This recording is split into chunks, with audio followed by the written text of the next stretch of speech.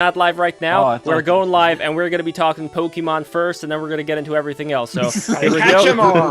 Gotta catch them all. All right. Gotta catch them all. Ash, catch them. Exactly. Yes. Listen, guys, we are all the way live. Welcome All the way everybody live. to another episode of the Levstream. I am Pokemoning today. I'm gonna catch all the Pokemon. In fact, I put a hack into this particular game where I can actually level up the where I could actually evolve the Pokemon that normally would only be evolved through the trade. So like your Golems, your Kadabras.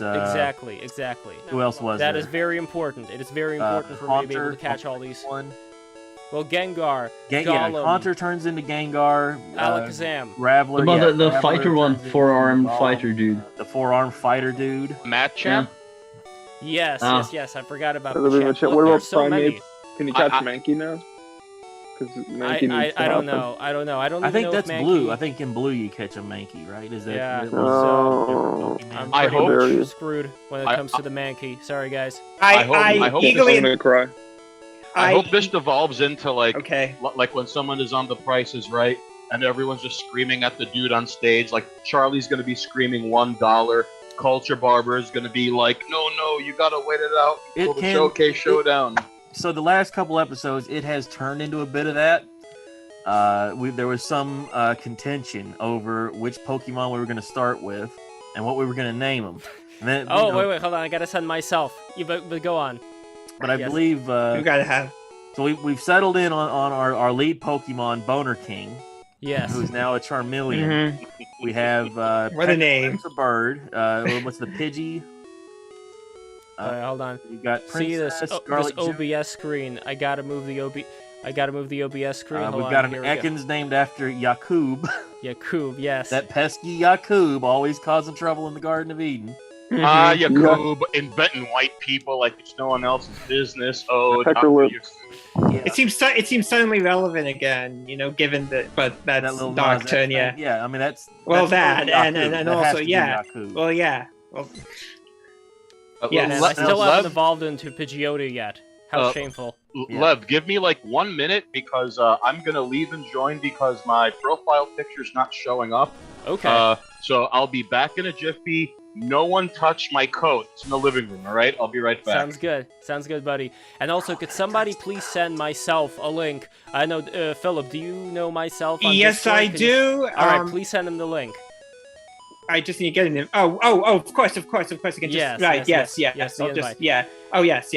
I thought, Yeah, so- I thought I need to generate a new So one, we've of course. just finished the second with me. dungeon, the second gym leader. Yes, We finished yesterday, that. well, not yesterday, but whenever we did that, Yeah, Misty, I mean, that was such a close call, and I'm Yeah. glad that you the power of screen semantic. capped that whole, yes, We got the semantic Yeah, chants were very I feel like important. now we've got to fight the other trainer, right? Is that No, okay, so we did all this stuff, so Okay. now, I don't fucking remember what happens next. I think we have to All go right. down now. I think we have to go into you have to Vermilion use City. cut? You have to get cut. I have to get caught on the boat, so I gotta go on the boat. I think to get cut, you have to go up and over. And I'm going to turn into Chris Farley from Wayne's World. You have to go up and over and then hook down to get back up to the boat. Okay, but I keep forgetting, where is this area that you... Yeah, so you need cut for that. I think you have to But- move up and around. I want to say that was the gag. Oh, wait, wasn't there like a Team Rocket guy who was holding people up here? You remember in the house, or was that later? That might be the guy that's standing in front of that door. Hey, Charlie, I Yo. dig how the lighting and the mask makes you seem kind of ethereal. Like Yeah. you may or may not be broadcasting from like the in-between of dimensions. I am. That's Actually- absolutely where I'm at. A higher plane of consciousness. Actually, it sort of skirts the line between Eldritch and Ethereal in sort of that sublime horror category that I particularly like. I like It's to think kind of of it more some as of that Elvis. here. I'm more of an Elvis streamer. Although I said Eldritch. I know it's a rare word, but I guess Chthonic might be. I want to sing you a little bit of a song yeah. here, brother. Yeah, who's the dude in front of that building there? Oh, Eldritch and okay, hold Chthonic on. aren't even the same. The people here were robbed. Indeed. although I hope that means a velvet Eldritch painting is on the table. Okay, so like, can we work this out? All right, so there's nothing there. I mean, How did I forget this? I just feel so... I want to say there's like a Diglett cave. Is that what it was called? No. That is way in the future. But this one part I thought you had to go through the Diglett cave to get to the boat, to the electric guy, and then you go on the boat. No. Hold on. Now I'm... No, the Diglett cave, you need that to get to Cerulean City. Okay. But, yeah, so I was here, I faced all these trainers. When did the remake come out on Game Boy Advance? It's been... Yeah, see, I can't even get this thing yet. It's been a long time ago.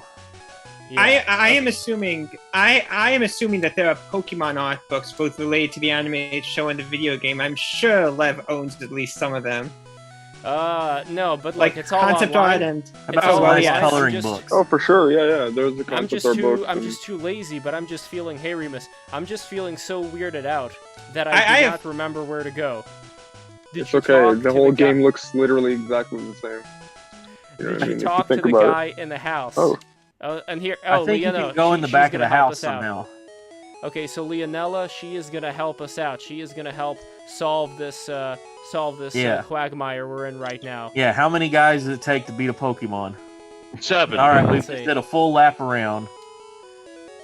How All right, about here we go? how All right, about- Leonella, help me out. I forget. What We do I need do the now? help I of a beat- gamer I- girl. Only yes, only I beat- gamer girls can help us. I beat Yeah, Misty. they're the only ones with the cred. That's I right. beat Misty, and I completely forget. Oh, there it is. I found it. Never mind. I actually don't need your help. I figured it out. But anyway, how are you, Leonella? It's been a long time. Hey, can you hear me? It's a bit quiet. You got to make it a little bit louder. But the microphone works and the webcam works, but you just have to make it a little bit louder. Wait, See what I can do. I'm so confused right now. Okay, this rocket guy will make me go in there. That's where I want to go, and I can't go there either way. What am I missing? Am I missing anything? There's got to be a way to loop around. Have we already got cut? No, wait. No, I think you get cut from the boat. Hold on. Lev, what No. emulator are you using to play this? The Game Boy Advance one. I don't remember the name of it right now. Visual Boy Advance? Yeah, Visual Boy Advance. Yes. I know that was... Whoa, that is Now really we've got loud, way Leonella. too much audio from somebody. Yes. Listen, I cannot believe how much of an idiot I am being right now. Guys, what do I fucking do? I don't remember. All right. I just don't remember. Quick, I'm someone going- open up a tag on GameFAQs.com. I'm going to Game Facts, boy. Yes. What is Yes. wrong with me? This is horrible. This is horrible. We're the I'm- Game All right. Facts generation. How many Listen, I people is didn't- it going to take? I have fond to get memories of a Game Pokemon? Facts. I don't call remember this FAQs. I mean, you guys, there are 14 people watching this thing right now. Can any of you in the chat Pokemon tell me what do I do? Watch Leona save the day and pull out an old-timey Nintendo Power strategy Yeah, guide. that's what I'm hoping for. I might have that thing somewhere around here. Call Reggie. Call The Reggie. I think old, like, Reggie the needs big to book, give us a And in hand. the back, it had all the stats of the Pokemon. Now wait a second. I first I want to make sure I beat All right. Misty, and I'm pretty sure I did beat Misty. We I did beat say- Misty. You did. I saw the video of you beating I Misty. remember. I was amazed because you beat Yes. you beat Misty with a Charmeleon. Charmeleon. That's right. Pretty Starmie impressive. got destroyed by They a caught us with Charmeleon, the which- bubble beam, and I doubted. I thought, Wow. You Yeah, need no, to that was meet pretty impressive. Bill. I think I did meet Bill. Okay, hold on. right. hold We on, met hold on. Bill. All right, me go here back. we go. Let me go back to Bill, because maybe I'm trying to look it up now on didn't the do everything phone. with Bill yet. Maybe there's still more to do with Bill. And every time you say Bill, I keep picturing Bill from Left 4 Dead, and then I pictured Bill Nye. Where's Bill Nye the Science Guy? Bill Nye, the science denying I don't know. guy. Bill Nye kind of ruined Who's fallen his from reputation grace? for me. hey, Yeah. So, Oh Was Bill my. Knight ever good? Was Bill Knight ever good? Really? Let's be honest. Yeah, let's No, talk about we the watched other it in guy, school. Beekman's World. He Now, was Beekman- amusing and Beekman never betrayed us. Beekman would never deny science.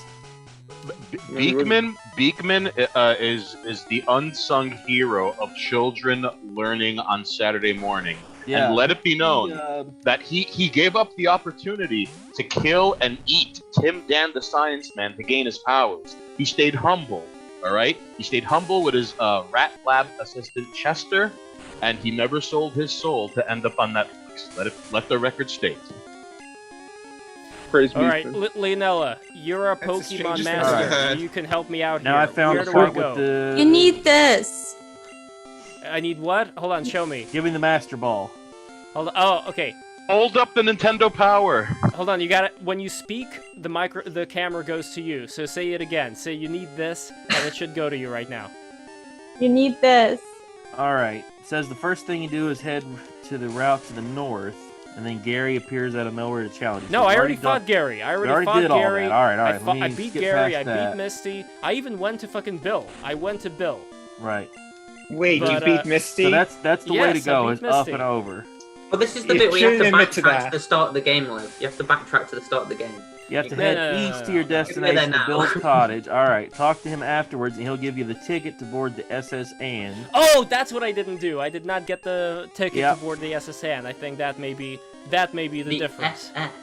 Yeah, let's and I see. think that's why Team Rocket Exit is the cottage, standing. cross the bridge, then Yeah. take the shortcut back to Cerulean.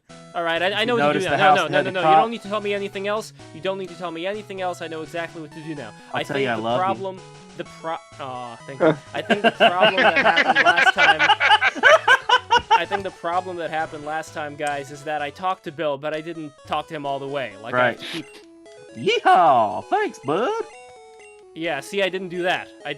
I should have continued the conversation with Bill after he gave me. Yeehaw! Yeah, okay, there we go. Got that Everything is- ass tip. Everything is good now. So, okay, I want to talk about something else right now. So, 718 TV. Yes, sir. There was a thing that you posted, which I'm just enamored by. It's amazing. There's this law firm, and this is like a real thing, right? Like a Yes. real law firm. Well, tell the good What's the people law about firm this. doing? How did you find this? Okay, so Dewey, Cheatham, and Hal? So long story short, there is a local television station that airs commercials for a law firm. Okay, now according to the back and forth between the law firm and the man on the commercial, according to the law firm, they never ordered this. Yet the man who filmed the commercial for them was like, "No, they totally did. They even cut me a company check. I have the receipt right here." Okay. So I tweeted something that said, "This is the face of white supremacy," and it's a white guy with like a grossly stereotypical Chinese like rice picker hat, fake slanted-eyed glasses, and he's No, just it's not going, even slanted eyeglasses. That would be trying hard. Oh. It was just like sleeping glasses, like So not like, even so clothes. like in the 30s and 40s, there was a boom of these crazy movies where it was detective movies, but I always thought of it as like Oriental detectives, but they were never played by Asian people. So you had Mr. Moto, which had these little round glasses, and And then he was Charlie played- Chan. So Charlie Chan was Ah. one. So Mr. Moto was Peter Lorre. Hello, I'm Peter Lorre. That guy. Yeah. I want to say Charlie Chan was that was the one that played Frankenstein. And I'm blanking on his name right now. Oh God. Admittedly, this is at a time when my people, Jews, were not exactly considered European. And Peter Lorre was, Boris you Karloff. know, How can I forget Boris Karloff's name and on a live stream thinking so you had Boris. I couldn't think of Secret of Nymph the other day. Mhm. It's Boris Karloff and I'm trying to remember who played Fu Manchu. Also, wasn't there was it Mickey Rooney who played an Asian guy Yeah. in Breakfast at Tiffany's? Yeah. Yes. Yeah, Yeah. indeed. famously, very, very offensively as well.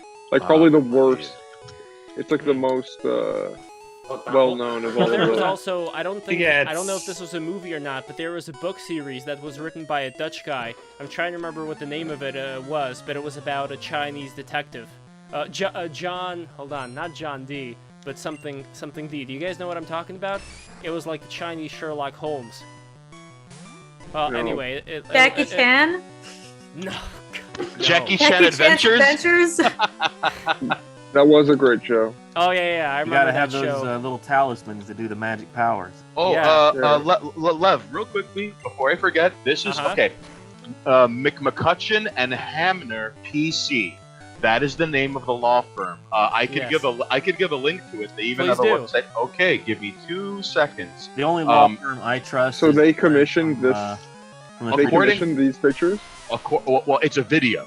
It's a video, Oh. and for 20 seconds, this guy basically, honestly, this guy has been canceled so hard. He's been resurrected back into meat space. Yeah, he's doing the sort of stuff that Catboy guy was doing, right? And I love, Like, and he I went love down. how, and I love how Lev left a reply going, the absence of shame prevents him from getting canceled, and he might be onto something because you're not canceled unless you let them cancel. Yeah. Yeah, So dude, if- the cancellation is by choice. Like, there's a lot of guys doing like extra, like the most edgiest stuff I've ever seen.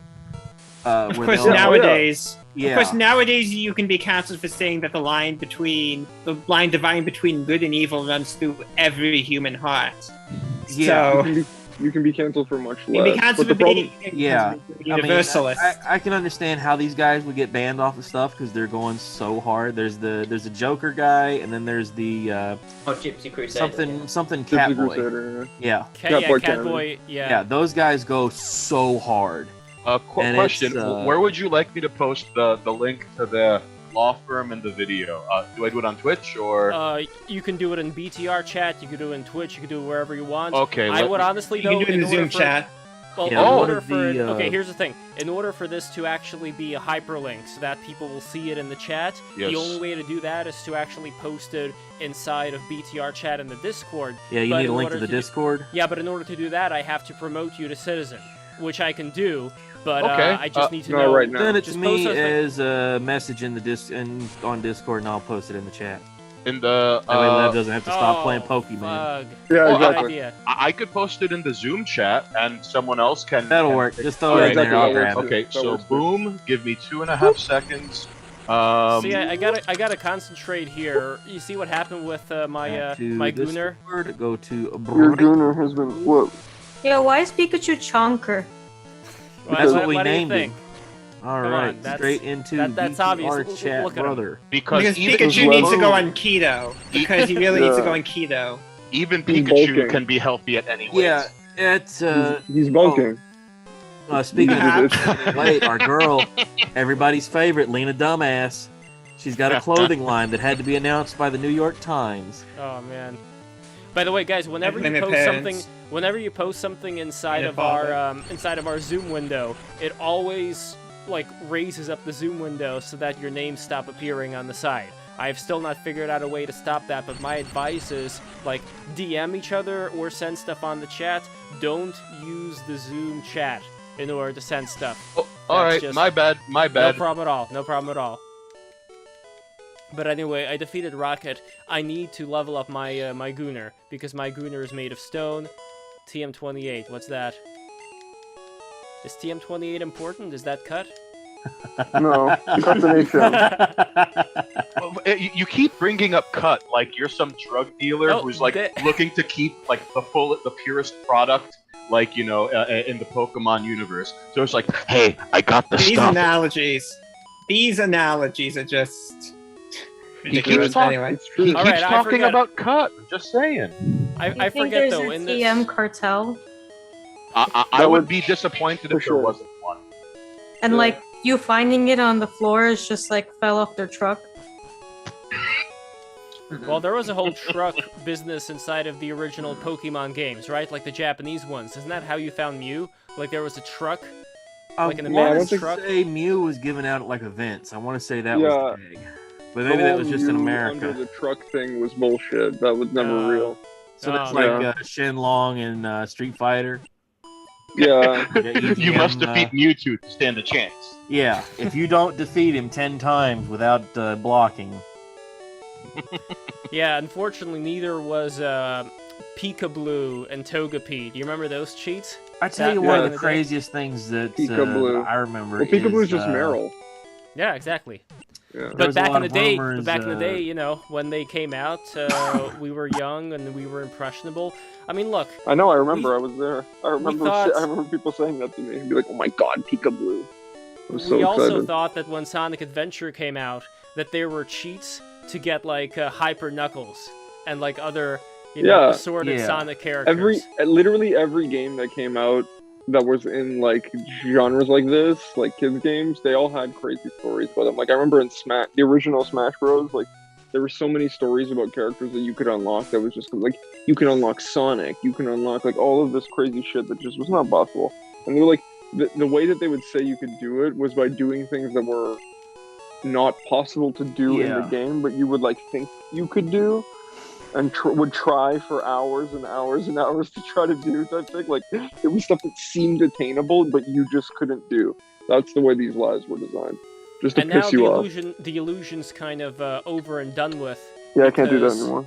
Well, we have mods today. Like, we have, for example, so many Sonic mod people in the Sonic community. So now you can have as many Super Sonic, Knuckles, Hyper Knuckles, Super Tails, whatever the hell you want. There's a great one somebody gave me where it's all 3 games put together with Sonic, Tails, and Knuckles all together. And so, like, you know, almost like Donkey Kong Country, when one dies, like his buddies like sort of hop forward. One really like it's a really neat thing somebody put together.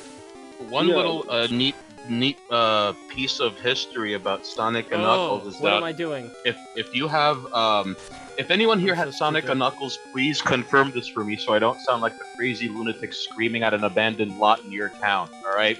So and by the way, first I just want to shout out to Mr. Action 436 watching from Twitch. Thank you so much for watching, Mr. Action. But go on. Hey, sup, Mr. Action? Shout outs to the 436 household.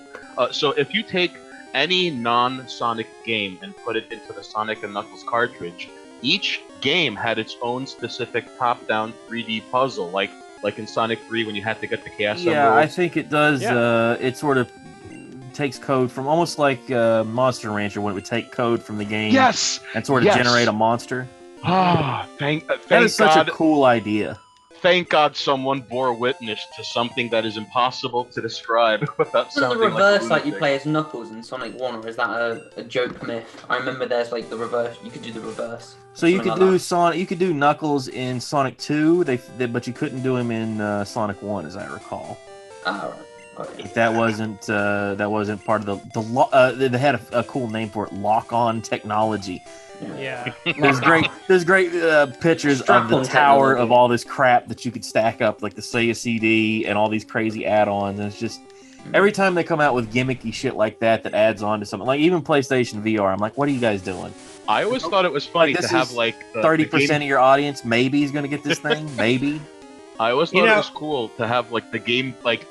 Wouldn't it be like a 16-bit Jenga if you had like the Game Genie, the 32X, and the Sonic and Knuckles, and then some game on top of that? The Sega CD, the oh god, there's so many. 32X, Sega. Yeah, the 32X. You have to have all of it plugged in. The 32X has its own damn power that it takes. You guys remember the first Sonic 3D game? It was like terrible. Sonic 3D Blast. I have faint memories. What are you talking about? It wasn't terrible. It was amazing. I Sonic 3D Blast. Of course, Lev liked this game. Dude, my eyes. Those games were horrific. For what it was okay. On its as its own game, it was okay. You were rescuing the flickies, as I recall, right? The little birds. When the thing, It was okay. I like Sonic R more as a 3D Sonic. I thought this is, even though it felt almost like the Money for Nothing video, it felt kind of like that, like the way it was so like low poly. We had on our show, we had on Break the Rules, the lady who did the vocals for Sonic R. Wow. Yeah, she was really cool. Yeah, she was very friendly. She seemed to tolerate our nerddom. Yeah. She tolerated us telling her about Chris Chan and things like that, I think. I saw her physically grown with her whole body several times, like on the. Yeah, that's pretty good. I was like, what have we done? I wanna ask Leonella a question about the new Pokemon game. So Leonella, last time we saw each other, you were playing that game that takes place in Great Britain. Can you tell us what your experience is of that new Pokemon game and how it would compare to the majesty that you see before you right now? I definitely like the way it's changed over time. They definitely improved on the 3D aspect of it. The gameplay hasn't really changed. They added some animations to it, but I'm still disappointed with how they haven't taken the free-range battle approach. That was a while ago that I played that game. It was like over 2 years. When did it come? Yeah, when did it come? It came out like 2 years ago, right? Yeah. Which one was that? Was that Sword and Shield? Sword and Shield were in England. It was Galar, right? The Galar region. That game was very pretty. What's It's that very the one pretty. that had the This what am I got short. thinking of? Aloha or something like that. They were Oh yeah, no, Sun and Aloha. Moon. I was Okay, actually that's just the one, yeah. binge watching that right now before I came on here. Yeah. No, Oh yeah, I remember these guys. I think the Galar region one is kind of cool, but I don't know. Pokemon feels like it's cool to play the older ones because they're like the original version. But literally every Pokemon that's come out since basically has just kind of been doing this again Right. in a different way. Fire And they're Emblem does the good. same thing. Fire Emblem, every Fire Emblem game, Nintendo. you can see the Oh, DNA. okay. Yeah, you can see the structure and the DNA going all the way back to that first one. Like it's all there. But kind of Even- like even how Mario. how Mario, Oblivion Zelda, games. like they all the Nintendo's key thing is structure. They know how to structure something, and then they build off that structure. Like I was talking to somebody earlier today about making a pilot. So for them to make their pilot, they have to come up with what's called a series Bible, where you have to write out biographies of all the characters and come up with ideas for future episodes. Even though you only get to make the one, maybe if it gets greenlit.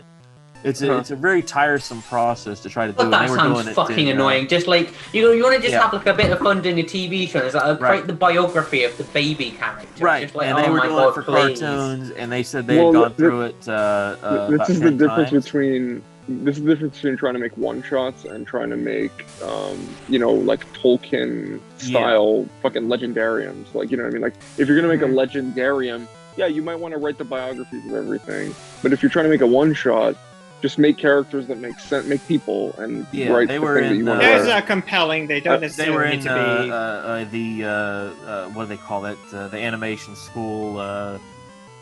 CalArts? I want to say it was CalArts. Yeah, they were in that. They somehow got into Nickelodeon and did that for 2 or 3 years, just getting nowhere. And then the featureless Beanhead drawing cartoon show version With of a the 3. Totoro smile. Yeah. Yeah, Yeah, some of the stuff that they have been doing Right. lately with cartoons has. Like everybody wants to throw that Ninja Turtle one in my face. Like, look how good the animation is. Go. Well, there's always Well, it's not the there's- Ninja Turtles. Like it's Ninja Turtles in name only. there. If you change the there've name of always- the Ninja Turtles, what's the Theseus' ship? You change the name of the Ninja Turtles. Yeah, you the- change their the- personalities. You change They've what they always- look like. You change the boys' Mhm. weapons. That was the greatest Wait, sin of what? all. what? I think to be fair, I think to be Michelangelo fair, no longer has nunchucks. Leonardo doesn't have swords. He's Yeah, not This even is a leader. poppycock. Tell me what they Donatello use. does not do machines and doesn't have the stick. you, Tell me you what know, they are then. I don't know, Leonella, are you a fan of the Turtle Boys? Yeah, of course. I saw know- all of them on VHS as a Yeah. Mhm. tape Charlie, over from the when- TV. I'll tell you When- what their weapons are. Let's see. Well, real quickly, Charlie, when you had mentioned Fire Emblem, it Yeah, reminded Raph me of uses how Tonfa. Let's Wait, see. he's using Leo Tonfa? has. While you're We'll have thinking to- of the weapons, I just Doc wanted to is point sword. out. I just wanted to point out that there have always been styles that have become widespread, that have become formulaic, that have become sort of the go-to point for lazy artists. And this is this is something which is ubiquitous throughout the history of art. But the thing with the CalArt style, as we call it, whether rightly or wrongly, is that Yeah. it seems so empty and so superficial. It seems so devoid of real inner content. And in that sense, it is much like the Humans of Flat design that you see, in all seems- these commercials and in all these I mean, Well, you know sites. how they you know do who's it. not devoid of content? This guy right here. Hey, that's a nice Hey. looking pussy you got there. Leonella, I think it's time for you to bring your friend in, because I've Which got one? mine right here. Oh, you Kuchi I don't got know. Kuchi. Whichever one. Whichever one you want. But Philip, you make a really good point because the CalArt style, no matter what intellectual Sure. property it absorbs, it all ends up coming out like it was squeezed out of the Was it same like a Pokemon cheap game? carbon copy Yeah. tube. It feels Yep. it feels very corporate, Yeah. like there's no It- fire within it, It's inoffensive. It's inoffensive and So, utilitarian. It's clearly designed to be easy to do, fast, and for any person, right? It's designed to be made by anybody. So the whole point is to be It's the mediocre so that anybody McDonald's, It's can when do art it. is Animation. purely commodity. It's that. You could say. Exactly. You know what do they Exactly. call It's really The, commodity. Oh, we got a Exactly. comment Now, from Tom and Mr. Jerry. Action. Factorization. Now, Tom and Jerry. I have gotta- to bring up Tom and Jerry again. That's wait. classic animation. Yes. It depends on Yeah, which era, animated because feature. they were like Hanna-Barbera era Tom There and were a Jerry, lot of like good the eras late for Tom and Jerry. '60s Jerry. that look kind of crap. But we have Well, a common friend- Hanna-Barbera Hanna-Barbera is started notorious off for some Tom and animation. There's a lot of Well, good okay, eras for Tom okay, and no, Jerry, wait, to be wait, wait. honest. So What about Fred Quimby? Remember So- Fred Quimby? That was the name that always appeared at the end of the Tom and Jerry. So episode. I'll That's try to right. explain. So Hanna, on, Joseph let me have a Hanna look. and Barbera, they were junior guys, like assistants at the Warner Brothers doing Looney Tunes, and then they got their own shot to do stuff at MGM. And some of the senior guys that did Looney Tunes that still want to do stuff, they worked with them. So that's how you got like Droopy Dog and what else was MGM cartoons. They did a lot of stuff like Tex that. Avery, right? Yeah, Tex Avery did a lot of crazy Red stuff Hot there. Riding Hood. You remember her? Who doesn't love Red Hot Riding Hood?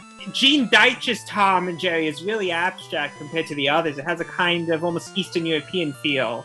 You've seen any of his? So the boys did. Yeah. They did the I think Tom it's and Gene Jerry Deitch. stuff for MGM. Yeah. Then when they got to doing TV, they tried to cut the budgets as tight as they could, and that's when they come up with that Hanna-Barbera style, where you see Fred Flintstone looping around the same background. And that influenced anime. Yeah, they use Tom and the Tezuka. same, a lot of the same Yes, of course. techniques that modern cartoons are using. You know, like if And you look early- at every character, they all have like ties or something on their head so that their heads Yes. can be swapped in. Yeah. Mouths are all very uniform. It's called limited animation. Yeah. Right, yeah. It's You know, Charlie, this reminds me of a pinned tweet that I'm not sure if it's still pinned, but it was like two doges, and it was like drawn in the 1930s and drawn today. I and can the only one- imagine yeah. what guy would post something like that And all of animation Twitter mad at him. And the drawn in the 1930s one was like so fluid down you know- to the blinking and the movement and Yeah. like the swaying of the shoulders, and the one on the Frames right per was like second. huddled in the corner crying. I can only All imagine. of that said, I think that abstract or like more conceptual animation can be done really well, because a couple nights ago on TCM I saw The Dot and the Line, which is a classic Warner Brothers short directed by Chuck Jones. I'm sure Lev knows what I'm talking about the romance between a dot and a line. And it was really beautifully done. Oh yeah, that It one was really really, good. yeah. Yeah, there's a lot of really good stuff that they did. Like they took a lot of chances with those cartoons. Mm-hmm. Well, You know what, by the way, It was guys, kind of to bring them avant-garde. back. There's a great Wait. story about the one where Bugs Bunny fights the bull. Have you guys ever heard that one? Oh, Bully for Mhm. Bugs. Bully for Bugs, yeah. Yeah. So the Ooh. guy who was the producer, Leon, what was his name? Schlesinger. Schlesinger, yeah. He comes in, and for whatever reason, he was red hot about bullfighting. He come in and said, "Listen, I don't want to see any bullfighting. I hate bullfights. We've done too many bullfighting movies. This bullfighting thing, we've got to just don't do it." And storms out of the room after pitching a fit. And the guy said they looked around and immediately said, "Leon's never been right about anything ever before. Let's do it." And they said that day they had it all storyboarded out with the big bull and him slapping him in the face, da da da da da da da, pop pop, all that stuff. And he said, 18 months later, the cartoon's out and everybody loves it, and it gets nominated for the Oscar, wins the Oscar. Who's up there accepting the award, taking all the credit? Motherfucker. Leon.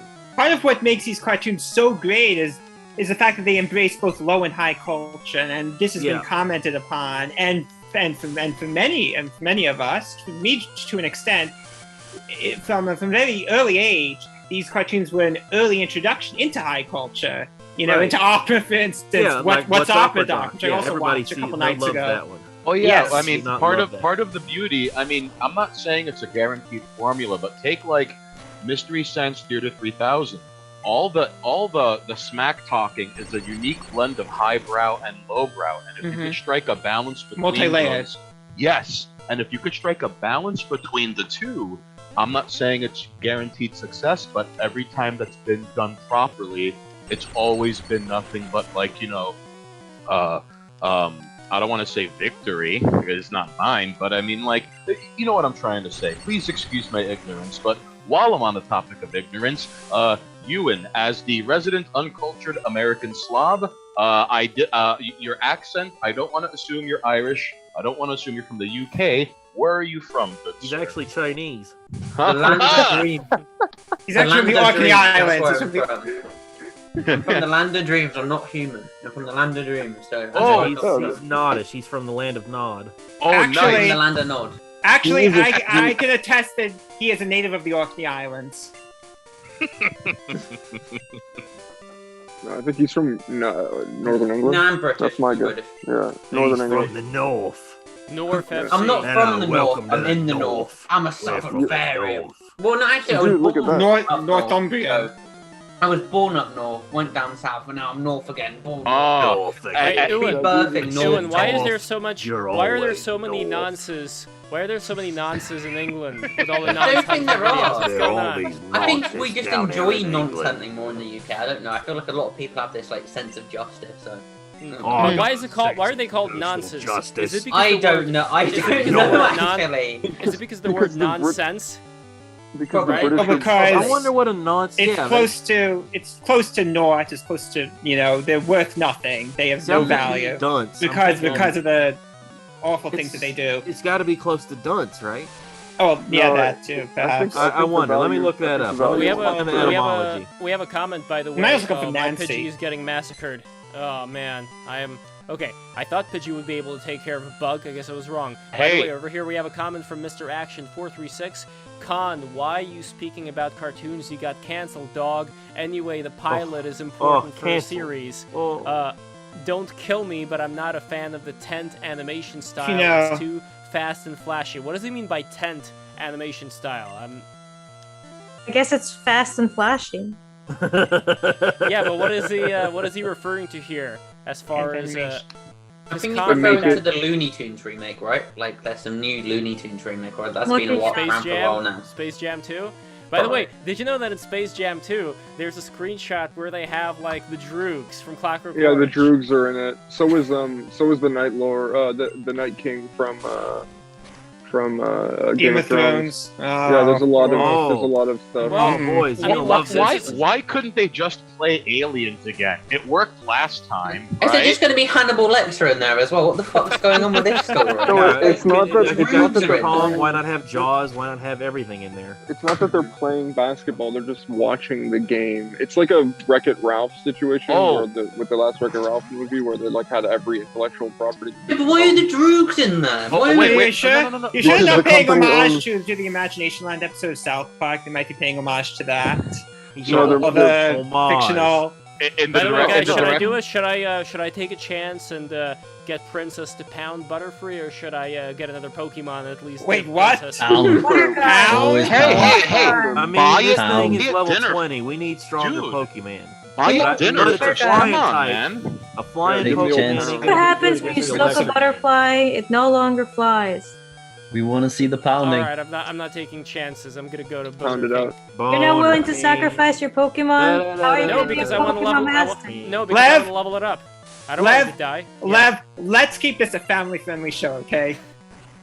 Yeah, Motherfucker. pound it out. Never Speaking of Be- family-friendly, let me Very explain. careful with the words you use. I found some etymologies for nonce. Not good.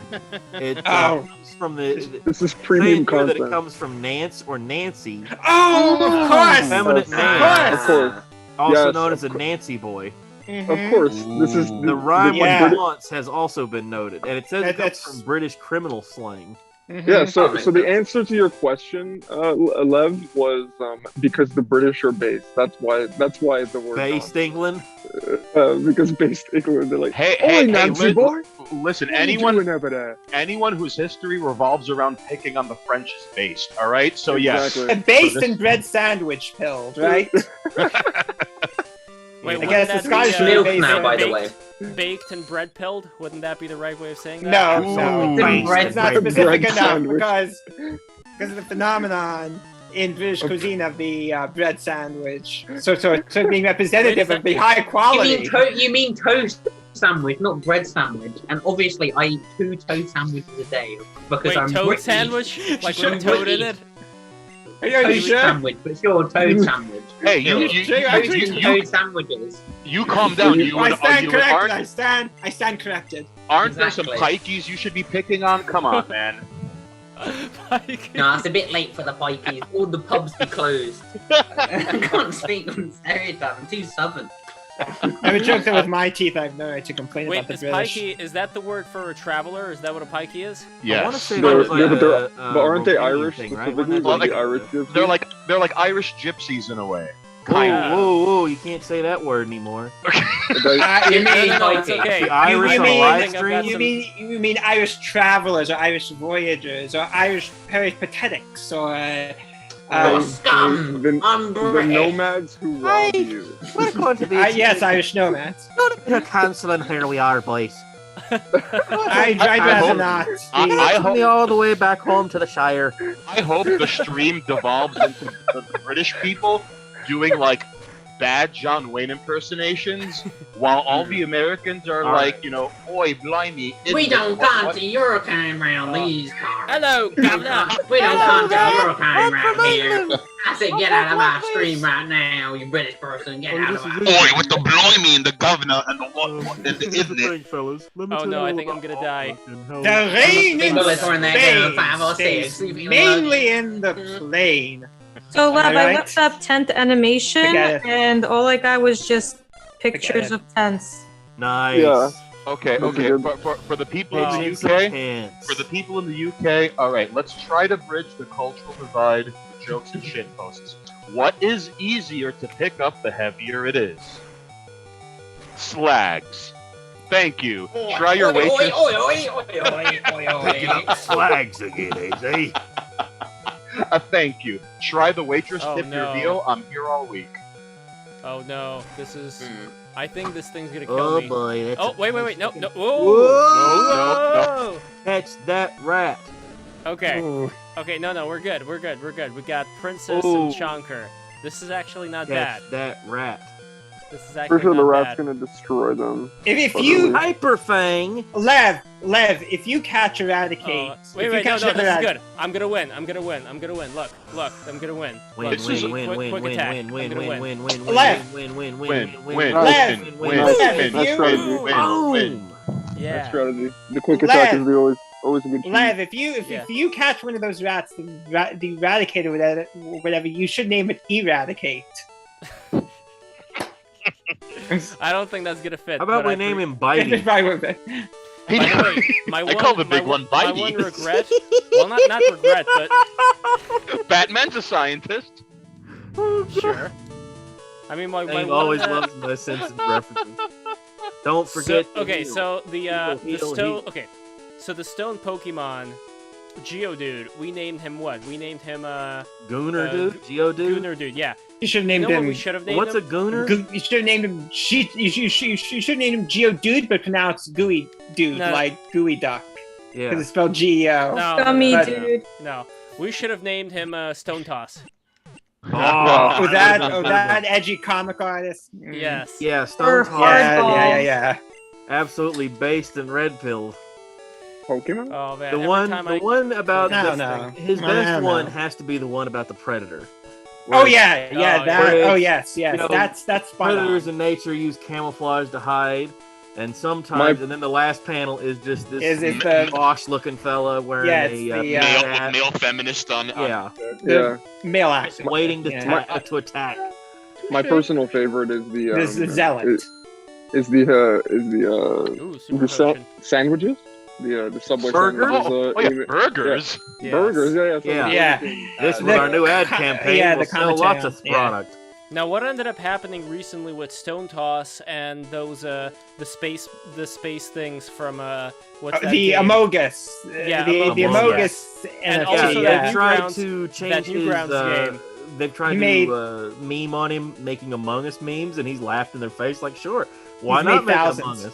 Yeah, and he's made thousands now in cryptocurrency off of an NFT based on that meme.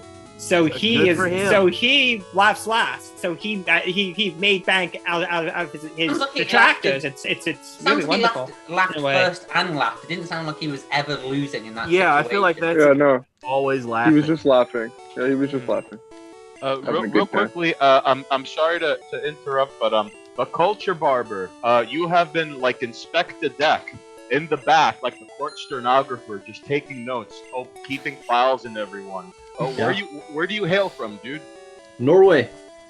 Oh, yes, he's from Norway. Oh, great. So if Yes. anyone is All if the way anyone is from Norway. if anyone is going to be talking about black metal bands burning down the Fan Church, it's going to be this guy. It wasn't was hoping- Varg. I was hoping that he would much rather discuss the music of Edvard Grieg or Fartein Valen instead. But Have you heard, That's Philip? such a you thing to say, though. I don't think anyone else like, over me will say something like that. Not all Vargs. Hashtag not all Vargs. Hashtag not all No, Varg. but no, there Varg- really is a Norwegian composer named Fartein Valen. I think the hashtag from us is so it's hashtag Shedwife. We came up with the idea of a Shedwife, which Geo instantly tried to Makes it sound like a Kaczynski. instantly asked the female guest if she would be a Shedwife, and I've never felt such like inner laughter as when he did that. I'm trying to hold it in now. Oof. That's a The Kaczynski concept thing, right? of When you say a shed wife, Shedwife. I missed that. Like, There was a motion picture with Brie Larson where she lived out in the shed, Oh. and so the concept was, you go to introduce yourself. Hi, this is my wife, and out there's my shed wife. She always knows her place. Culture barber. Can you give an ignorant American a better understanding of Scandinavia? Can you tell us the difference between Sweden, Norway, and Denmark? What are the Finland and differences? Estonia and Iceland. Ah, touche. Okay. And Iceland. Iceland is Norway. Iceland is Norway. Is Norwegian soil. Most of Sweden is also Norwegian soil. The Danes are pretty much dirty Central Europeans, so we don't care about them. Ah, yes. Basically, Austrians of the north. Yeah. No wonder I Pretty much. felt an affinity with them. Being an Austrian Jew, I feel a strong affinity with them. Austrian Jew, Jesus Christ, that's a bit of a conflict of interest there. No, my ancestors. Hitler, because Hitler's Austrian, and then you've got that's a bit of a Hey, not all Austrians No. are painters. You take that back. No, but Jews were highly overrepresented in a lot of good things in the Austro-Hungarian Empire. So that was my point. It's just so funny. A lot of great things. Ludwig We von Mises contributed a great as deal well. to yes, and Gustav Mahler and Arnold Schoenberg. It's off the tip of my tongue because I'm a composer. I have to mention those two. The librettist Ugo von Hofmannsthal, and a lot of these men were monarchists, especially prior to the First World War, before the dissolution of the Habsburg monarchy. They were staunch supporters of the Habsburgs because they saw stability in the Habsburg monarchy and a protection against the mob. So, Oh man, here comes the Kundalini in the back. I'm feeling it. I'm feeling it going up. Kundalini. Oh man. Yeah, I mean, it's so weird. Like, I've been living the last couple of years, since 2016 of my life, with liquid electricity flowing through my back. You know, it's so weird. Did you sign up for some sort of like nanotechnology program where you're now like 20%? Are you now like the Lev Pro 3000? And No, like, man, it's the 5G vaccine. And as he gets by the way, I love how the cat is off camera and it looks like he's petting the void.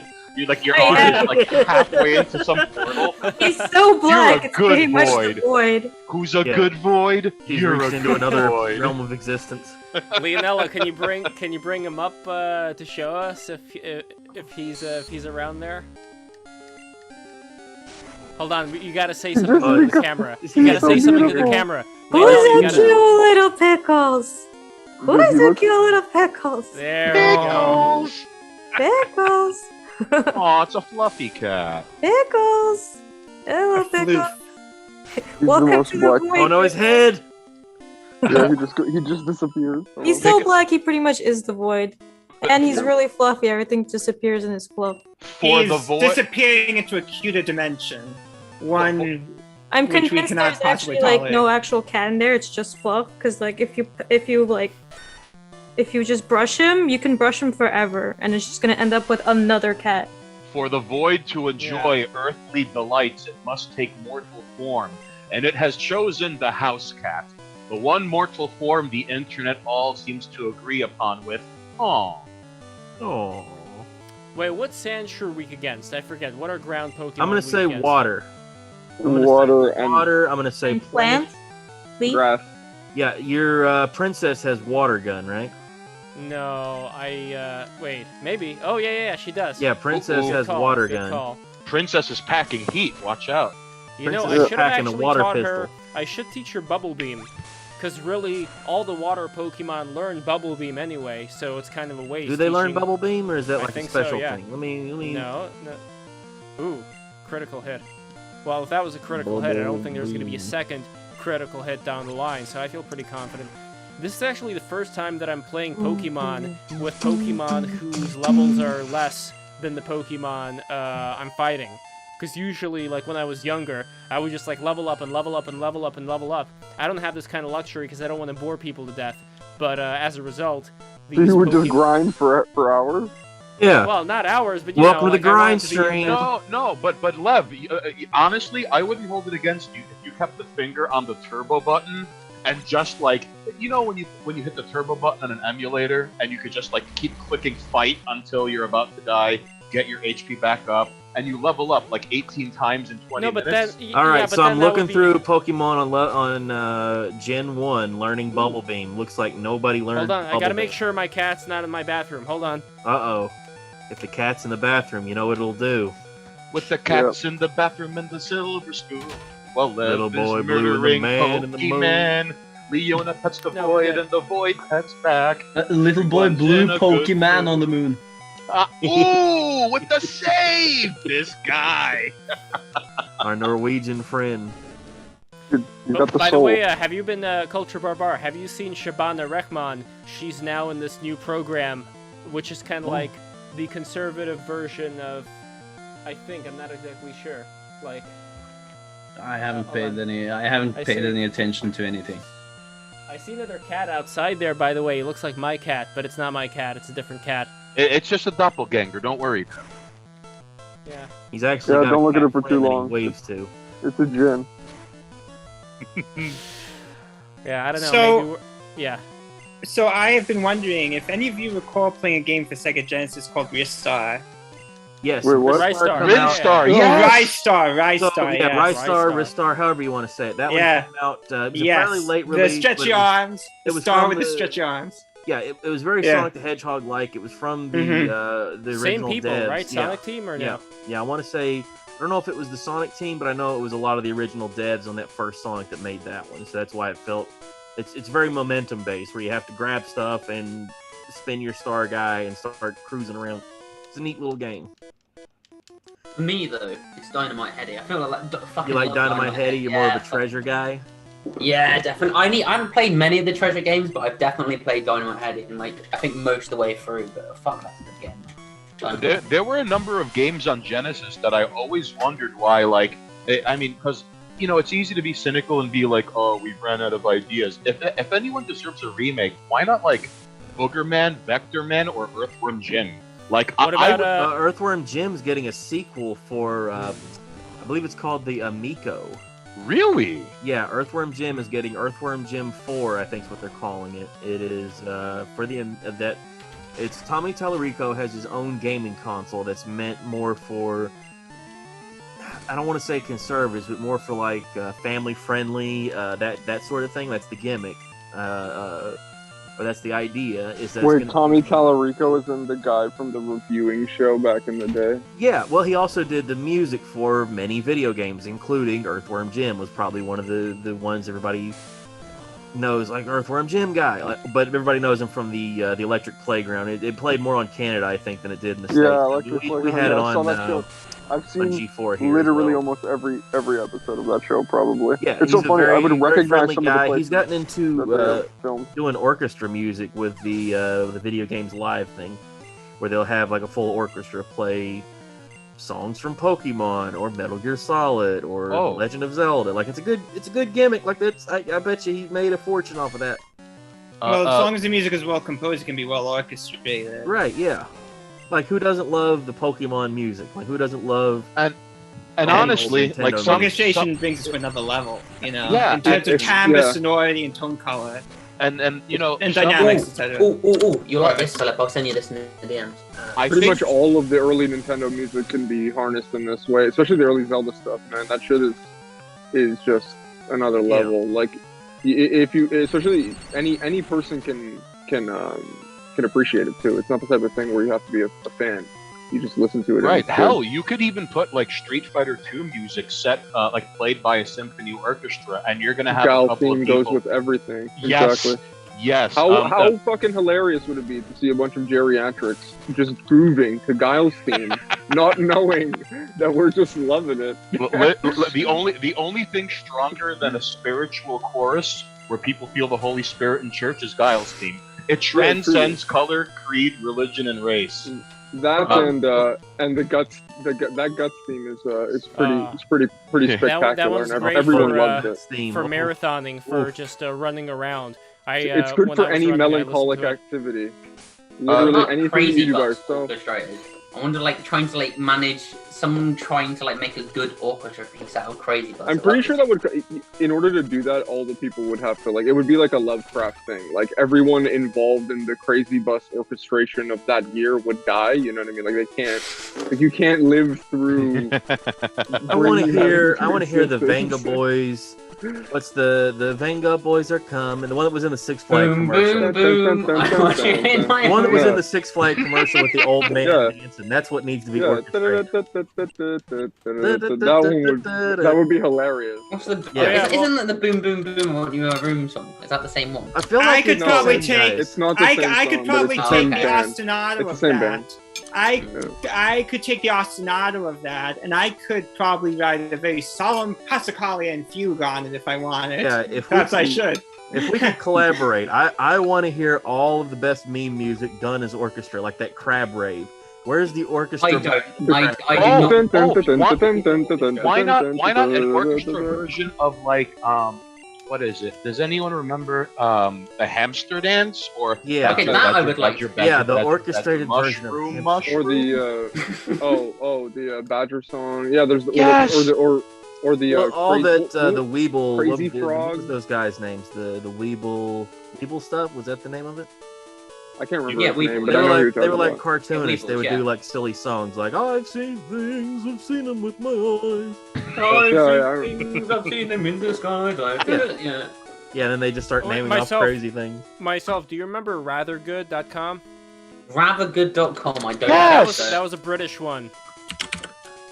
It has a crab of ineffable wisdom. Is that the one with Spoon Guard? Is that it? Spoon Guard? I don't remember Spoon Guard, but I remember the adventures of. Man, I don't remember what it was. It was like this weird blonde-looking thing, like with blonde spiky hair. A Blode. I think it was called The Adventures of the Blode. I'm not gonna make that mistake again. Every time I get a fucking water type, I always get Chonker, of course. I feel like isn't the Poliwhirl one of the ones that evolves from Trading too? No, I think this is Waterstone. Oh, he's a water. Oh yeah, that's right. There's the stones. Yeah. Remember those three weird-looking dudes in the cartoon that all had the color-coordinated haircuts? Why don't you evolve that Pikachu? Oh yeah, I remember that episode. It was so funny. Yeah. And Pikachu has like an existential crisis because he's like, "Am I supposed to become a Raichu? I don't want to be Raichu. I'm Pikachu." Yeah, and Pikachu's like, "I love you the way you are, Pikachu. You don't have to change for me." And Pikachu's like, "Nice." And then he just never becomes a fucking why Raichu. He lost at the Elite Four. Every time. I'm like, dude, you're sending out a goddamn Pikachu, man. These guys, that's like a Dragonite. Oh, what do you? So, two things. Oh, I'm sorry. Go ahead. My bad. No. You please go first. I'll just talk over you both. Deal. I'm just gonna start beatboxing and freestyling. I like the Tim and Eric sketch where they were playing stuntmen, and I believe Tib said to Eric, "You start, and I'm gonna interrupt you." And so that's exactly what happened. I just planned that out. I just wanted to ask how many here had seen Lev's Flash animated short about the janitor Pokemon. Oh God! I have not. Listen, into Lev's back catalog. People say there's a lot of great stuff Lev's done before that I have seen. You know, people say that, oh, were they high when they made this? I was literally high when I made that. I'm not gonna lie to you. I was. It showed, and I loved it. It came up in my YouTube recommended, and I was like, I was like, what is that? And I watched it, and I was like, that's hilarious. And then I looked at the channel, and I was like, Lev made this. You And I guys just like, started laughing so hard. Does he go as hard as like Meat Canyon does? It's just Here, good. here, hold on. I'm gonna send it to you. I I think- want to be a Pokemon. Here, Yeah, where he's Meat fighting Canyon Ronda has Rousey. Ronda Rousey. most grotesque Jesus, animations. Yeah, so the premise here, I'm gonna post it in BTR chat. Okay, guys, check it You out. did a really good likeness, by the way, of Ronda Oh, thank Rousey. you. You like- captured her eggheadness very well. you. I think. I don't really promote it that much, but honestly, you know what my biggest fault was? That when it came out, I just like spend money promoting it on Facebook, which is fucking stupid. So I have like 2,000 followers on my Facebook page that I don't even use. So anyway, I did not promote it as much on YouTube, which I kind of regret. But look, It's never too late to promote good art. Oh, I appreciate that, fellas. Well, look, if you like it, promote it, share it around. Tweet I about will. It, I don't know, whatever you guys want. I'm gonna show all my family and friends. Thank you, I appreciate it. That one. No, Two I thi- mean it. Two things before I forget. Charlie, when you had mentioned Fire Emblem, it reminded me of how all the Oblivion games are more or less like Daggerfall, but with better You mean graphics. you mean and like so all the other Scrolls games are Morrowind. You're right.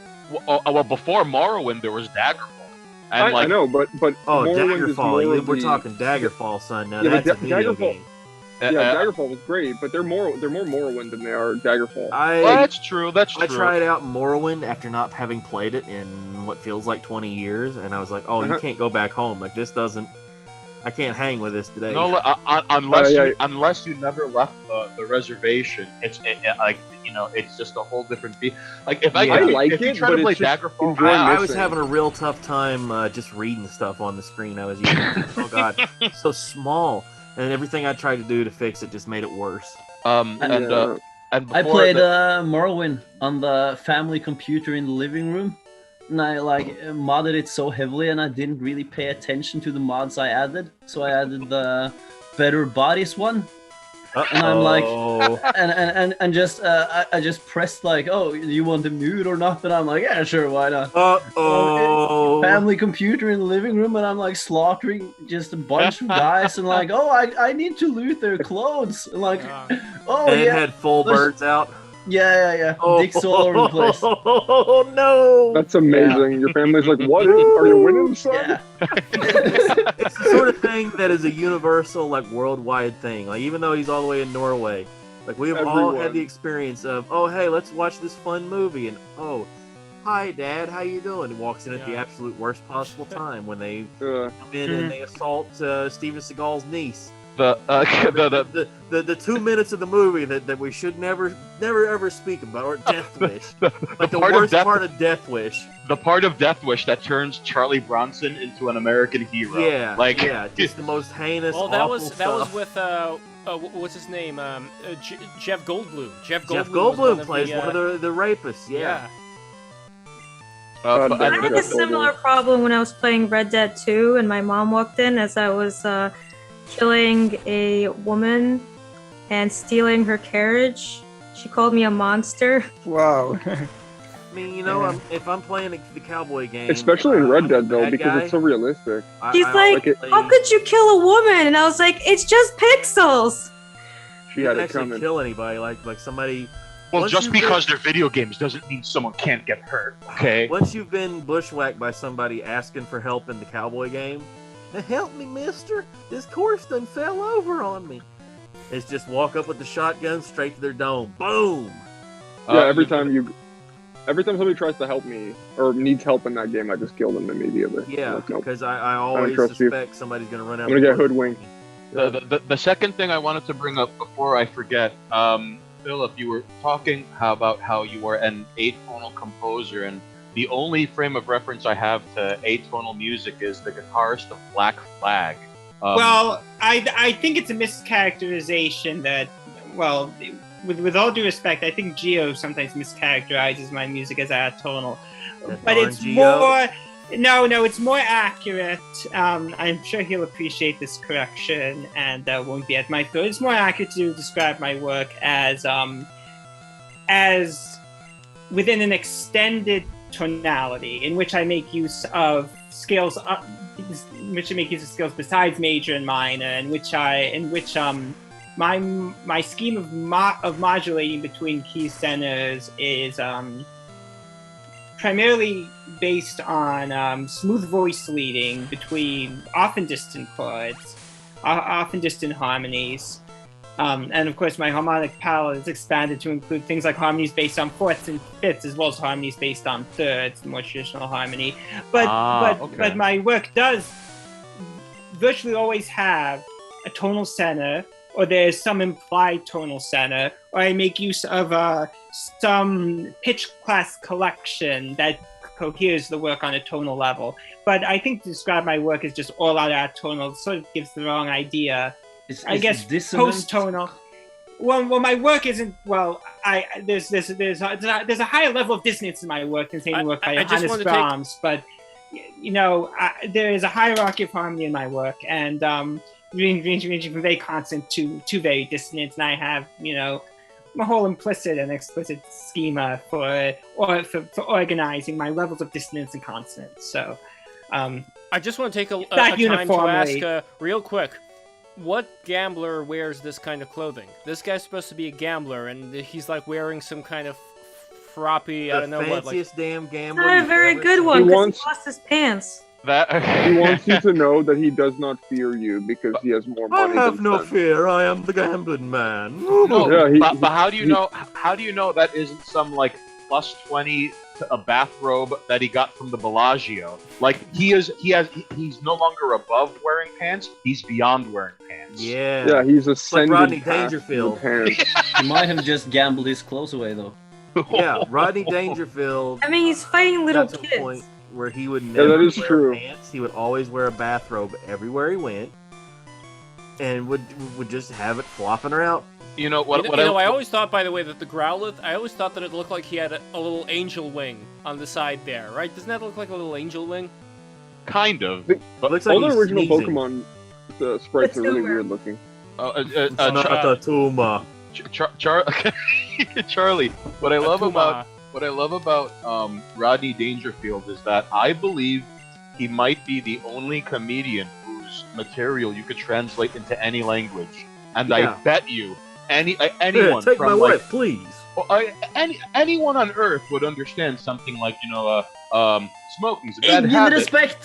Smoking's a bad. Kommer hjem og jeg får ingen respekt! So you're saying that Mitch respect, I told you. Hedberg's material, like the FedEx man, is a drug dealer and he doesn't even know it? It doesn't. Well, Mitch Hedberg also counts in terms of yeah, that delivery on that line where he just goes, FedEx man is a drug dealer and he doesn't even know it. Shit. A friend of mine asked me if I wanted a frozen banana, and I said, "Oh hell no!" But I wanted a regular banana later, so I was like, "Yeah." I ask my fan questions it'll answer. No. They just went back and forth there. A friend of mine was like, "Hey, you know what?" And then he asked me something, and I was like, "Give me a second and figure out what's up." Wasn't that the question? Oh, what a fun guy. He died way too young. Mm-hmm. Like, there's so many guys that you think, well, what would they be doing now? Like, what would Mitch Hedberg's podcast sound like? Or like Greg Giraldo's podcast. Yeah, what would that sound like? What would he go off about? How mad would he be about everything that's going on right now? Although Patrice O'Neill, another guy. Like, imagine Patrice. Imagine Patrice reacting to Jim Norton's character. Oof. Chip Chipperson. He'd have a lot of thoughts. He'd have a lot of thoughts about what Jim's up to. Patrice O'Neill's reaction to the Chip Chipperson podcast. I was like, I need that in my life. You corny! I can just hear it now. Although the weird what ifs of these though is that who's to say Bill Hicks wouldn't have sold out and done Super Bowl halftime shows? I mean, doing a Dorito commercial like he had goofed on Leno for. By the way, Michael, hold on. I gotta say to Michael Pamulis, you are wrong. Because I hacked this game so I can actually evolve at level 37 all the Pokemon you're supposed to trade. So there, that's why I'm sticking with Gunnar Dude, or Stone Toss, as we can also call him. There's a guy that'll let you change the names of the Pokemon. True. Yeah. There's well, a guy, eventually, I want to say it's in the Electric Town. I might be confused. Real quickly before I forget, Leona, on your Twitter bio, it says you hail from Rockaway Beach. And 1, that is an awesome Ramones song.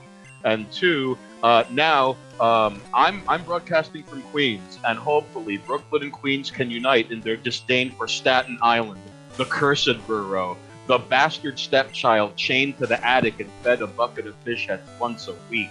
Damn them! Curse them to hell. Are you a native of Brooklyn? And if you are you allowed to look at Queens the same way Springfield looks at Shelbyville, and they're like, look at this bootleg Brooklyn. Who do they think they are? Yeah, I was originally from Brooklyn. I lived there for like 16 years, and then I moved to Rockaway for about like 10 years, and now I'm in Midtown. But I don't really know much about Queens besides Rockaway. Rockaway is very like its own world, very isolated. It's very like chill, surfer, like mostly Irish neighborhood. You're not even gonna find apartment buildings. Like I saw one and I was like kind of freaked out because I was just like, that's not normal for Rockaway. So that's like really different from Brooklyn, especially like the Midwood area where I went to school. High school I went to Morrow. So it's like very Brooklyn over there. Right. What I've always found fascinating about Brooklyn and Queens, though, is I bought this up on Lev's art stream last week, and if anyone here is familiar with The Simpsons, there's an episode where kids from Shelbyville, the next town over, they steal a lemon tree from Springfield. Oh yes, that damned lemon tree. Yes. So when the kids like try to steal it back and get to Shelbyville, they realize, oh wow, our long-standing rivals are practically us. Like instead of Moe's Tavern, it's Joe's Tavern, and it's just Moe with long hair. And instead of like the Quickie Mart, it's the Fasty Mart. Ugh. And it's like a Korean guy sweeping up outside instead of an Indian guy. And like the Shelbyville Elementary groundskeeper is also Scottish, but a lady. So like I've always found it fascinating how like someone from Queens can walk through Brooklyn and be like, holy crap, this is just like Jackson Heights, but with like Russian people instead of Colombians, okay. You know? Here's the difference. I was in Jackson Heights. We don't have here in Brooklyn what they have in Jackson Heights, which is #1, really delicious Indian food. Because that is, and okay, I mean, I know I like Indian food much more than Russian food, but also in Jackson Heights, betrayal. In Jackson Heights, they're like women beggars, which I've never seen before. They're women like beggars? old women wearing like the veils, with like sometimes with kids, but they're just like outside. They're just like squatted outside, and they're begging, and it's like that is like a really bizarre thing. I've never, like, have you ever seen female beggars outside of Jackson Heights? Female beggars. They're just travelers. They're just travelers. Fine. Just travelers, yeah. It's normal. It's what I've always found. Wait, if you don't mind me asking, do you have like a favorite Indian food dish, or are you just like glutton for all things Indian? I and like like the pancakes. The pancakes are great. I really like the dosas. Oh, I think it's called dosha or dosa. Yeah, I think it's dosa. I'll show you a picture of this dosa. Hold on, I'm going to find. He has some like I have some dosas right here. He's like, Yeah, he it's just just opens sitting. up a drawer and pulls it out. Just in case somebody wanted to know about the dosa, it's just I sitting made there. these ones earlier. I got them like I keep a stack It's like of a cooking pancakes show right where here. there's an entire meal sitting in the fucking oven to the left. Okay, so here we go. This is the dosa, and I even want to find one of my favorite places. But Okay, so here it's you like can see the picture. what do you call it? I don't think I've had that. What do they call But those that's- roll-up things? Oh man. the joint. But that's a small dosa. Like the dosa that I go A to. small it's even- dosa, dude. I could eat a dose of those. Yeah. Two. Let me- Dose. Give me doses, please. Let me Nice find it here. Dosa is a dosa. Okay, I think I found it. Is it Samudra? I hope it's still Samudra? open. I hope it's still open. Let's see. Samudra, I order don't know. pickup, order I'm delivery. curious what's going on with places in New York. Like everything, I saw some of the footage Stain put out walking around and how empty and bizarre things have been. Like I just can't. Yeah, well, when Chinese fathom. when Chinese lung herpes first shut the world down. Whoa. You gotta use a less offensive term. You have to call it ping pong cough, okay? Let's use the proper medical. Okay. So because of ping pong cough, okay? Because of the virus. Oh god, that's even worse. Now we're turbo. Right? So because of it, I remember there was a period last year in March where it straight up looked like in 28 Days Later. What's the the streets one are with empty. Charlton Heston? Omega Man. Yes, that's what it looked like to me. Like it was that same kind of vibe of the Omega Man, where it's like, guy walking down the streets like nobody's around, newspapers blowing, cars parked, like walking look like around, they haven't been touched. Walking around, some corner of my brain kept expecting like random encounter music to start, like I'm wandering around the world map, and it's just like in Pokemon. Because or like in a Final Fantasy game. It was like nothing but wind, and then like if you heard something, you're like, oh, it's just a car. Remember when like those used to be around? And eventually things started to. It was weird. Like on one hand, if your abuelita died, if there was a funeral, you had to stay 6 feet apart, and there was footage of people getting arrested at funerals for not socially distancing. However, if you want to march with 117,000 people outside, go for it. That's fine. By the way, abuelita died, you gotta stay 6 feet apart. So there were weird, it was weird to see the streets filled for reasons that felt counterintuitive. Yeah. Although now, I would say things are getting. I mean, it's a bit. Wait, real quick. By the way, this is the dosa. I just want you to pay attention to how big these things are. That's not at all what it looks like in that picture. And Leonella, later on when things open up, we should all go together. Like I know who else here is close to New York.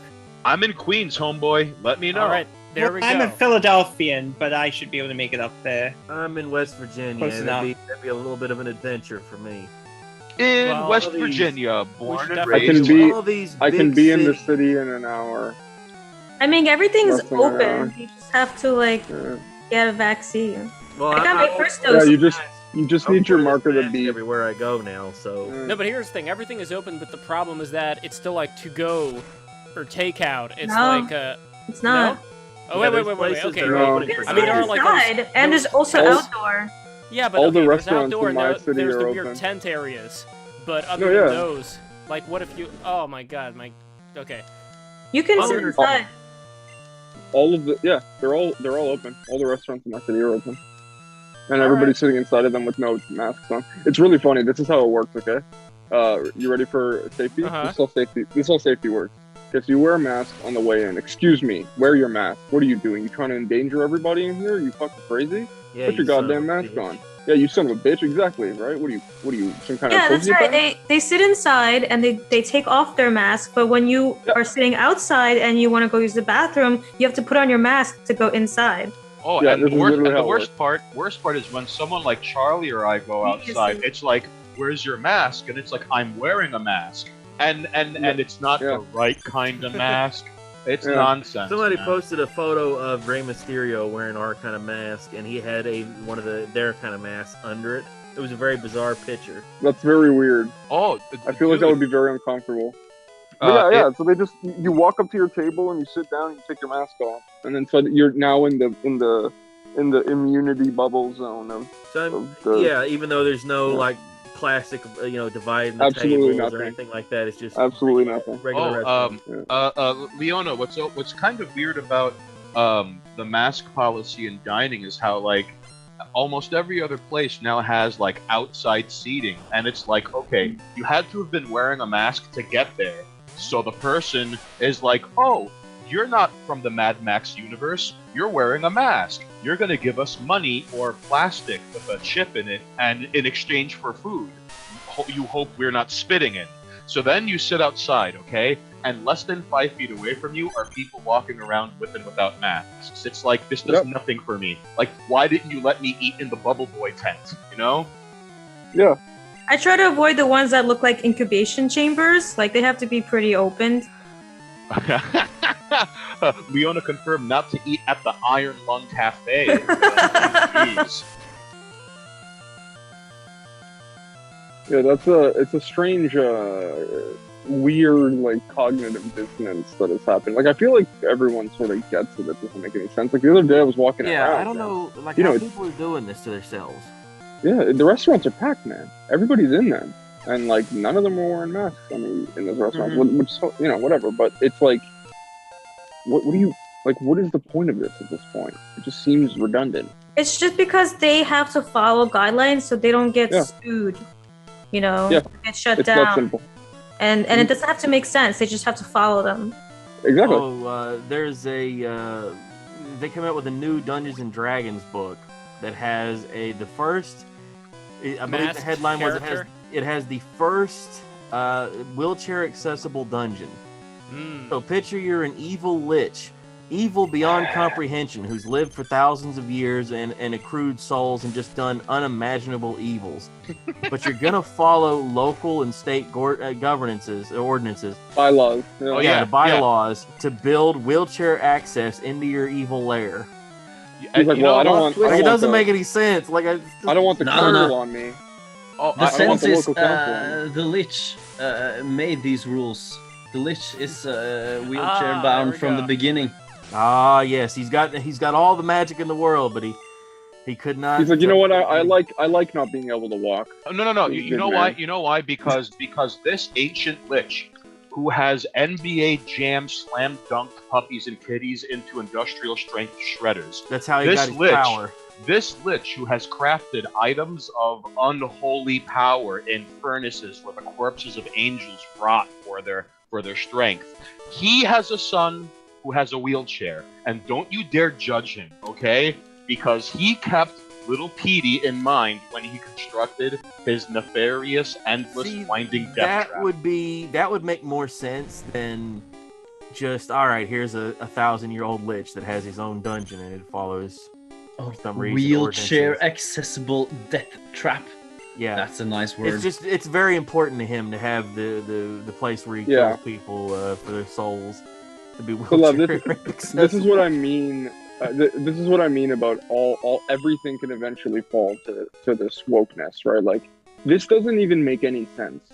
Obviously, it's objectively stupid. There's a way to make that work. I haven't actually read the book myself. I'll give it a benefit of a doubt. It's a tunnel, and therefore can be rolled up and down. But here's my question. Yeah. No. Wait. No, before everything, okay? The first principle, which is, why the fuck is your character in a wheelchair? So I could tell you, some people want to play a character that's stupid. More like themselves. Sorry, that's stupid. I mean, you know, sorry. I often play it makes no bastards sense. when I play Dungeons and Dragons. I love really I comes love playing down. an adventurer who can't walk. Really comes. What if you get knocked over and there's no other character there? You're dead. Sorry, that's the end of the story. Well, there was Bran from Great Game of Thrones, right? That's right. He was carried around. Stories. And he, but he basically had an compensate. ogre. He had that girl that was useless to him after he became king. He also had psychic powers to compensate, basically. Exactly. Yeah. What happened to that girl? Did natural powers. Wait. So here's the difference, right? Bran, right? As Philip just said, Bran has the ability to take over other beings' consciousnesses. Particularly ravens, he can warg animals super easy. So one, he's not actually stuck. He's just stuck in his body, right? Mm-hmm. And two, he also has a party of other people specifically there to keep him alive. One being a mentally challenged giant who literally does everything he possibly can to keep Bran alive. So that's the difference, right? So yeah, your D&D party could be structured like that if you want. But that's just a little weird. And three, he is not originally disabled, but he is disabled as a result of an event that is integral to the story. And so this unleashes, and so this actually unleashes his spiritual powers. Yeah, and an he old actively trope, resents the fact, he hates the fact that he can't walk. The fact that he's crippled is a huge part of his character because he was a kid who climbed. Like it's never designed as something. I wrote it's some never stuff designed as something that's supposed to be a good thing. It's stupid. It's stupid to have. It makes no sense to have. that are wheelchair bound, and I thought, well, this will be funny. Like, we'll come up with we'll take this to its absolute logical extreme. An entire world where no creature can walk due to some magic spell, and an evil Literally everything is in a wheelchair. Somewhere he's scheming, plotting a magic spell to allow people to walk again for the first time in thousands of years. And the players would have to roll up on him in his dungeon, which would be wheelchair handicap accessible. They would have to roll up on him to stop him from allowing people to walk again. You should pitch that idea and see if that was the premise for a Dungeons and Dragons game. My friends are they're busy guys, and I got it wrote out. I got the dungeon design. It's just a matter of... You should not, as a dungeon, unironically write this story, because it's a very interesting... Like, this is... I think this could be written unironically. This could be written by somebody who sincerely believes it. Like, they would make a world where everyone's it's very funny to take the woke thing and just take it to the absolute 10,000 of calling out everything. What did I do? Oh, damn! I got rid of pound. Fuck. Oh no! But that's okay. I have other things in there. Pound's not the greatest one. There's like there's better stuff than pound, but yeah. you know, like that's what she said. It's very interesting to see. Shout out to Tenacious D. No, but you know, like Tatiana McGrath and that kind of thing. Like they're like parody of wokeness type deal. But if the woke people don't know, they genuinely support the things that these accounts say. Yeah. Right. So if you publish one of Pose these, law. I've run into some of that where I'll say something completely absurd that is so unbelievable that I'll get guys that fall for it, like what's his name with the rubber balls? He fell for one the other day where I called Lindsay Ellis alt-right. That's good. That's good stuff. It was. I had a dragon. I had a clip of her saying, it's from one of her videos of the game. Talking about how, yeah. Where it comes out and says it's Dragon Hitler, the Hitler that flies. And I said she was often a huge fan of this, and would dog whistle to her followers in the alt-right with this clip, and they fell for it. And they were real mad. They ended up deleting the tweet, though. That's funny. I think somebody tipped them off that, hey, Charles is a bastard. Maybe. I think Lindsay mean bastard was a signal that it was all a gag. I'm pretty sure that Lindsay Ellis still has a contract with PBS. That hasn't really been. I don't know what's going on with her. Wait, so can I ask a question? What happened with her? Like, why did she get canceled? She gave the mildest take in the world about I think it's a Disney movie that's like some Asian Disney movie. Oh, Kaya, that shitty garbage. Raya and the Dragon. Yeah, it looked real bad. Raya, whatever. She compared it to Avatar: the China Airbender. She compared it to Last Airbender, and they ate her alive. And they're like, what are you, Asian? And it's right after the Stop Asian Hate, which is the most forced social justice campaign of all time. It's Stop Asian Hate unless it's the people that, the other people we want to protect that are doing Stop Asian Hate unless it's a remake of Big Trouble in Little China. Of course, you should seek to root out all forms of ethnic hatred, but to say that all ethnic conflict stems from a single ideology, a single group, as some of them are saying, is very troubling. Yeah, it's a historical. Yes, it's human nature. It's a humanity problem. Unfortunately, and I'm not sure targeting anybody for crime. Like they had the one the other day where an elderly woman was stomped by a guy. Like, it was a horrible video. Getting stomped out. And I'm not sure that guy. That was in West Virginia, that guy would have got the would be listening to Stop Asian Hate and be like, you know what? They have a point. He's like, you know what? Actually, I'm gonna reconsider stomping out this old lady because that Stop Asian Hate poster over there. A friend of mine told me that in airports they have big signs that say stuff like "End human trafficking." And that's all it says. Because the kind of guys who are into human trafficking are going to be stopped by a sign that says, "Oh, hey, this is bad what you're doing. Abusing beings." You know those like 4 shipping containers we have? Yeah. Built each one of like thousands and thousands crammed in like sardines. You know what, Charlie? Let's call it off. Let's bring them back to Guatemala. Yeah, this sad sign here. It's got a cartoon cat on it, and it says "End And it's hitting me right in the fifi. Oh, it's getting me wow. real I bad. think they're like, oh, wait, I never thought about it like that. Wait a second, they're There's people. there is a quote that I retarded. there is a quote that I wanted to share from Lawrence Keeley's War Before Civilization from the epilogue of this book. And the quote, I'll just keep it short. He says, human psychic unity is not just a theory, but a fact, one that can be demonstrated even in the survey of so dark a topic as war. The fact that despite our universal distaste, we do arrive where we started, that is, at the blunt ugliness of war, unfortunately represents one of the clearest expressions of our shared psychology. Our common humanity, viewed realistically, can be as much a source of despair as hope. That's interesting. That I may be a little naive. That's quite the quote. Yes, that more or less sums up my pessimistic view of human nature. And we have a telling need people- to. We're still competitive, right? And Yes. we have a need to defeat other ethnic groups, even though we may not think of them that way consciously. sometimes, well, You know what I mean? You don't think Speak for about it that way. yourself there, consciously pal. always. He's speaking for himself. increasingly political affiliation has come to replace ethnic and religious. And of course, Well, I there's think some that's alignment, gonna but change.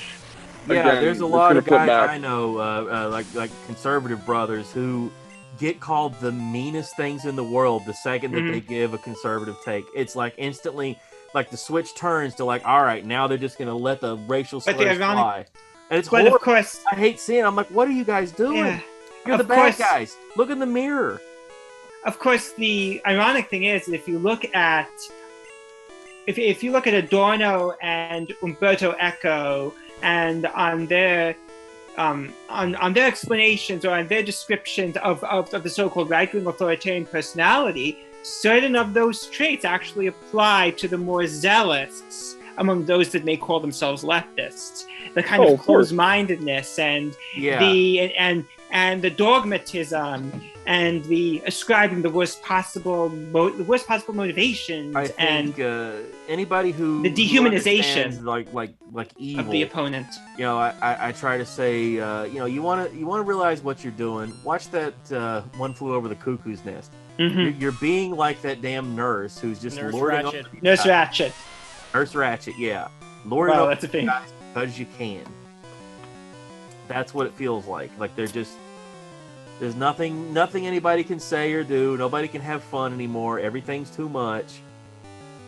You know, it's just, And the thing is, often they will condemn the demonization of the other, and of course they'll engage in it very readily themselves. And of course, being in their particular position, they cannot identify that they're engaging in the very conduct that they abhor. And this very content is becoming central to their sense of identity. So, I want to say it was Pitbull. Pitbull come out on he was doing some radio show and was denouncing communism and how horrible it was, and he went off. Well, he's on it. Cuban. Yeah, so, he's Cuban. He's experienced real communism. He knows what's up. As based as they come, he's like, oh no, B, I do not like these communism, and just went hard on them. And of course, many of these on Twitter thought you'd act like he was the worst guy in the world saying that. Oh, it was beautiful. Of course, I just saw it and went, oh, I just became a big Pitbull fan. Like I didn't know a whole lot about him, but I'm a fan of his now. Many of these communist authors, tankies or otherwise, they fail to understand that many of the worst communist regimes are actually socially right wing, particularly under Stalin in the Soviet Union. The repression of formalist art, formalist music, of anything that reeked of so-called bourgeois values, which include avant-garde art, the promotion of socialist realism, which would actually, with its emphasis on realist representation and accessible themes, would probably appeal to certain sectors of, certain people of right-wing inclinations here in the United States. What always struck me odd about even in this day and age, like for the fact that tankies exist in the Rust Belt, all right, and the fact that every single evidently 18-year-old communists on Twitter know more about world history than everyone in this stream combined. And I love how they all have these really weird LARPy. Communism was totally not hunger, misery, and need, and perpetually looking over your shoulders because of the state. Everything's gravy. And they never really talk to guys. Like I know a guy from Bosnia who told stories that were of his youth that were terrifying, and I can't imagine why anybody would ever want to try anything at all like that. Why would they? Well, speaking of Leonella, I'm curious. You are also from Russia, just like me. Well, you were born in the U.S., right? Wait, is Leonella there? Yeah, we lost her somewhere. Oh, the void swallowed her back to her home planet of Crusha. Yeah, she's like Poochie, flew back to her home planet. You know, I just wanted to bring up one thing briefly. Right. Well, Leonella, that's Leonella. What, yeah. Is that her real name? I just wanted to point out that in Bosnia during the Yugoslav period, during the communist period, and prior to that, up to the Yugoslav Civil War, there was of course a great deal of resentment among Bosnian Serbs towards Bosnian Muslims, and Bosnian Muslims were seen as the historical oppressor class by Bosnian Serbs, as the unfairly advantaged descendants of serf owners, basically the owners of Bosnian Serbs. And there was even, according to this one source I read, the term "killers of the soul" was very commonly used by Bosnian Serbs to disparage Bosnian Muslims. And of course, you know how that ended up. But all I know is my man. You should be very cautious. He might be one of the hardest working, honest dudes. Like, you want to talk about. I love you want to find the most American people in the world who love America and celebrate America. Mm-hmm. Find the people who've immigrated here from somewhere else that get it. From totalitarian go on and on. That's the American dream. Like, this guy goes hard on it. I could speak to this because both of my parents are from overseas. My brother and I are first generation American. Mom is from Ecuador, left during a junta, and dad is from Greece. After World War II, there was a 25-year civil war, and then the civil war was put to end with the junta. So, love is blind unless juntas are involved. So it was interesting how growing up, my brother and I were told, of course, one, you have no idea how good you have it here, but two, it was from my parents of all people who were like, oh, well, when you're old enough to vote, you have to vote. Why should I vote for the president? And they were like, no, you idiot, like local elections, like your mayor, your governor, no one can tell you who sits in the Chamber of Commerce. Those are the people responsible for the purse strings of your city. Like, they were the ones who, they reminded me that, like, you know, imagine to hear from, like, you know, your Ecuadorian little abuelita, all right, who barely speaks English, saying something like, oh, you kids with the insurrection in the streets, why don't you have insurrection in the voting booth? Like, when will you people ever understand this? Where I come from, we didn't even have a vote. Oh, right. You get to vote, and 25% of you vote. The remaining 75 have nothing to show for it. So, like, you know, like what Charlie said, like, it, you know, people who come here from overseas end up, like, appreciating it in a way because they now have things they didn't have back home. And up on the McLaughlin group, Lev will answer our Metapods Israelites, and Charlie will answer our Hitmonlees Palestinians. I don't know about that. I was thinking of the famous story of the roof Koreans during the LA riots. Those guys. You want to talk about the American story of that? Here's some guys that, you know, something that they didn't have anything to do with went down, and the cops decided that during the riots that they weren't going to defend them. Like one guy said, as soon as bad guys showed up and started shooting, the cops were gone. He's like, oh, okay, we got to defend ourselves. So they put a call in to somebody one of their cousins that owned a gun shop or a pawn shop, something like that, loaded a van full of guns and rolled up, and all of those guys had come from Korea, or, you know, you had to be in the military, so everybody there knew how to operate and use a gun.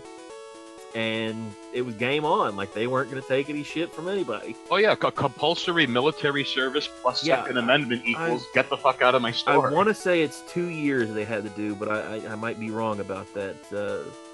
I wonder what that does for a maturity level, having to do military service. Even if you end up just being like a secretary or a clerk, because you still have to go through the training and you still have to be in that system. Like you would still. Well, that's why there was a big. I think every country should do that, but the problem is that it's ripe for exploitation. But you know, it's. I think people should have the ability to. So I want to say it was Israel does it for the boys and the girls. So everybody. Israel does it. Israel does it for literally every citizen except for the Hasids, and that's part of the reason why there's resentment towards the Hasidic community in Israel, because they don't have to do it. They're exempt. What's the difference between are those like the Orthodox guys? Well, yeah, Hasids, they're Orthodox, ultra-Orthodox. I mean, there was something that I was observing today when my dad, he likes watching a lot of the... And funny thing is that my dad, he's not Jewish, but he is very interested in watching a lot of those videos of the Hasidic rabbis talking, and they're interesting people. Like I'm sure, like they have a lot of wisdom. Man. Like they're guys that they sometimes have some interesting ideas. Those guys. Some of those guys. Although it should be noted that like in some communities, like especially in parts of Brooklyn, they're not just someone you go to like a synagogue and hear them speak once a week. Like it's more common for a rabbi than, let's say, like a Catholic priest to be like, a figure of the community. Absolutely. And like he's a community leader. They're not. Well, they also participate in DNA tests because they do notice that there is inbreeding going on among, having like a very small community of people. Oh yeah. And so what they do, and I don't know if many of them do, but from what I heard, now they're starting to, like, you have a rabbi who would do DNA tests on prospective couples to see make sure if they're not related. Yeah. That or related to that degree. They're particularly considering a little bit at least. Particularly considering the higher incidence of certain genetic, defect. Well, yeah. Well, also Tay-Sachs disease and others. Wait, it's I don't know, in the Hasidic community. I don't know if you would call because the Hasidic community doesn't mean they're not Ashkenazi Jews, because I know that the rates of schizophrenia are very high. In that particular they are Ashkenazi. Most of them are. Yeah, exactly, right? Sephardic. Sephardic. There are also Sephardic Hasidic communities as well. The Russian ones, right? Well, no. Ashkenazis are basically Europeans. Okay, European Jews. From European Christendom.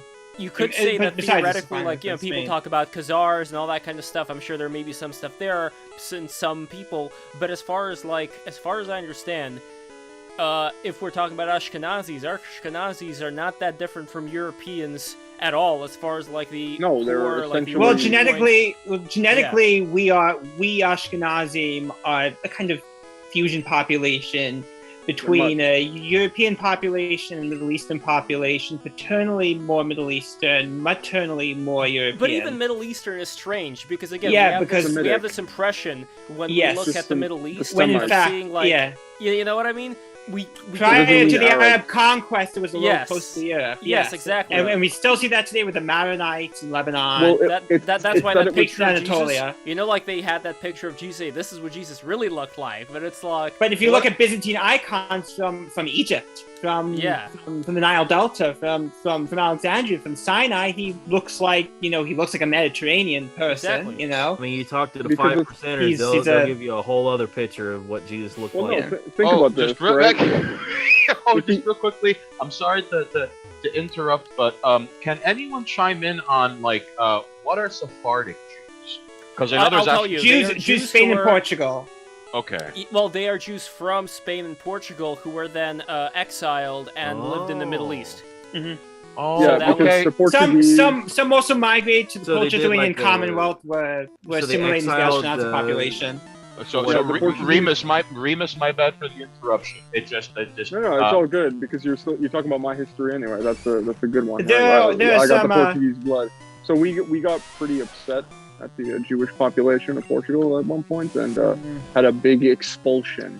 So those are the Sephardi. They would view what whatever the particular truth or falsehood of this is, they were viewed as collaborators with the Arabs and Berbers who had ruled Portugal for about 400 years. Yeah, So, who would be the sworn enemy of the Iberic Portuguese person would be and the to be fair, Berber and the Moroccan. And to be Because fair, the rock throws it misses too much. Yeah, and I'm to not be a fair, big fan like of the any rock throw. regime, to be fair, like any regime, the Arabs and Berbers had a very mixed legacy in the Iberian Peninsula. They did some good, they did some bad.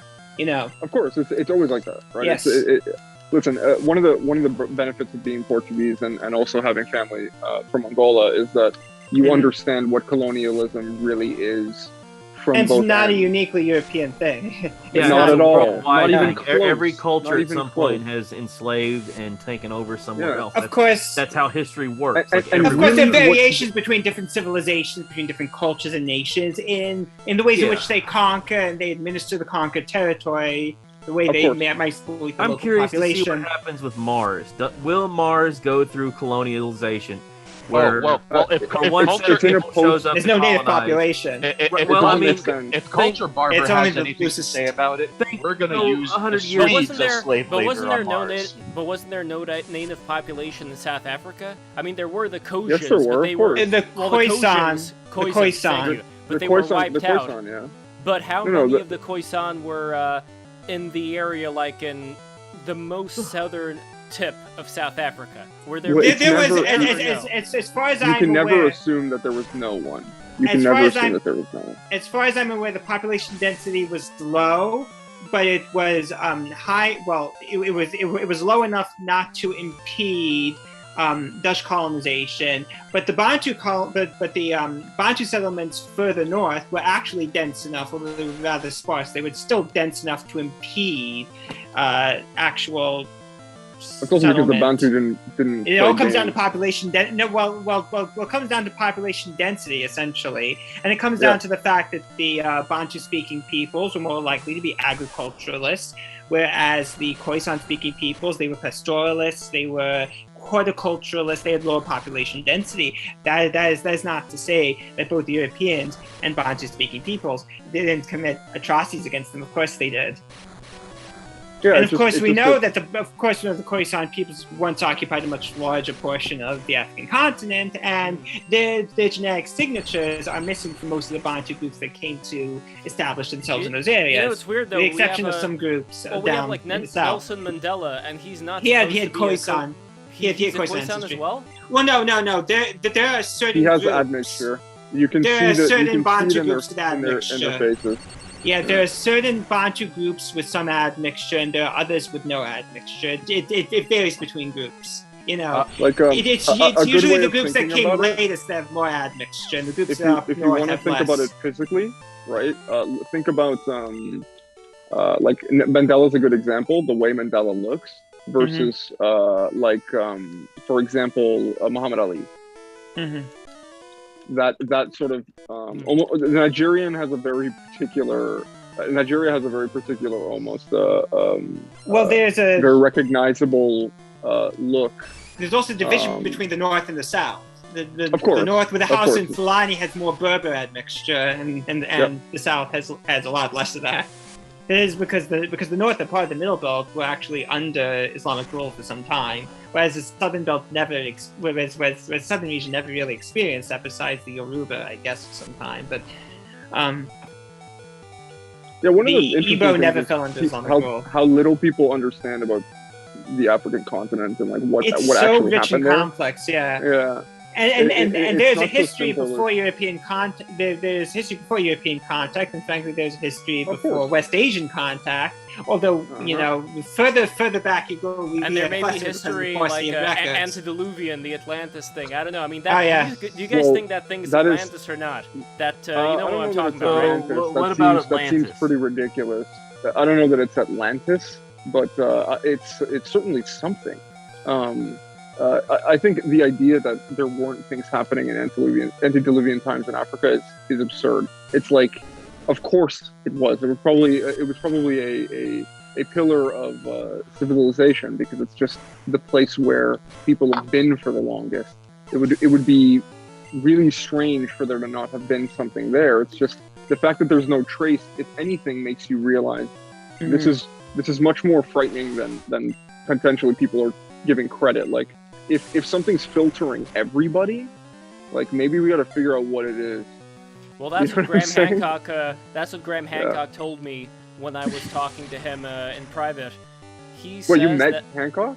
multiple times. Graham Hancock is I don't know. I thought you knew about this since I'm the. I didn't know that you really had met cool him. guy. Okay. So I love let's Graham rewind. kinda Let's guy. rewind the clock a bit. For those who don't know, I'm the chair of the Art and Technology Committee of the National Arts Club, and our committee has had Graham Hancock as a guest for 4 times now. He came like every year, and Fuck yeah. that's how I got introduced to a lot of this stuff. Same, I got introduced through Joe Rogan as well. But anyway, I have met Graham Hancock on multiple occasions. We had sushi together, with him and the group and everybody. I met him at various events later on, and I asked him like, how often do you think this whole extinction event has been going on that could cover traces of ancient civilizations?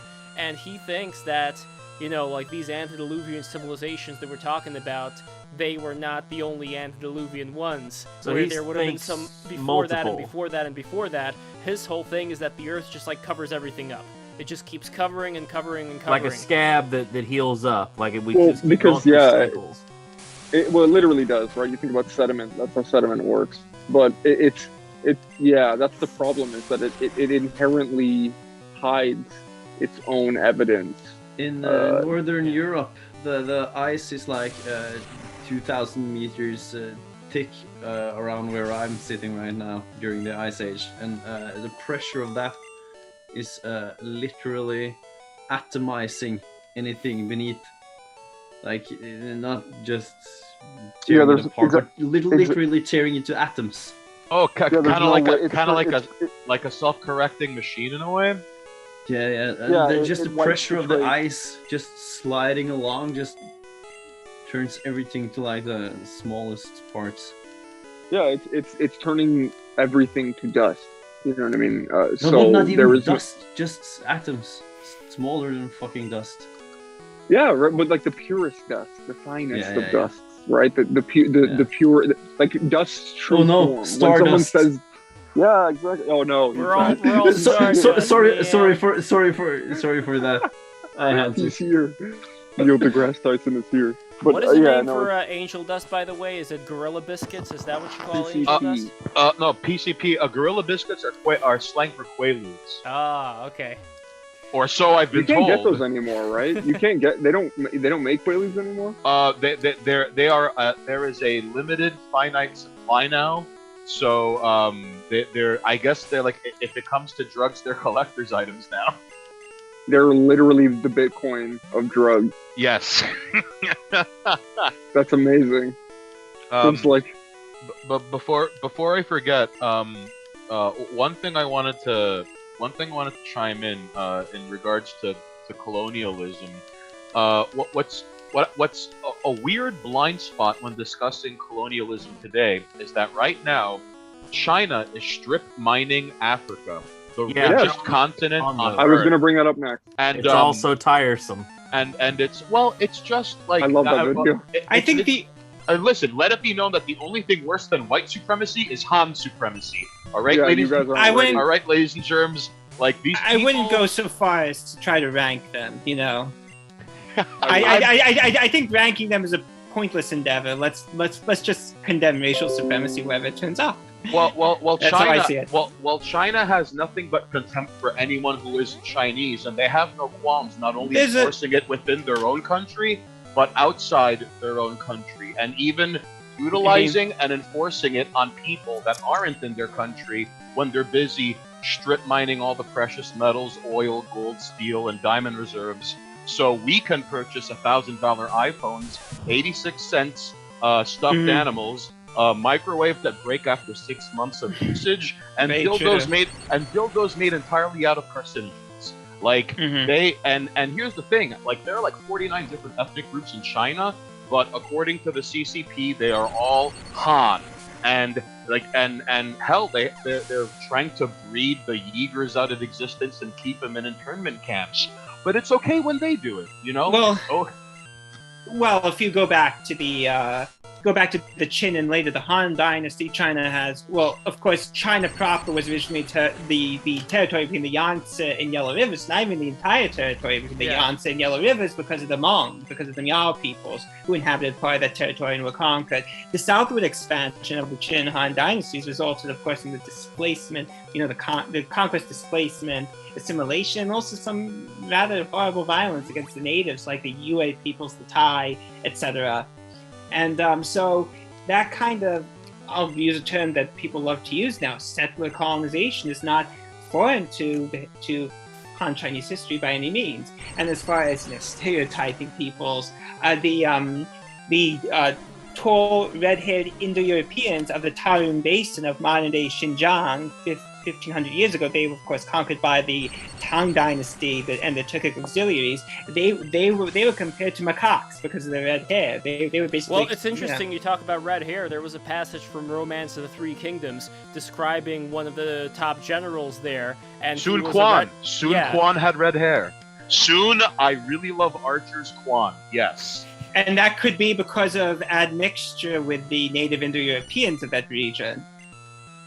Well, I'm actually curious about this, because the admixture, I'd say, would be like if you go to, let's say, Kazakhstan, for instance. In Kazakhstan, there are people who seem to be a mix of more Eurasian people and people more from, more of the Han persuasion. Same thing you could say of the people who are like more, I think, Denisovan DNA and Han mixture in Southeast Asia, if you're talking about like Vietnam, Cambodia, places like that. Oh, but Lev, I think that that extends to, I don't want to say it extends to every corner of the earth, but take Greece, for example. Like if you go to the south, like, you're more likely to have people who are like olive skin, curly hair, easily interchangeable for like Turkish or Sicilian.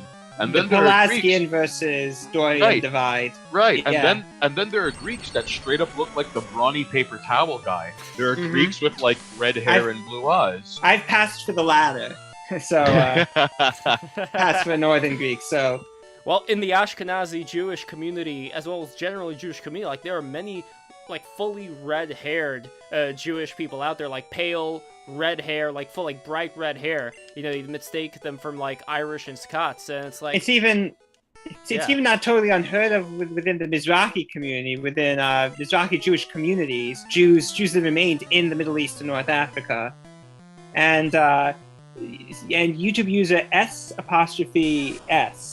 says that I look Spanish. Well, I guess I do then.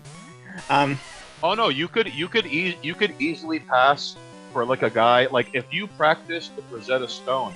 Oye, ¿qué es tu problema? ¿Por qué está hablando esa mierda? You straight up look like a light-skinned Latino that is like that is asking someone in Spanish, "What are you looking at?"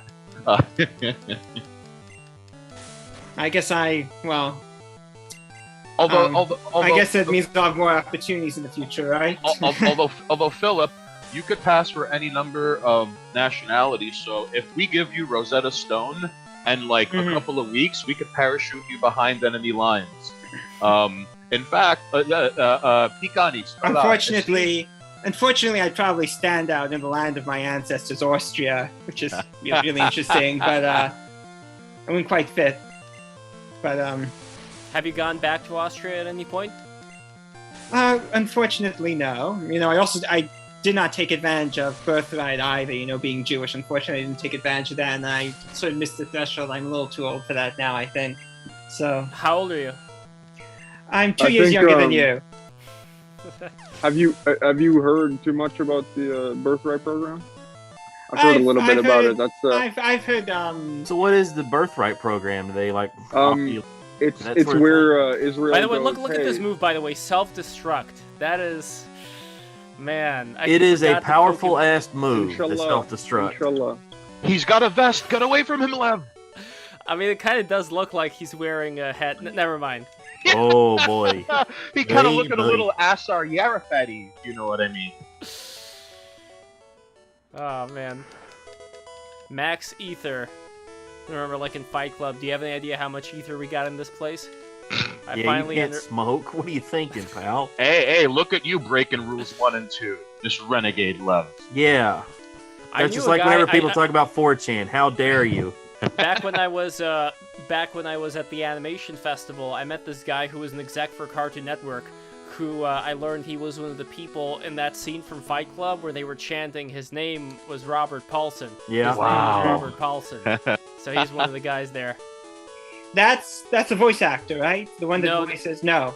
No, He was an executive. Executive. Oh, yeah. yes, the executive. Sorry, I guess I I wasn't wonder paying if it's the attention same for a guy I'm moment. thinking of. 'Cause Yeah, I met a lot of friend who animation was, executives. I'm sorry. What's the back- dude's I mean, it's name? possible to. The director of that one. Oh man, it's like I'm brain farting all over the place today. David Fincher. David Fincher, yeah. Wait. This is so fucking weird. Ian G, how the fuck did you know that I was watching a video of Steve Brule at Brown's Daycare today? This makes no sense. Hold on. Uh-oh, Did we it got show a up Fed, on my we, screen? we Did got it a show Fed up in on- chat. Did it show Yeah, up he's a on my psyker. screen? Ian G, please explain yourself. This makes no fucking sense. Why did you mention Brown's Daycare right now? Because this is like, I was watching that video of Brown's Daycare several hours ago while I was still setting up. I just put it in the background. You guys know Steve Brule, right? And Yeah. all of Oh his no, fans. Lev, the calls are coming from inside the house. No, this is weird. By the way, we got Black Sage D here. He is coming back at long last. We Right. finally got Black Sage D in the house. So Black what's Sage, going on, what's guys? happening? welcome, Black Hello. Sage. Bienvenido. My guy. Finally made it. What you playing, man? Pokemans or something? I'm playing. Yeah, I'm playing the literally. Pokemon. We are in the midst of Pokemon Red. We have finished the first two gym leaders. We're making our way to the third guy now. I think we're trying to power up our team so we don't get Yeah, I'm scrubbed. just going in the ship. I'm gonna learn cut. You know the deal. Oh yeah. We're on. You have to do the ship and then you have to do the gym.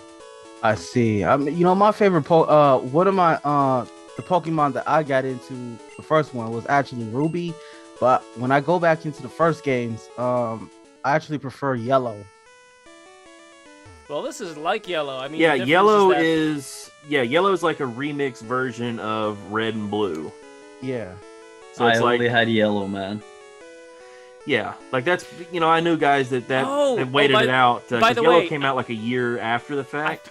I figured it out. Well, I didn't figure out. Ian G figured it out for me. You know what happened? I completely forgot about this. I made a comment after I watched that Brown's Daycare video. That's it. And my comment. So have you guys all seen Brown's Daycare or no? I know you haven't. posted the Whoopsie Goldberg. You Yes, posted that one today in some of my replies. That is the idea of hiring lookalikes to do goofy stuff on camera. What a wonderfully stupid and silly idea that is. Absolutely. And there's like a whole video called Celebrity Zillions where they have Steven Spielberg, Whoopsie Goldberg, Tom Cruise's, Billy Crystal's, and John Depp. I've always wanted to check out that show because I've only seen 2 episodes. Well, one where he goes to the casino and one where he goes to jail. And I believe Adult Swim has most of their content available for free on there, so you might be able to just go straight If to their you're in the website. US. oh, If you're in the nice. US. Yeah, if you're in the U.S. So I know Haha, Stain's in USA, Queens, so he's got it. USA. And I just want to do a USA. shout I have a out VPN, man. to That's no Ian G. Why did I choose whatever? I want to Yeah, do that's a not gonna shout go out- good. No, I want to do a shout out to Ian G because he uploaded part 2, which Adult Swim got rid of that the Brown's Daycare. And the reason why I love Brown's Daycare so much is that, like, I don't want to spoil it for those who haven't seen it, but it's just like one of the most horrible and greatest sketches they've ever done, where they got this guy, and I know like so they got this guy named Brown, and Brown was following Steve Brule, who is like, for those who don't know him, he's played by John C. Reilly. He's this absent-minded, kind of silly, kind of dumb, and he puts gets me in like the mind dumber of, throughout all the who's- seasons. Who's the doctor on The Simpsons that wasn't good? Dr. Dr. Nick. Frank. No, Dr. Dr. Nick, yeah. Dr. Nick. Dr. Nick. Hi, Yeah. everybody. That guy. Hi, Dr. Nick. Exactly. That's kind of the character that they're going for with that. Like, he's very aloof, doesn't really know exactly what he's talking about, Yeah. but that doesn't stop him. Exactly. Where's the talk show Flammable. host? Inflammable, So- and that so- means on fire. What a country. So the very first appearance of Brown was when Steve Brule was attending the carnival, and we just had like this guy who was just following him around the camera. We didn't pay any attention to him, and he was just like there. So like if you pay attention, you'll just see Brown regularly appear on camera just stalking Steve Brule. And then there was another scene where he had the massage done by this old Chinese lady. He kept calling her little man. And then he went, no, or Korean lady, I think. And then he went to the Korean baths. Then he went into the sauna. And supposedly Brown had his way with Steve in the sauna. And he blanked all of it out of his mind because it was so traumatizing. But then when he took the drugs given him by Hippie Joel, it reactivated that memory of Brown, or the Brown Man as he called him. But anyway, Brown's daycare was really interesting because it was like this decrepit old house where Brown, and I want to show a picture of Brown, by the way, in the chat for those who just don't know what I'm even talking about here. So Brown has had this daycare where he has like a mix of both like little kids, and he hired like, you know, the politically correct term would be little people. He hired little people to also play the kids, along with the regular kids. So he had like a mix of kids and little people wearing diapers, and and he's chasing them all around being Dr. Brule. Exactly. Well, and Brown keeps these kids, feeds them like, you know, these candies, but he also uses poison spray to keep the kids in line. You know, like if the kids go out of line, then he takes the poison spray out. And you just have to watch the whole sketch. I'm not going to spoil it for you. Yeah. There's even the diaper changing scene. Those guys put together some very funny shit. Like, I think, you know, I didn't get it at first when I watched it. The one that convinced me, like, all right, I got to give Tim and Eric another second look here. It was one of the craziest sketches. Like, I still think it's an insane premise. It's called My Bub Bubs Bounce. Oh, yes, that was a where good they're one. in sort of like this, it's very green screeny After Effectsy. So they're in like this otherworldly volcano where a severely pregnant girl is sitting there. You want to make my bub bubs bounce? How you gonna make my bub bubs bounce? And then, like the dating game, three guys sort of step up and they explain how they're gonna let the bub bubs bounce. And you know, the first two fall into the volcano. And the third guy, who is like this very weird plumbery looking guy. Well, he looks like Sasper the Ghost, for those who know who Sasper the Ghost is. Yeah, it's a very just absurd on all levels. Like Well, I my favorite part of that sketch was the not the last guy, but the second to last guy who looked like an older Italian guy. He said, "Here I'm come." Instead, you know what I mean? Like, yeah, they do such weird stuff. Have you seen the one they did? I think it was called like Dance Floor David, Dance Floor Daryl, something like that. Oh man, that was a long time ago. It's like a music video kind of thing. Like, man, it was what like this toothless, or like he had his teeth, but not a lot. This dude who was having yeah, he makes love to another woman, and it's sort of, as soon as they start peeling their clothes off, like cartoon stuff starts going everywhere, and things just escalate from there. It becomes a very psychedelic experience, that music video. I've always felt that Tim and Eric at some point began flaunting their ability to come up with fresh material by scuttling it in real time with like their video edits and the techniques that they use.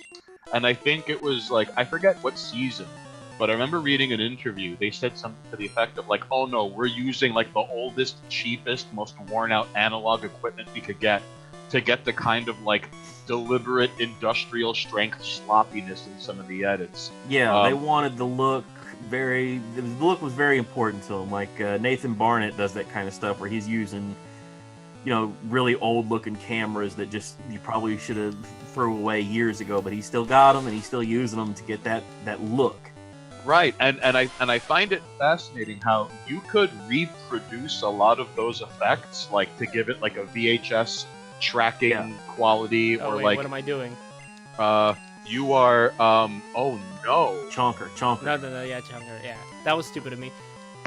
And there was a lady in that. You remember the child clowns sketch with the video on how to take care of your child clowns, and that one also has poison. I love the fact that Tim and Eric, they keep using poison as a cat. It's very funny, but you know, there's been some accusations leveled at Tim about canceling, I guess is the word you or yeah, the Sam Hyde like thing. I mean, look, there's a lot of things that deplatforming. Like I've heard, there's one guy who does a radio show who insists that every time he's been banned from Twitter was because of Tim Heidecker.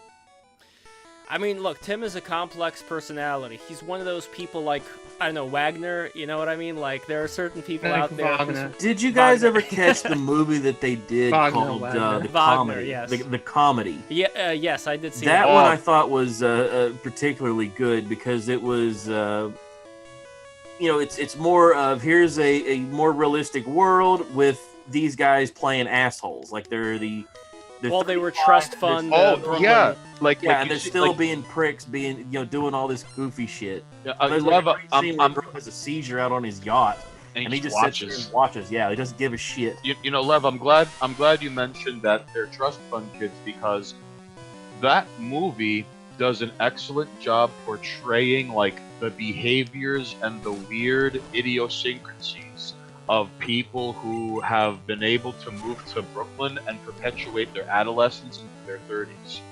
And it produces like a specific breed of person that is somewhere between contemptible and just awful.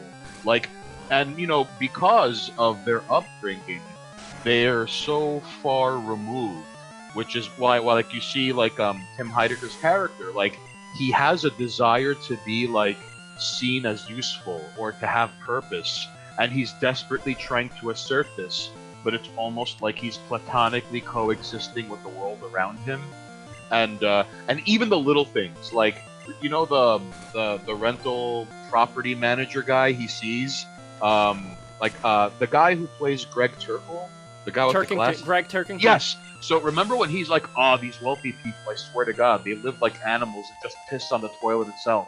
And then 20 minutes later, he's on his little like houseboat in the middle of the water, just pissing on the toilet seat.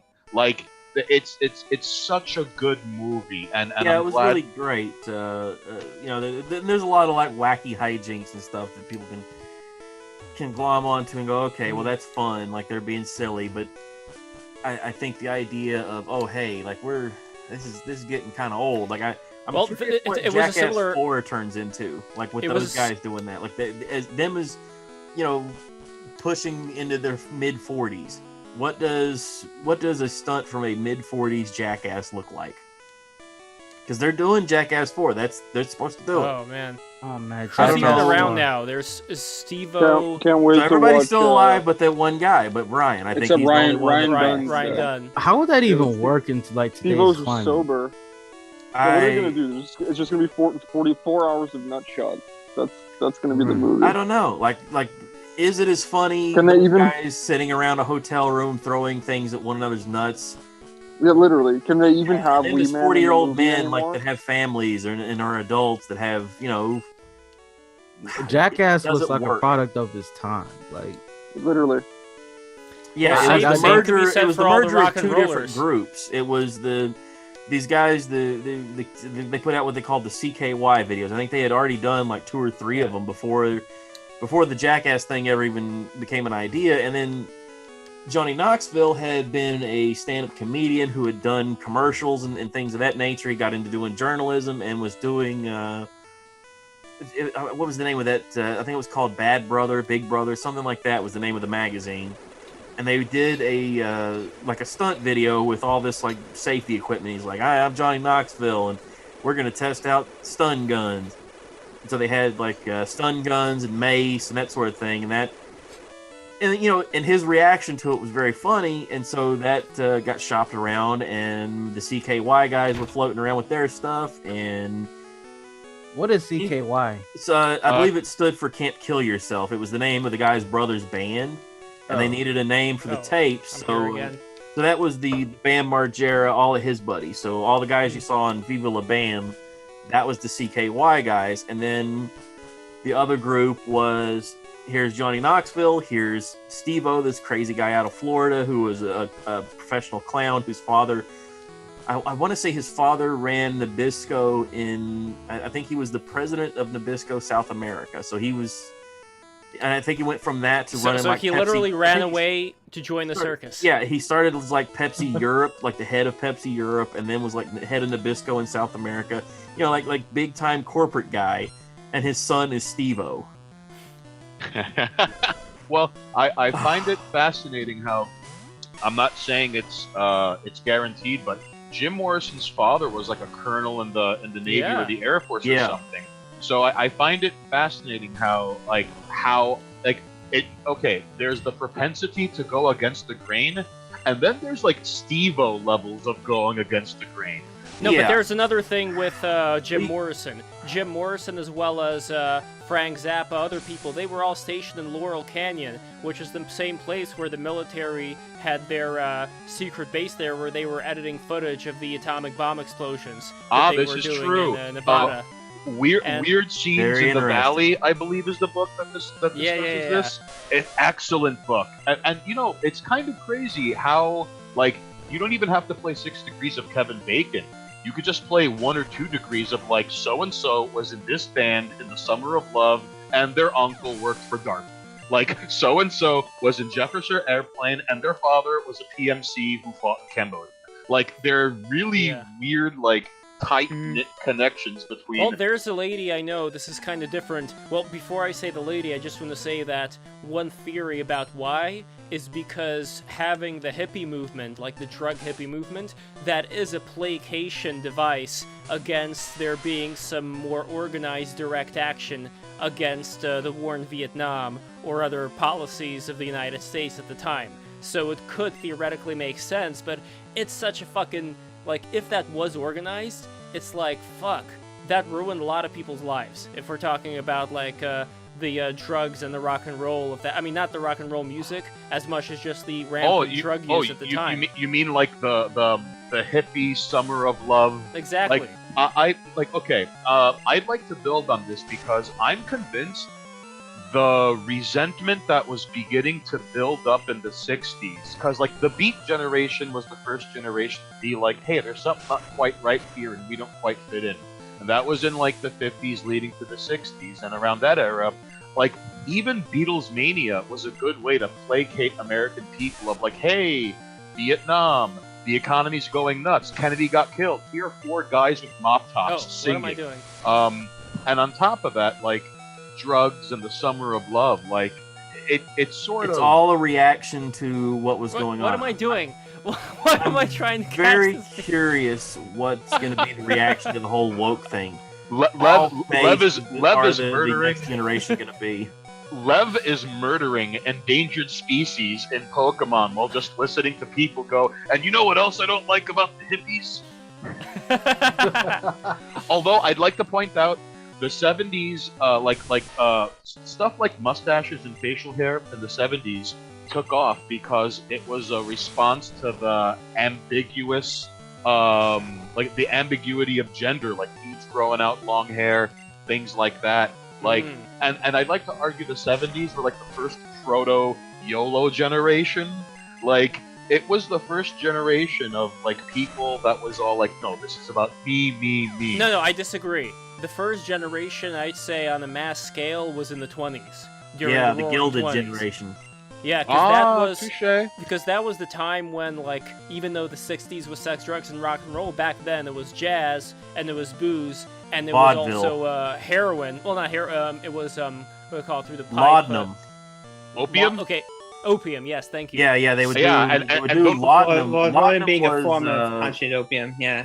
Yeah, laudanum is like whiskey and opium together. It's like a really crazy thing. Like it's from 100 years before that it had been around, but it really blew up at that time. There was don't forget those dangerous flappers. If I recall correctly, it was the wife of Dante Gabriel Rossetti, Elizabeth Siddall.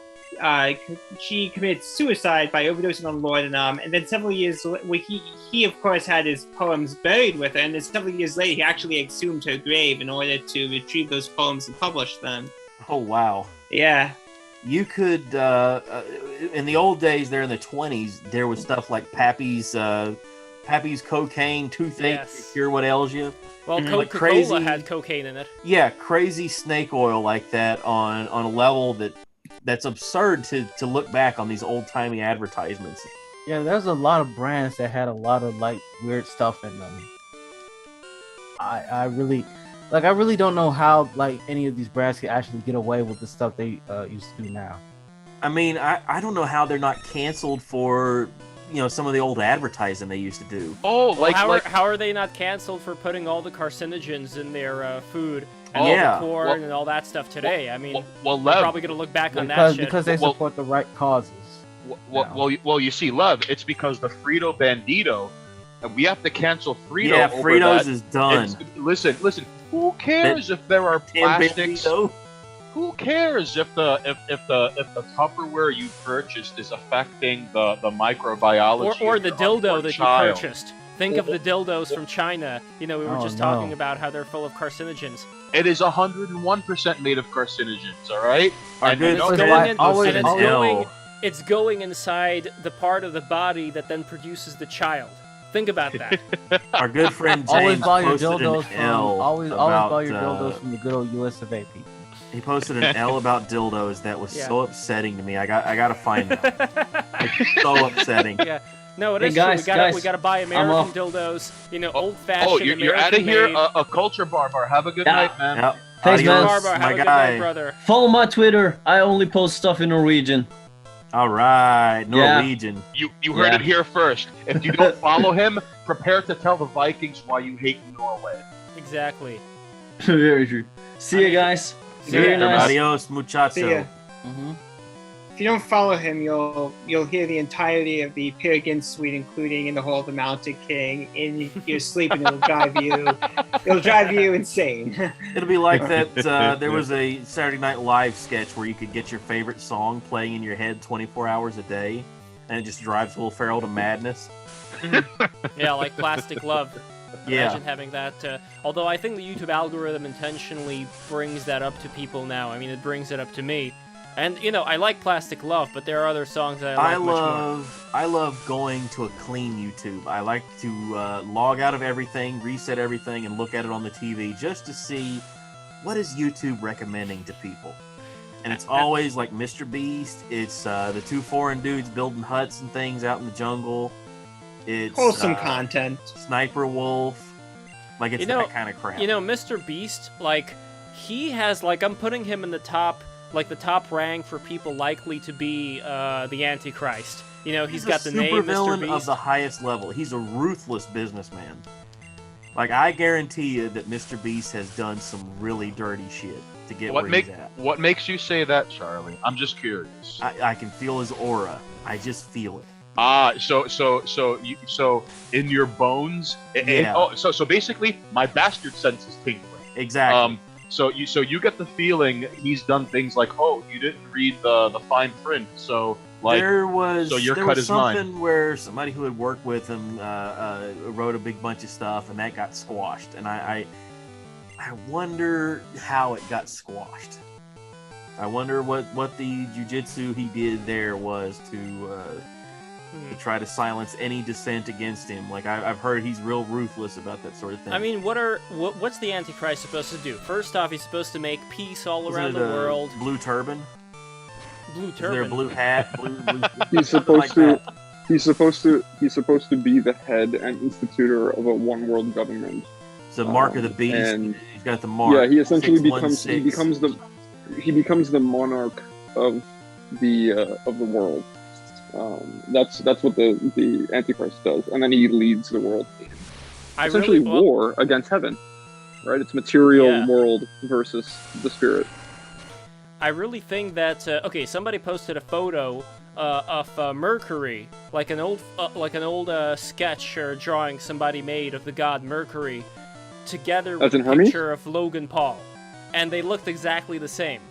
And I do think that like we talked about before, Remus, that the people who are living here on Earth are imbuing certain archetypes depending on who the people are. Like, there would be kind of like the idea of NPCs and playable characters. I think there's a spectrum Avatars. of NPCs and exactly, and how there are some people who are avatars or incarnations of these certain gods that have existed before, and we may see those people playing out on the world stage. I mean, for me, like, I see somebody like, let's say, maybe Elon Musk, and somebody like this Mr. Beast guy, and somebody like Logan Paul, and maybe his brother as well, as being these kind of, just because forget about anything else, just focus on how important they are in the grand scheme of things, as far as people knowing who they are, resonating with them being able to influence things throughout society. They are woven into the narrative. Yeah.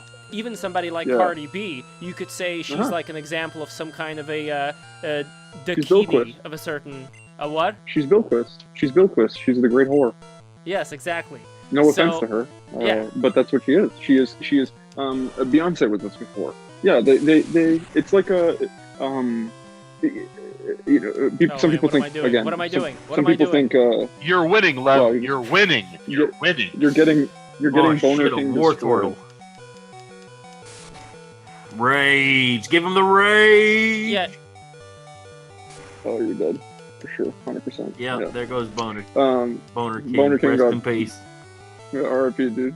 I'm still good. Yeah, War Turtle. All right, peck your lips. Okay, but it's like I think a lot of people think Neil Gaiman is like kind of cringe. I guess, and you can. It's fine. But I think American Gods has a cool sort of conception of this. It's interesting. That's the Neil Gaiman comic book, or it was a novel, wasn't it? A comic book. Yeah, it was a novel. He also wrote Sandman, and he wrote a bunch of yeah. stuff. He's known from he's a writer. Yeah. But American Gods is interesting. The show wasn't great. I didn't love the show. It's kind of interesting. I think it was on Stars. It's kind of cool. The book is better, but it sort of talks about like the gods of old are diminished, and they all live in America because this is where everything immigrated to. You know what I mean? And like it's sort of like looking at these concepts as incarnated people, right? And it's just that idea, right? Like if you look at like for example, Marilyn Monroe in a way was kind of the Madonna. She was the Aphrodite. She wasn't the virgin by any means. Everybody knew that she was promiscuous. So she was the female deity of her time in a way, right? She was the Aphrodite, but she was also like whorish. So she had the quality of promiscuity. So she fills that god niche. Like if you think about the Hellenes, right, the Greeks of old, they didn't just worship, Aphrodite and that's it. There's many different aspects to all of these gods. They all have different faces and like different versions of their names. There's many different versions of Zeus. Yeah, things change over time. And also, it's not even just over time. And there's also interrelations between the figures of the pantheon. Like exactly. It was like the real world where everyone was backbiting, hooking up, gossiping, and throwing one under the bus, even though they all resided in Mount Olympus. Yeah. Exactly. Like a patron of Ares would probably not give any sacrifice to Hephaestus, right? Like those two are not cool. So you probably are not going to try to gain favor from both of them at the same time because they're both going to just be pissed at you for even trying, right? Like that's the kind of idea in this. But I think these people they incarnate these sort of or they mantle, right? These sort of energies, right? Like the Cardi B was a great example because she is free feminine sexuality in the popular consciousness and the subconscious of the populace, right? Like if you were to say what's the most risque, everybody's going to say WAP. They're all going to say the same thing, right? Because that's the media frenzy. That's that's part of it, right? They're billing it's just her so this degenerate. way. I mean, I could tolerate a lot of hoe shit, but hot damn boys, like they're bumping asses and. But that's the point. It's a level beyond. And it's also the colors. That's what really gets me when you're talking about degenerate. The colors themselves look really bad. It's garish.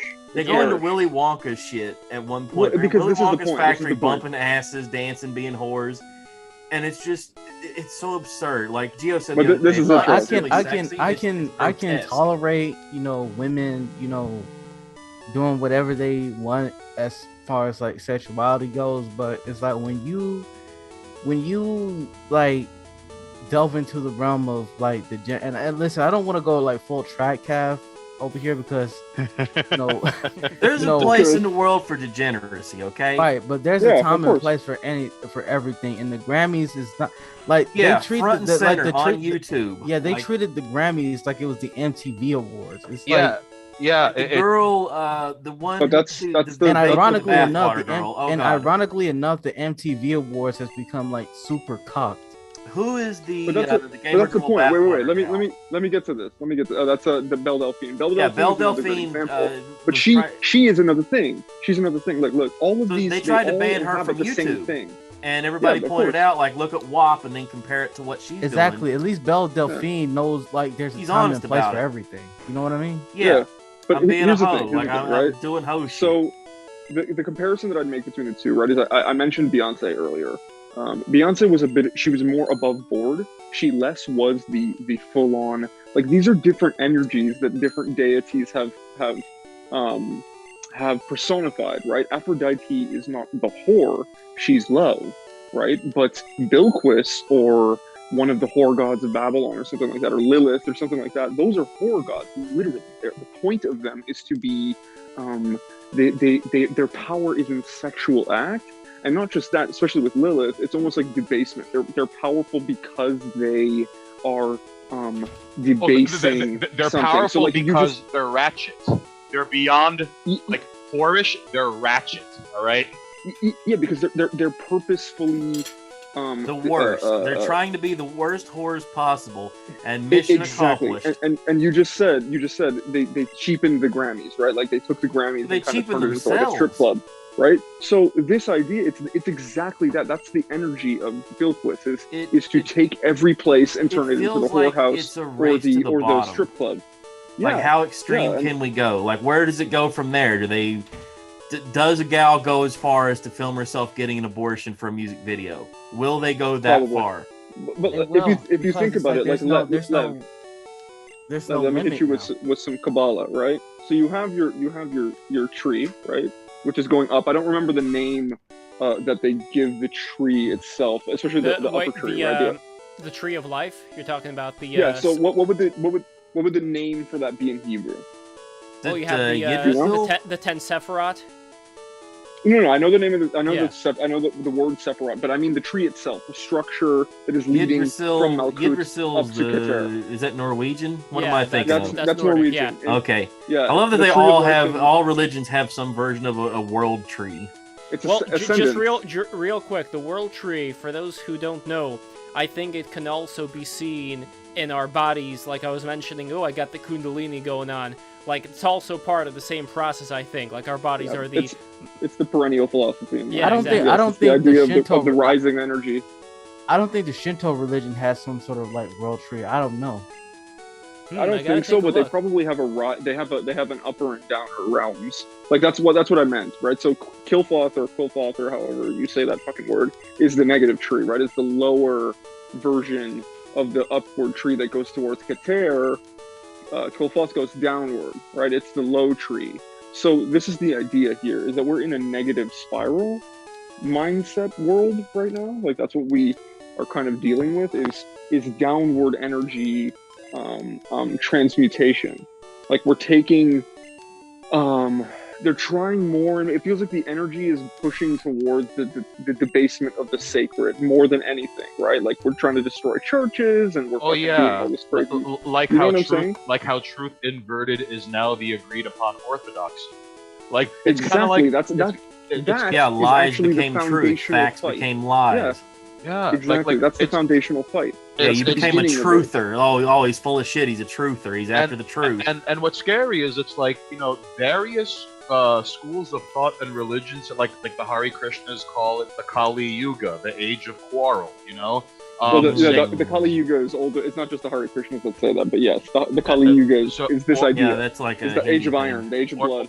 Or like it's the Dharma. Saint Anthony the Great said, a time is coming when men will go mad, and they will attack and descend upon someone and go, "You are mad. You are not like us." And it's kind of, yes, every generation always has, like, the end times are here. right, there's always like one dude who's like, that's it, game over. But like, I really can't imagine things getting worse from this point, because like as brother, we've got so much farther to sink down. Let me tell you, we haven't Remus, even begun. if you think shit's bad now, it hasn't even begun. Well, Remus, like as you said, like it's one thing where it's like, all right, like I don't want to call it like the perversion, but the debasement of the sacred. And like again, I have no other way to put it than like truth inverted becomes orthodoxy. Like I'd like to I have an idea. All right, this is a theory of mine. You know how the Mayan calendar ends in like December 2012?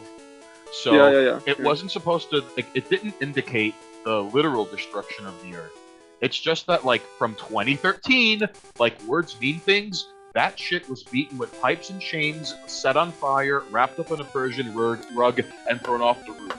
Like, from 2013 and beyond is when suddenly our language was flooded with, like, you know, oh, well, I'm an asexual, non-binary blank who identifies as blank. And here's...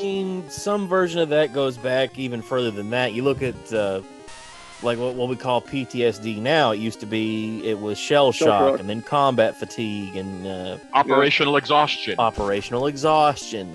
It just goes through the whole George Carlin bit. Oh yeah, but it's across.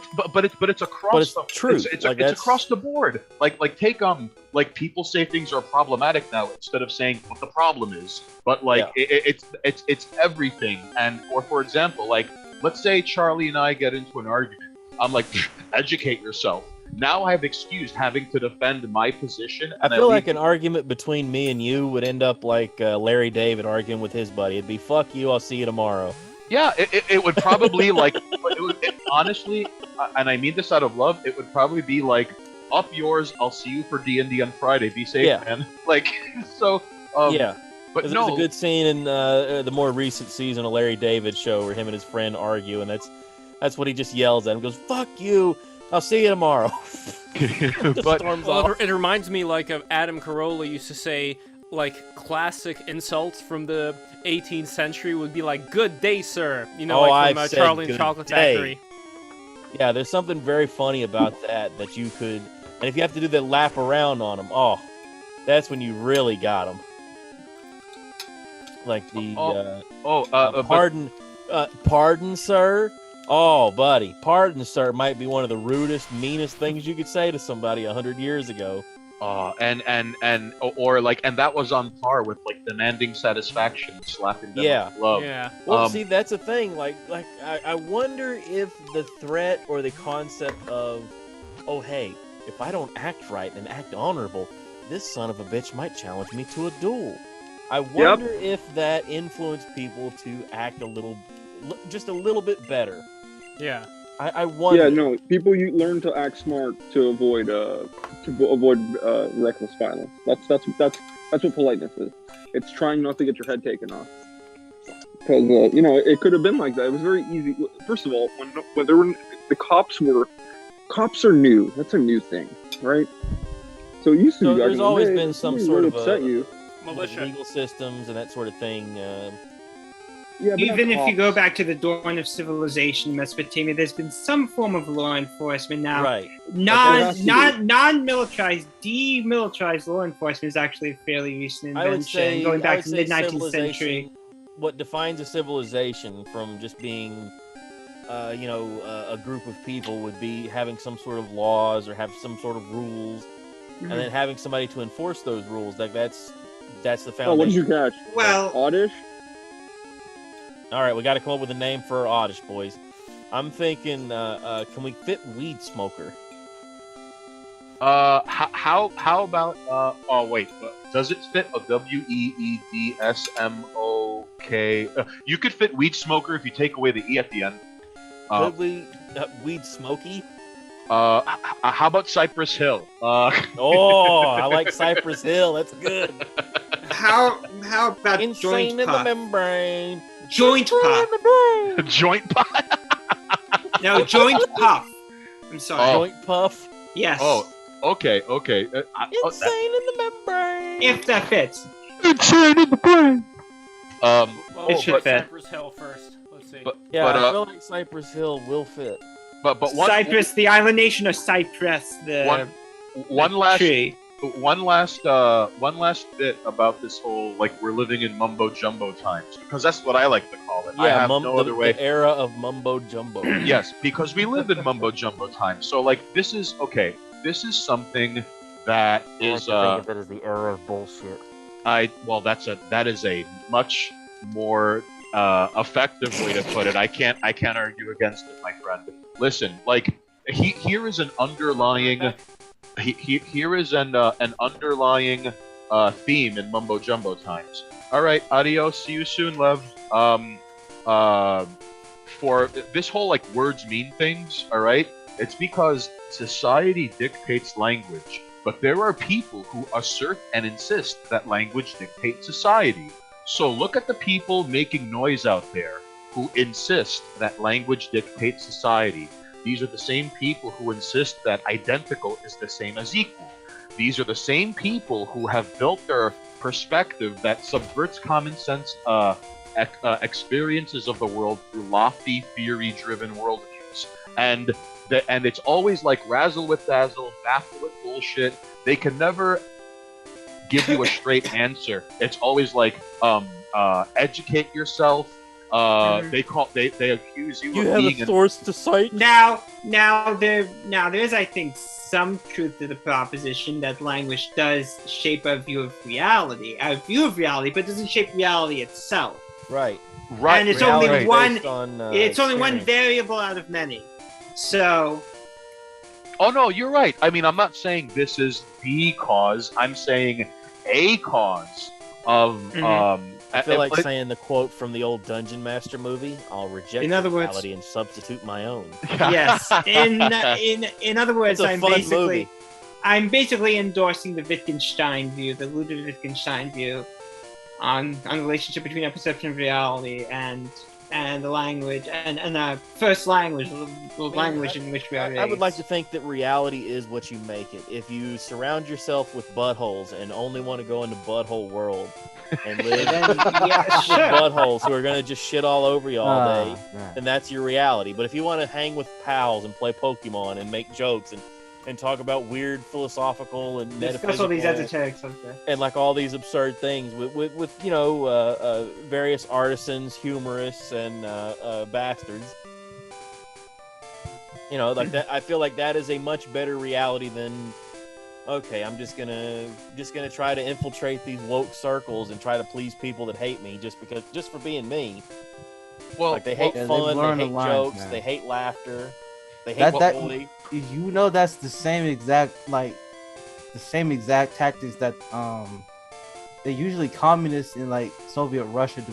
How communists, people from Soviet Russia back in the day, they usually lack any sort of humor or any sort of they can't be lighthearted. Back in the day, this is exactly how communists act. They don't want you to be they don't want you to be happy. They don't want you to think about anything else other than singing praises about living for the government and all about look at how the Chinese do it, where it's all China #1 and China forever and China everything.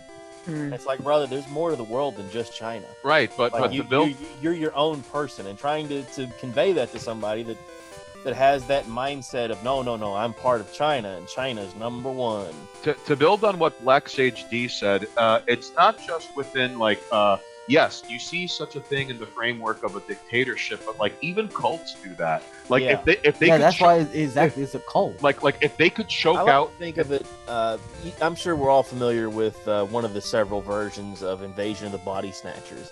Yeah, because I've seen it happen. I've seen guys who are just as edgy and jovial and as hip as any of us, that for whatever reason, it's like a light switch goes off. One day they're just they just cut ties with all their fun friends, and they start playing the game. They start going, extra hard about male feminism shit, about how great they are. And how, it's usually virtue signaling. This is called ideology. It's usually because they're trying to get a reward poisoned out. by it, and it hurts me to see the guys doing that. and seeing I guys. think- I'd posit that it's because upward mobility is associated with holding certain views. Right. And once you sort of Very internalize true. that, and I have to keep this in mind, of course, I consider myself an open-minded and compassionate individual, but I think we all. there's probably some belief I hold that would get me canceled by zealots. So Guys, and do you I see the have screen, my by the way? eye on. Yeah, we'll on- see. What do you got I there? have my eye on bigger things, so I Is that Indian food, be Lev? very careful. And it's can't not tell what Indian he's got. food. He's got something. Is it a This is spider? This is in honor of getting the Oddish. Hey, if you're gonna eat, buen provecho. No, you don't eat it. I mean, you could eat it, but you'd have to bake it in something. He's got something. I think he's got the devil's lettuce. No wonder he giggled. No wonder he giggled so much when I said. So no, actually, Cypher. I've been sober since 2016, and I don't plan on starting. But I just wanted to show this to you because New York City, well, New York State in general, has recently legalized cannabis fully. Like you can smoke it. Beautiful. I mean, I don't think they're selling it yet. And again, like I'm gonna remain sober still, but I still have this back from the old days. So I just wanted to show off my macro lens, so you see how it. Wow. Is that a plant? Or you just have bud? I just have bud. Yeah. Well, I'm gonna come rob you in Bud. a couple of days, minutes, alright? Bud. I bet No, you. there's I not. There's I not bet a you lot love. of it, but yeah. I bet you Lev This is is like. not a lot. I bet you Lev is like one of those like there are like people who host others when they come over, but instead of like, oh, take off your shoes, you hungry? You want some soup? You want some tea? You want a joint the size? You want a joint the size of a Louisville Slugger? Huh? Like. That's Lev's house. So for the people who know about cannabis, how would you rate this particular bud in terms of the crystallization on it?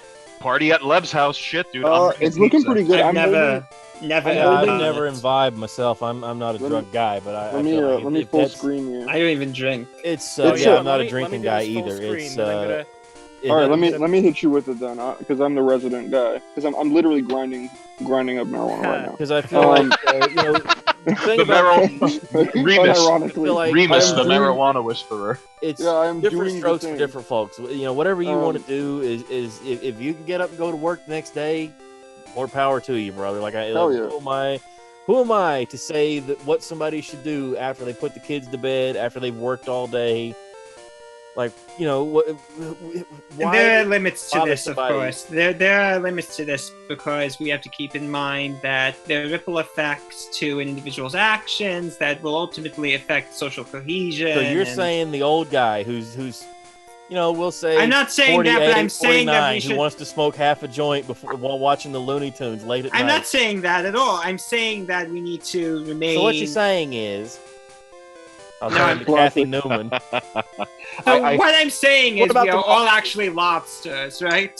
What about the lobsters? Tell me about the Yes. lobsters. Yes. But Oh God! I think hope one she's thing- still getting that in her replies on everything. One thing I think should be taken into consideration is like, let's say what works for Remus might kill me in 2 weeks and vice versa. Yeah, You know? that's absolutely Works for true. Remus might not work for Romulus. Well, thank Exactly. you. Well, you think about Good call, Hunter S. Philip. Thompson, the Constitution that Hunter S. Thompson must have had. Oh, that dude's body was like a walking science fair But, project. listen, I as wonder- somebody who has smoked a lot of weed, I can tell you, your tolerance will go up no matter what substance you are abusing. So the reason Hunter S. Thompson could do so much drugs is because he had done so many drugs previously. Right, He lived his built whole life himself that to that. He would do, Yeah, he built himself into that, and yeah, he that's not became something you this should want to machine. build yourself to be. But yeah, he was basically just a drug processing machine plant, Like, like he would his- put ether on a rag and huff ether. Yep. just for Like fun. that's how far out they would go. Yeah. Oh, one thing I gotta turn before the I green screen off. They do Here we the go. what's the stuff that's like peyote, mescaline, mescaline, yes. That's going. like heavy duty shit. Lev, Oh, here, yeah, now you that's- can see the Wow. That's full, pretty gorgeous. All right, listen, Good Lev, stuff. I'm not gonna lie, that's like rare drop artifact blood. To quote Krangus Omangus from YouTube, "Weed is bad. I only snort coke." And Foster Bennington said, "1 unit of weed." I'm not gonna lie, that does look like sticky icky. No, it's some good stuff. It looks very crystalline. One thing I wanted to bring up before I forget, I was yammering about this. I feel like we're breaking the rules. I looked up the guidelines on YouTube. It says marijuana is a regulated good, and we apply the same policy to content featuring marijuana. That means the sale of marijuana seeds, edibles are not allowed. For example, a video featuring tips on how to smoke weed is allowed, as long as it's safe, appropriate, and doesn't contain links or numbers to call and buy weed.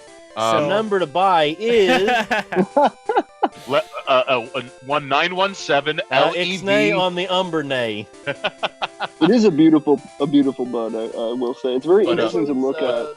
There's one guy I follow on Twitter who is a video game guy, who posted an image of he had his bed just filled with all this marijuana, and he said, "Yeah, I just ordered this off an app on my phone, and it just showed up at the house."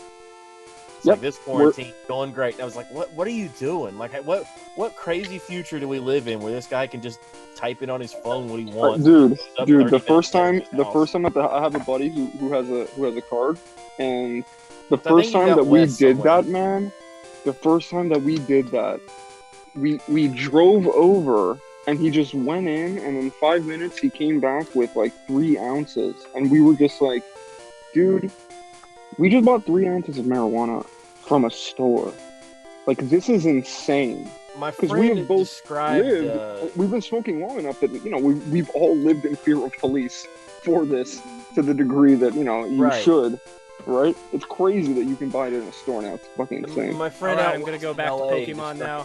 I was saying, thank you, love. That was cool. Hard. He said he went into this place, and he said it was jam-packed ass to ass. By the way, he's there, but the line was moving real fast. And he said that he went in to talk to the doctor, and the doc just looked at him and goes, "Son, why do you think you need marijuana?" And he'd practiced out a whole speech, and he just goes, "My back is." Before you get another word out, "All right, son, sound good to me." He laid the paper down, signed it, had the guy sign. It says, "Just step over there, get your picture took," and then did that. Real simple. Walked next door to what he described as a candy store filled with marijuana, all the marijuana you can imagine. And this was exactly what it is. Maybe 5-6 years ago. Like, this has been maybe even longer than that, maybe 8 years ago.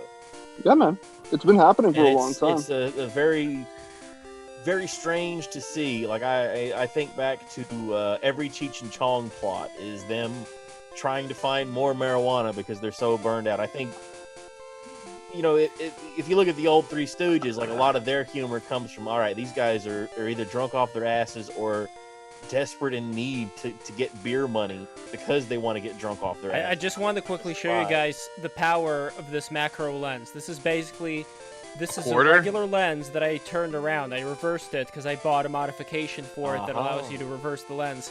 And see, like, this is how close it goes. I feel like I can read the numbers off that bastard. What is that? It's a coin. Oh my god! Mm-hmm. See, this is the eye. Hold on, let me see all the way up George Washington's lion eyes. Yeah, seriously. Yo, I see his nasty ass buck ass teeth. Look at Washington. Yeah. Look at those creases. Lev's hands are a little shaky. Like, it's kind of shaky, but I can probably read the words. Was that some sneed and feed there, Lev? Was that some sneed and feed? By the way, I could actually zoom out so you can see my face, sort of. Let's see. Enhance. Yeah, like. Hey, here I am. Oh, that's the guy I know. Have any of you guys heard of Renfamous? Renfamous? I want to say he's a YouTube guy, right? No, Renfamous. Isn't that a chick on Twitter who's really annoying? Oh, okay, that's who that is. I'm thinking of somebody else. Yeah, I'm pretty much in like a Twitter beef with her right now. I feel like I'm in Twitter beef with literally everybody on Twitter. Yeah. There's like maybe 4 people I really like on Isn't Twitter. Isn't she the girl that's like, she's one of those, like, I'm totally such a nerd XD? Yeah, she's pretty much one of those Kick Vic type chicks. Okay, the woker than woke, everything's wrong. Yep. Like, my understanding was the whole Kick Vic thing was that I'm coming for your hobbies, man. That it was all over a jelly bean. He's one of those. A jelly bean? Yeah, he's a voice actor for anime, and at one of these conventions, somebody they had a girl there who signed a jelly bean, and he grabbed it and said, "Oh, watch this! I'm going to put her right inside of me right here." and he ate the jelly bean, and that was taken as like a sexual assault. That was how far they because tried he to made a stretch joke that to. about putting a jelly bean up his asshole. That's. I don't know exactly what the joke was. I'm paraphrasing that's a nice way to say slow news day. Like Can you imagine? it was something like that, and then people tried to say, "Oh, look at him hugging with his fans and how inappropriate he is," that sort of stuff, saying that he was doing something he wasn't. And the vibe I got from him was like the youth pastor kind of guy, where it's like, all right, that's a little creepy. He's a little, a little touchy feely. I got you, I don't think. I posted the link to the tweet in the chat what I was talking about, and it was basically her responding to Greg Abbott's tweet talking about he's not gonna throw the first pitch at the opening day at the Rangers games, and she basically said, "Oh, I'm sorry. Is somebody regretting granting personhood to First Amendment rights to corporations?" And I basically said, it almost sounds like you support multi-million-dollar corporations trying to subvert our laws and election rules. That's not very left-leaning of you, now is it, Renfrews? And she basically said, I support you firing the 10-year-old who hired you to make that Twitter header. And I responded, and I support firing the personal trainer that you hired to give you health advice, Tubby. Exactly. Ouch. Shots fired. Clear bomb, Shots fired. Tubby. Yep. I was supposed to. I almost called her fat ass, but I that would have been effort. But I feel like if we're gonna go to war, then we have to worry about optics. If we're gonna play war and we're gonna play war of words, arguing with somebody calling him Tubby, I feel like that. Yeah, it doesn't reflect well on us. Right. It doesn't reflect well on anyone outside. Here's the thing. Yeah, but I don't care about that. I don't really care. Like I don't. Right. Like, and I love that don't about care. you guys. I love that you guys just go for it. I'm sorry to interrupt. I'm really sorry to interrupt, but I have to leave. It was great being here. That's all. It's good, always so a delight, thank Phil. you. So I hope Thank you so to much for coming come on here, again. Phil. Yes, thank you Everybody for go having me on. like and subscribe to his music channel. Phil, Yes. have a good night. Thanks for being here, man. Thank you. See you later. Take care, Phil. Bye. Yeah. But if we're gonna play, I appreciate that about Black Sage. Black Sage goes so hard. He doesn't give him an inch, and he lets him know how he really feels every single time. Just real quickly before I forget, Black Sage, when you were mentioning how the absence of fun and you only have to think about the state and how it resembles like cults, like that ideology. It's important to note that look at Jehovah's Witnesses, for example. Now, mind you, I'm not. Listen, I can't be a Jehovah's I'll Witness. just call it a cult. Like I'll call Scientology a cult. I'll call everything a cult. Listen, I can't be a cult. Jehovah's Witness because I've never seen Jehovah's accent. Hi-yo. So, Hey-yo. if they could put a boot on the neck of your desires, they could more or less control you. Which is why they're so strict about you have to be married to have sex. And imagine there's no holidays in Jehovah's Witnesses. They don't even celebrate birthdays. Right? Yeah, no They don't. birthdays, no holidays, nothing. And when you get excommunicated, you could be in the supermarket, and if your family excommunicated you, you can't be like, hey mom, hey dad. They have to pretend like you're not there, like you were given some Sicilian death curse in the 50s. Any sort of religion or ideology that has you shunning people. Are these the Mormons? Look No. into it and go, all right, Jehovah's Witnesses. Although when Mormons are excommunicated, they're also personas non grata. Yeah. But the point I'm just trying to make is that to put a boot on your desires, to put because look, once someone doesn't have a sense of humor, all bets are off. They've lost the remaining shred of humanity. Dude, gallows humor. Even people about to get hung and people about to step up and put their head in a guillotine, at the last second, someone is gonna crack a joke. Most people, you know what I mean? First Yeah, time. even during the Holocaust, the Jews were joking around. I mean, that's Yeah, what of course. they You have to. It's one of the ways you cope. Have you ever heard of that movie, Lev, that Jerry Lewis made? It was with the clown, right? The Day the Clown Cried. Yeah. The Day the Clown Cried. I always wanted to see that movie. I'm sure it's gotten out it of was there never somewhere, made. right? It was never made. I think. No, it was made and produced, and it's been screened for people like Harry Shearer. Oh. famously was one of the guys that got to attend a screening of it and described how insane the movie was. So who's preventing it from being shown? Jerry on the Lewis. internet? Jerry Lewis did not want that movie shot. Okay, so we're just waiting for. Lewis, he passed a few For years him to ago. crack- Oh, he did. croak? Oh. So like Okay. Jerry Lewis, Wow, Lev, you he just- liked the Lev, I'm idea real of the excited movie, and that I like the the sound idea of of the this movie man's too. death. It's you know. Wait. So why isn't it released now? Oh, I mean, because he's because dead. you have scenes like a clown. I think it leading came together you very have a poorly. you have things like a scene where Jerry Lewis plays a clown leading a bunch of marching children into a gas chamber, among other things. I think Like, that's how the movie ends. there are scenes like that. So and they had one in the '90s that was like like an Oscar bait kind of thing. Was it Life Was Beautiful, something like that? Life Feels Beautiful. Oh, you're talking about the Roberto Benigni movie? I couldn't tell you the name of it. I know it was. It was Italian. There was a movie called Life Is Beautiful that was Yeah. Italian that came Yeah, out won maybe the in the early Oscar, 2000s. one of those Won kind the- of movies. Roberto Benigni won the Oscar. He got super excited. He stood on his chair. yeah. He had a great time. That- And That was he's, actually he's right, also yeah. the guy who played Pinocchio, which is kind of Yeah, weird because to be- Pinocchio to be supposed fair- to be a boy. To be fair, that movie, It's a Beautiful Life, I believe it's called. La Vita Dolce, is that it? Yeah. La Dolce Vita. There yeah, you La go. Dolce Vita, yeah. Yeah, Ooh la I know, la, that's look beautiful. at ooh la la, look, Wasn't look at that, Lev talking all proper I with other think languages. But it takes place during the Second World War. It's a beautiful film. It's actually a beautiful movie. That's a very sad film. I bet you it's Lev really good. throws hands at It, people who don't put the accent mark in the right place when writing other languages. Yeah, I Right, like, appreciate that. there's been Oh, I Holocaust forget the movies. E in Wasn't there Pokemon. one where the kid would go to the fence and talk to the boy in the striped pajamas. Was that it? That's what it's called. Yeah. Yeah. There was one like that. I think that was there's a book. been movies that broached on that subject matter. Yeah, of course. But my understanding is the day the laughter died, or whatever the clown cried, whatever it was called, that it feels more like the bus hop or the bellhop, that kind of thing, like the Jerry Lewis movie. So it's tonally all over the place, and I don't know. I don't know what they were thinking when they made it. Like I don't know how you produce that movie, because as far as I know, it hasn't gotten out yet. I need to look into that and see if it's available, because Oh, Martin K. He says La Vita Bella. That's what it was called. La Vita La Bella. Dolce Vita. That was Federico Fellini. All right, Yeah, thanks, Martin K. La Vita Bella. Yeah, that would be Life Is Beautiful, right? That's Right, the name yeah. of the film. With Roberto Benigni, that's the main character. Hmm. Him and his kid, I believe. It's him and his son.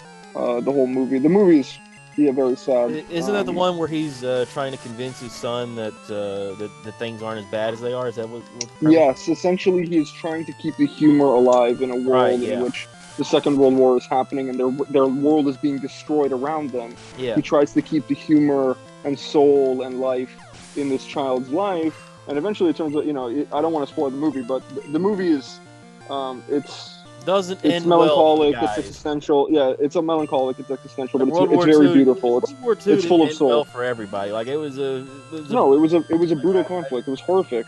I Everyone lost. understand, where Churchill Everyone was lost. going from wanting to go after the Ruskies then and there, but I think everybody was done. I think everybody was tired. Everybody was done. Like after they man, it's like we're done. Like it's Everybody over, was man. finished. Yeah, nobody wanted to keep fighting. Although I find they it had seen too much. fascinating. I find it fascinating how, like, towards the end of World War II, the crazy cloak and dagger stuff was already ahead. Where Stalin knew that like the Americans were working on a quote super weapon end quote.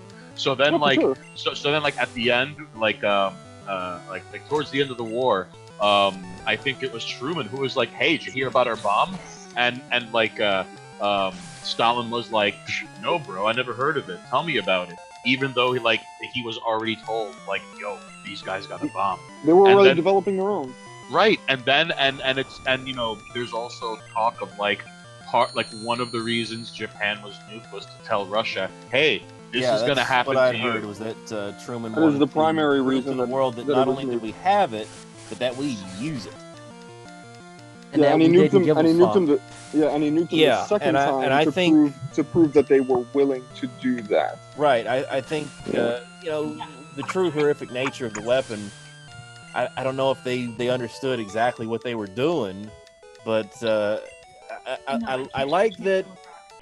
Oh shit! Look at that. Here that we the go. suffering that weapon Oh, shit. caused It's was time. able to to stall out to the present day the use of nuclear weapons again. Like that, if we could go as a species and never have to experience that again, that'd be good. I thought one of the better strategies Trump had for saber rattling was why don't we use nuclear weapons? We've got them. Why don't we use them?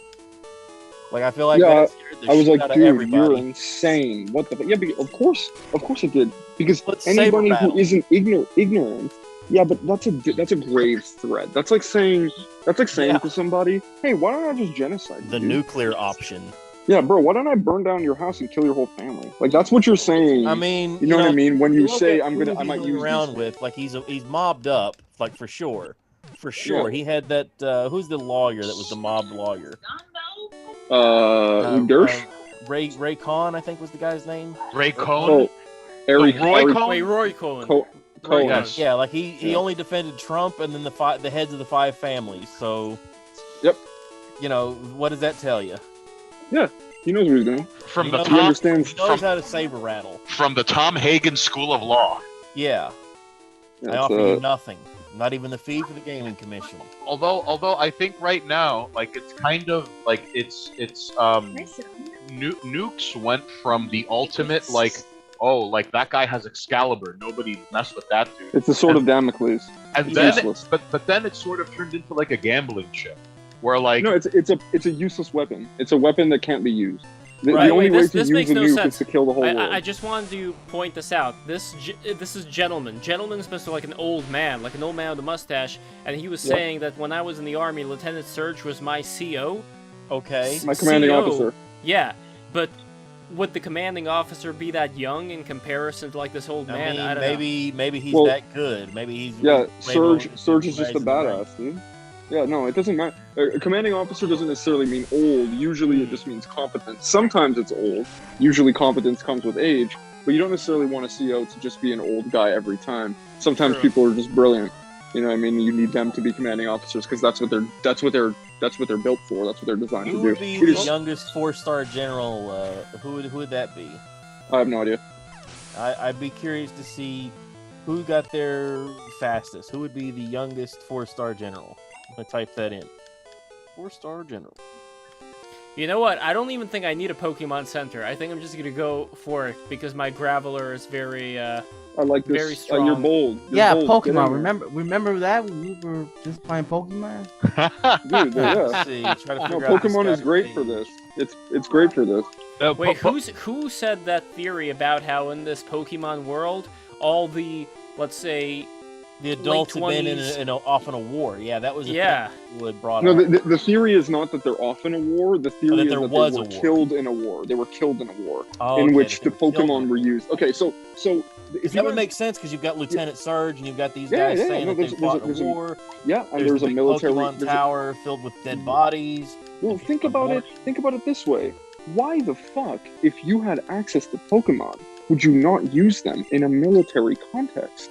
Are you kidding me?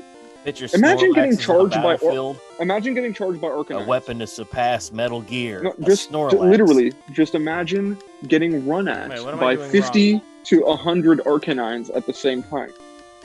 You're Yeah, but gonna you would break. just You're counter gonna shit with your one pants. Gyarados. Yeah, Done. right. You got your Gyarados. You got your Gyarados division. Yeah, but if you think about it, right, why would you not use them? So I don't know if you guys have ever heard of the Pokemon manga. There's a Pokemon manga that's official. Mm. Yeah, that is- Pokemon Adventures. yeah, it's super dark. Oh, It's super really? dark. Yeah, it's super dark. See, they had a Super Zelda. like- Actually, the Wait, actually, is that actually- the one where Misty's got big boobs and she's wearing like? Oh all, no, that was a different one. No, I don't think Nice. so. No. Nice. But the Pokemon battles in that Talk often more about these boobs. It's like in Yu-Gi-Oh, early Yu-Gi-Oh manga. They're death fights. Like the early Pokemon battles, they result in death. Wasn't there? They're not just like Yu-Gi-Oh! That ah, they me and my did friends. It's like the Pokemon are getting killed, the people are getting killed. Like the whole thing is super dangerous. So that's what the Pokemon manga is originally like, and the games were just different. Actually, the because- creator of Pokemon went on to say that the Pokemon manga is actually more reflective of what the actual Pokemon world of Pokemon really is like. Exactly, that's what he was designing it around. But they realized that this was a Golden Goose children's Yeah, so they wanted to be fucking franchise. They so they wanted just to went be nicer. Yeah, Well, they they went had a full whip Disney. for the main character originally. yeah, Exactly. And there was like, it even supposed to be like supposed to an edgy, Yeah, adventure. my understanding is thing. that this thing had been being worked on for years, like right alongside of the mother games. Actually, Pokemon was actually developed by a Dojin group. Actually, it was pretty much one of the first real like high profile indie games that And that Nintendo explains so it why was it's like on the Game Boy, because by like the a time ROM it hack. came out, it's like, well, we've still got the Game Boy. Like, who cares? Whatever. Yeah, that's the game that sold the Game Boy. Because the Game Boy had been out for maybe 10 years at that point and was kind of dead. Like, it wasn't really. I think didn't the original Pokemon come out like 1996? I want to say. I believe so. I think that was in like in third or fourth grade. No, 98 is when the American release came out. Right, yeah. But it might have made out in 96 in Japan. I'm not for sure. Yeah, it came out in 96, and it went over, and it went that. like, yeah, it went under like numerous amount of revisions to the point to where there was a Pokemon. Originally it was a Pokemon Red and Green. Yeah. And then it well, no, that wasn't the revision. 96. It was still Red and Green in Japan. Yeah, that's it why was the Red and Green rival in was Japan, and named then they had a special edition called Blue. Gary's name later is Green. that same year. Mm-hmm. And then Gary's name is actually supposed to be Green, and the Ash of the games is Red. Wait, what do I do with these fucking things? I forget. Okay, first electric thing open. Okay, so now I gotta choose out of all these motherfuckers one of the ones. Like, I just guess? Is that Just it? guess it up. Just guess it up. How do you even do this? This is like, there are so many. Go eeny, meeny, miny, mo. Is there a noise? Use your powerful Kundalini-based memory. Do you remember? By the way, have you guys seen that movie, Kung Pao Enter the Fist? Yes. He's amazing. Oh god, yeah. I love that. I love that no scene. choice but to stand that. Stream guy. it if you're so great. That's an old 4chan. At least that's a V rule. If That you is- mention Kung that Pao, motion you picture is somebody so has to good. stream it. Somebody Like, has You to should stream stream Kung Pao. Kung Pao Enter the Fist in our Discord. By the way, Yeah, Yeah, you everybody who's should. watching, It's the rules. all the people who are watching, subscribe right now. I forgot to say it. Subscribe The to this gag- channel and go to our Discord. I'm gonna post the Discord server. The gag of cutting yourself into whatever it was, 2 or 3 different kung fu movies, and then splicing it all together into your own new movie where you've overdubbed everything yourself. Bob Odenkirk was a genius. I bet you he worked on that thing for years. He also made this very hilarious parody movie called Thumb Wars that is just Star Wars but with like hand puppets and everybody's a thumb. It's pretty amazing. Oh, The real quick, lightsabers come out of out of the nail on the back of their head. Before I forget, Corncob going Patton conveniently dying in a car crash right at the end of the war really makes you think. Yeah, really makes the noggin start jogging. Yeah, it's really weird how the commandos who know a lot of stuff always end up in like weird accidents and strange explosions. Whoa there, Charlie. Whoa there, Charlie. You're starting to sound like a coincidence theorist, all right? Yeah, get out of here. What are you? It's not cancel culture, it's coincidence culture. Yeah. All right, I think I figured it out. So apparently there, the friends. other You might switch need to has to slow be down. next to that one. Oh. First electric switch open. Yeah, there we go. Second There lock we go. open. Motorized See, door. the Kundalini, it guided you. Your Oh, prana. you're at the man. No, I just looked it up online. Oh, God damn it. See, your prana told you to look it up I was online. gonna say, did you heal first? Did we heal? Yeah, see, they even say it saved me during the war. What war? You Exactly. know, like, Zap my enemies into paralysis. Yeah, that would be fucked up. I wonder Imagine if your in whole the squad gets Japanese paralyzed by killed him. Yeah, your whole squad gets I like this paralyzed guy's by posture. an electric Pokemon, then you just He's get got his murdered. ass out, turned around, looking yeah, at but the you strange thing about this seductively. war, though, is that theoretically, it's not like Pokemon. It's not like in what happens in. I really In don't want to Digimon, spoil. where they just come out of nowhere. Yeah. Let's Yeah. use Digimon. Instead, I was going to talk Yes. about another certain manga that I didn't want to spoil. But yeah, Digimon's good. Yeah, Digimon. Yeah, Was it a great no, war in Digimon? in Pokemon, there is the implication that Pokemon have always existed, and then there's also like the Poke God thing going on, and like there's like a whole other thing.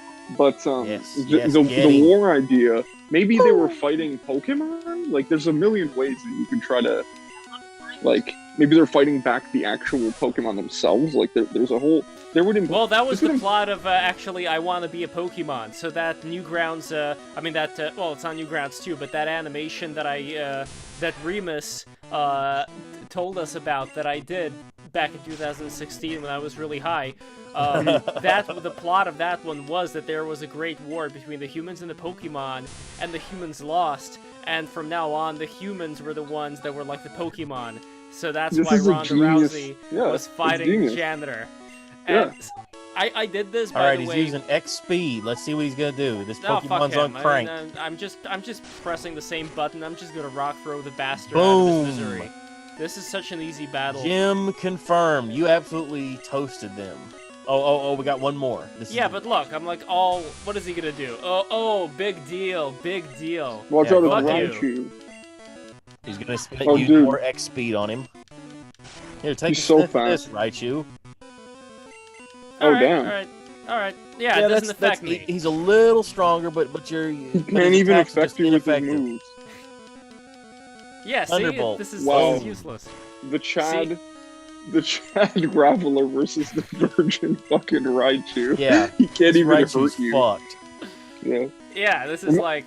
Oh, you last rock the fear throw. in the Raichu's eyes. This is. Oh, you got it. As he realizes there's nothing that he can do to Gunnar. All right, I got another. Okay, now the best part is imagining his There we Pokemon go. trainer just yelling, "Nice job, Gunnar, dude!" And like Lieutenant Surf has to hear that. Gunnar, dude. Nice all tries. of his Pokemon just got dumpstered by a Graveler named Gunnar, dude. Gunnar, dude, I choose you. Yeah, like his Pokemon, his trainer said that. Lev's trainer said that. He threw that Pokeball. Alright, so now you've got the... Okay, it allows you to use Fly. He doesn't give you Fly. Yeah. Mm-hmm. I think it's so much better the way the new games handle that crap. Oh my god, yes. The new games are so much more user friendly. I was gonna talk about this while Leona was still here. Was the fact that the new games are so much more user friendly, but they're also like they're soulless in another way. Like you don't have to try as hard. They're super easy. You can level your entire party using one Pokemon the whole game. Yeah, like you don't actually have to level any of your other watch Pokemon. Watch a 9-year-old play it, and then like the way I played it is like, oh, well, they're having an absolute blast. Wait. What do you mean? Yeah, but they love it, right? If you have an experienced share, then you can do that. But what? How do the other Pokemon level up if you're not? Yeah. Lev, they give you okay in Sword and Shield within the first 2 hours. Not only did I have, I'm pretty sure they gave me an XP share before I even left my first. You might just start off with that. They gave it before I left my first village. Well, that's just for or my one town. Pokemon, right? Like you put it on the Pokemon. No, all the Pokemon. All of your Pokemon all level up at the same rate. Yeah, experience share isn't an item that you attach to a Pokemon. It's just like a feature that all of your Pokemon you can turn off and turn on if you want. When you catch a Pokemon, it gives you experience in that new one too. Yeah. Does it at least split back? The experience among all of them? Like, yes. You know. It does, but it doesn't do it. Like the primary Pokemon still gets the same amount. Yeah, the primary Pokemon still gets the same amount, but all the other ones I think get like 80% or something. But you're still getting, dude. It's ridiculous the way EXP share works in the new ones. It's basically designed so that little kids don't have to grind for a long period of time to feel cool with their Pokemon, or for adults that are a giant part of the Pokemon audience who are just playing these games and don't want to waste their time doing Pokemon shit. But I think in terms of visuals and in terms of like the way the game looks and feels, it is really good. It's just the problem is that Pokemon has not changed from what you are fundamentally doing right now since it came out. It's still the exact same thing. We were talking about Fire Emblem earlier. Fire Emblem. You look at that first game and you look at what they're at now. Like they've sort of evolved the presentation, but the user friendliness of it. Yes, but Charles, I think the same game. Charles, I think the difference though is that Fire Emblem has more depth in its basis than Pokemon does, and as a result, Pokemon if you look at even Mario is doing a lot of the same things that it's just jumping and stuff like that. I get it. I think they really hammered it out like Mario 3. If you look at Mario 3's level design, and Mario World, and then into 64, and 64 is sunshine and all this still, stuff. yeah. They follow a very similar pattern where it's like, all right, we're going It's a formula. It's a formula. gimmick, and then here's the Yep, gimmick, yep. where we experiment with it. Every Zelda game and is the same essentially they try to too. blow it out. Yeah, every Zelda game is essentially the same too. Even the Right, camera angles, even the camera. You know what I'm talking about. You walk into a room, and it looks in one part of the room. It looks at the thing it's important, then it looks back at another thing that you're also supposed to pay attention to. Then it goes back to you, and then the door closes behind you with the bars. Like that's every Zelda game. We all know this. Yeah, right? yeah. The even that new one that was like wide open was like. I all love right, Breath of the there's Wild. 4 It felt- dungeons you got to go through, and that's it. But that's I actually wanted to bring up Breath of the Wild for this, right? Breath of the Wild was the departure, but it's a departure that is going back to the soul of the original game. Right. The point yeah. of Breath of the Wild was to feel the way the Zelda 1 felt for people on the NES. Right. Right. Wander I around, mean, right. figure out It's where to like go. it's exactly like what people really thought Zelda was. Exactly, it's what they were imagining. What It's bummed what me out it's what about they it was were that, imagining. Although this kind of feels like when you look at the original like Lego sets and they were thousands and thousands of pieces, and if you wanted something you had to make it out of teeny tiny pieces, and now Lego sets are like, oh, you wanted a car? Here's a car Lego, instead Yeah. of constructing a Yeah, Lego you look out at of like so like It's 6 pieces the instead of Zelda- 45. The first Zelda game, when you fight a boss, it's like, oh, here's this crazy dragon thing, and he's got to hit his glowing horn, or like here's unicorn thing, or the Yeah. seahorse You have a whole thing, fight, and they'd have their music. Right, You would but get their in- name. But in this Yeah. new one, it was all right. Here's a floating electric ghost thing. Here's a floating water ghost thing. It was all the same concept. Yeah, I didn't like I didn't like the way they implemented the newer ideas of Zelda, like the temples and all of that. Well, not really. Yeah. Those aren't new. We'll be right But back. the way they implemented them wasn't great, in my opinion. But the way they implemented exploration was supreme. It was probably one of the best open world games I've I played felt in a like long I time. climbed everything. Like anything Exactly. I could get up and climb. And I could just climb because and you do wanted everything. to, right? Because you were curious to see what was up there.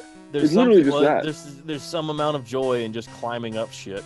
Just Exactly. climb it up, jump off of it, and climb it again. I'm with you. That stamina ball was ass. I'm not gonna lie. Yeah, it was very annoying, but Because they, I they think needed of, to, they needed to There's two introduce kids in the some neighborhood that form wanted of. to go up to the top of the mountain and then just ride their bikes all the way down to the bottom of the hill.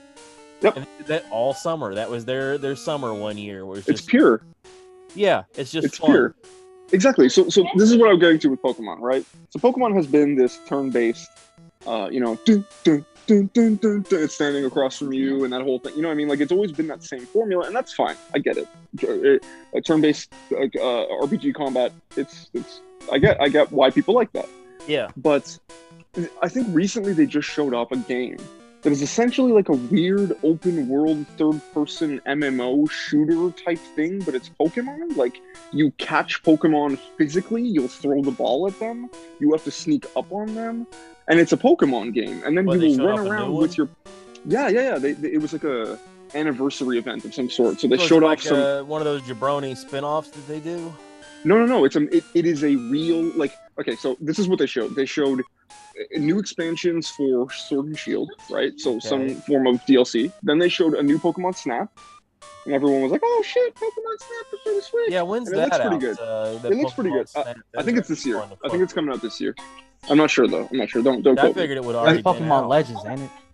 Yeah, so the next one is Pokemon Legends, I think it's called. So it takes place in ancient time. They're throwing steampunk Pokeballs that are made out of wood. Like, Okay. it I takes think place I in a remember world- that third Pokemon movie that came out years Is that ago. the one with the dog guy? No, it's one with what's that green Pokemon called? Celebi or something like that. Yeah, Celebi, where it goes back to the ancient Pokemon world. Yeah, and like Professor Oak basically had that spoiler alert. But Samuel basically had that Pokeball where you had to turn the knob and you had to wait for it to sting to come out and then you throw it. It's the same type of thing. Exactly, it's going back to the Very old interesting. version of Pokemon, right? So, but the gameplay seems like it's some sort of third-person action game style thing where you're it's- summoning companions, and the companions are the Pokemon, and they're both defending you because people forget that wild Pokemon can hurt you. right? One reason it seems to be some sort of weird summoning third-person shooter or third-person action game, which I think, to me, when I was a kid, when I played Pokemon, I was like, this obviously is them making the beginnings of what this eventually would be, which is would be like an actual, the Pokemon is being controlled to a degree, it's third person, you can move around, you can dodge yourself, like that would be more interesting than just move button. It's pretty much the game that Pokemon fans have been asking for, pretty much. Exactly. I would argue the third. There's something fun about that for me. The role playing game. I would argue that the third person view. It has a niche. I would argue that the third person view is implemented because it's like it more or less boils down to, hey kids, remember Fortnite? This is Fortnite-esque. Come on, go buy it. Oh, so it's like a Pokemon Battle Royale? Is that what I think no, I don't think that's what it is. But I think what it really is Game Freak realizing, like, okay, there's a huge contingent of the Pokemon players and people who've played Pokemon in their lives that have gone, this is really cool, but ultimately I can only play 1 or 2 of these. You can't just release 100 of these forever and continue to make this Pokemon forever. It's gonna have to evolve at some point into something else. And to me, that's what the Breath. I don't know. I Breath feel of like the Wild. Every what? 2 years, 3 years, like every however often it's like, all right, here's your new Pokemon. Here's 8 more gyms. Go get them, Tiger. And I think that they will put those out. They will always put those out. They will put out the dual, the twins. They'll put out twins every generation. I think that was 2 Pokemon games. I think that's a staple. They know it works. Why would they get rid of it? I wish that they all had stuck with the thing that Gold and Silver did, where it's like, all right, now you get to play through all the gyms from the first game, and they're harder. I would cool. Remus, to answer your question, like why would they do this? Well, a good reason would be like it's consensus driven thinking, where like rather than like it's kind of like when an intellectual property like ends up becoming so popular, it runs the risk of now being in the hands of people in a boardroom instead of like the people who like crafted it. So now, once it's in the hands of people in a boardroom, then they're like, well, according to market research, this is popular. How come this isn't in it? According to our figures, and then before you know it, like it's people who don't. It's kind of like the Godzilla versus King Kong movie. People who have no understanding of the IP itself are making major decisions to market something they don't know to people. You know what I mean? Like exactly. I think King Kong versus Godzilla is a great example of something that I feel like everybody gets, everybody understands. All right, giant lizard versus giant ape. We understand what this movie is, and we know instantly whether we want to see it or not. Yep. And all like somebody mentioned a gal the other day. I don't even remember the gal's name. I was like, who in the fuck is this chick? Because they wrote something about her doing something, giving an opinion, and I went, who is this? I don't know who this is.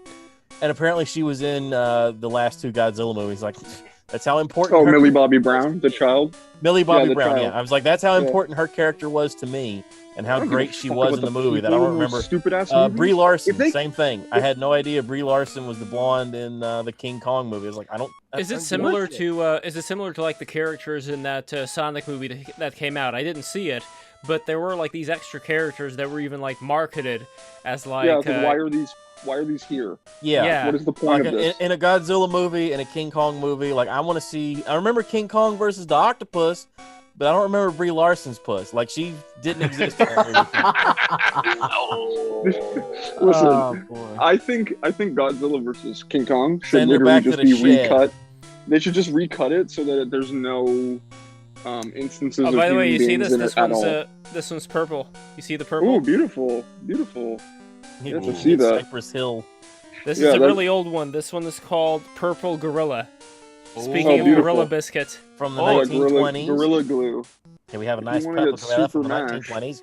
Well, this is a combination of Gorilla Glue and maybe Purple Haze. Granddaddy Purple.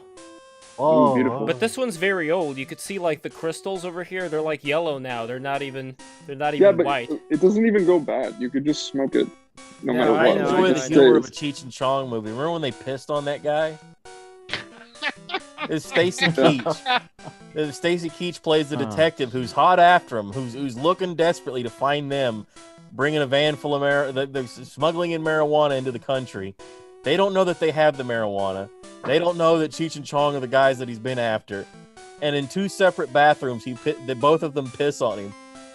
Like well, that's a weird. Talking to him as they're pissing and piss all over him. It's very funny shit. That director definitely had a piss fetish. That's a. Well, it's the whole thing of Cheech and Chong is that they're the reason for all of their stupidity, all of their hijinks is very easily understood and explained. It goes, oh, they're just the most burned out hippies ever. Okay, yeah, now I understand why you can start a movie with him getting up and walking over and taking a leak and then looking back behind him and there's the toilet as he realizes he's pissing in a hamper. Yeah, and I gotta say, there's something about that kind of lifestyle back when I did used to smoke cannabis that appealed to me, because in a way it was like playing Manhattan in hard mode. So, because Manhattan did not have any crime at that point, now the crime's kind of inching up, like I would not get high in the city right now.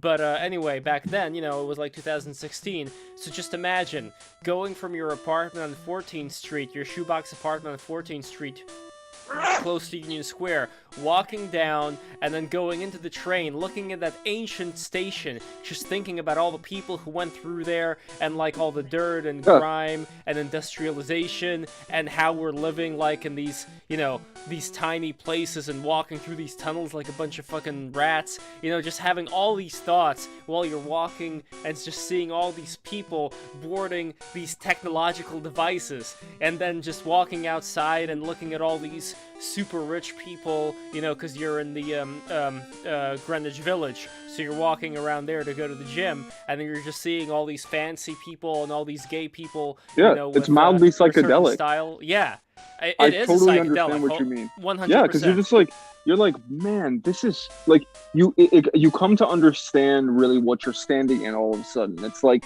dude, this is Babylon. This is like we're living in like this is crazy. I'd like what New York's gonna look like in 2 years. Will, because I've heard there's a ton of people that are just gone, that just moved out, that are like, what am I doing here in this death trap? In New York City, dude, there has been number one. There has been a pricing exodus in most major cities in the U.S. in general. Yeah, I heard it's not just New York. Like most big cities are just like, all right. Yeah. But number two, people talk about America. Housing prices have gone crazy in Canada. That's insane. Lev can probably confirm this, but like one thing in the past few years that really stood out to me is like high-end retail blight. Like take Spring Street for example. It's right near Canal Street, which is like the heart of Chinatown. All right, it used to be this like kind of like weird Blade Runner-esque grimy looking area that just stretched, and part of it was just Chinatown. However, the area before Chinatown, Prince Street, it was like super mega insane ritzy. Honestly, excuse my language, it looked like someone was playing SimCity and did not give a fuck about cohesion of the buildings and tried to max out how much rent, how many condo fees, and how many maintenance fees can I squeeze out of every building, okay? So now, they had all these businesses that only catered to people with money. Foreign nationals who spend 3 months out of the year in trust fund kids and people from old money. So when those stores are going out of business, that is a horrible sign for everyone else, because like if they're not able to keep the lights on and if their bottom line isn't being met, like then what else isn't like being met, and what else has trouble keeping the lights on, and then that coupled with this, like, dude, here in Queens, you could still see signs that say, hey, we're closing, we'll be back in April, and those signs were put up last year, and those stores never opened back up. Are they? So like, so Charlie, yes, you are right, people are fleeing, but like, there are a number of factors into what makes someone flee. And I just want to leave it on this one last note. I don't know if Lev feels this way, But there are some parts of the city where, like, once the sun goes down, it's like, oh, I feel threatened walking around Manhattan. Nature is healing. Like, I can't remember the last time I felt in danger walking around Manhattan after the sun went down. Like, even the really, really ritzy areas where, like, okay, take, like, a giant apartment building, okay? You'll see in places like East 96th Street, like, there are only 2 apartments per floor. When you get into the elevator, there's a door to your left and the door to your right, and those doors open up directly to the entrance of the unit. All right. So even people who live in like apartments bigger than all the square footing of a house you might have grown up in, even those people aren't safe, and they're getting like assaulted and robbed in broad daylight. Like it's same in Chicago too. It's like people are, well, it's been crazy, but it's only getting worse in the last like 10 years or so. People are being robbed in like gas stations now. Like that's how bad it is in Chicago. I have an idea for an app. It's like Uber, but for like strong motherfuckers to come with you, so you can just like walk with them. That's amazing. Uber, for incredibly intimidating looking people. Dude, that would be great. Like, Lev. I'll let you know when I'm on the way there, so you can see the 6'1", broad-shouldered guy in a luchador mask and an ECW jersey. All right, I'll be right there, buddy. Just keep your pants on. I'll be right there. Oh, that would be awesome. Just call it Goon, and it's just like, oh well, a 6'3" ex-con. Like, I think he's only in 83rd Street. Come on, honey, he looks nice. He's got great reviews. Yeah, that would be awesome. The reviews matter. Like, he's a 4-star felon.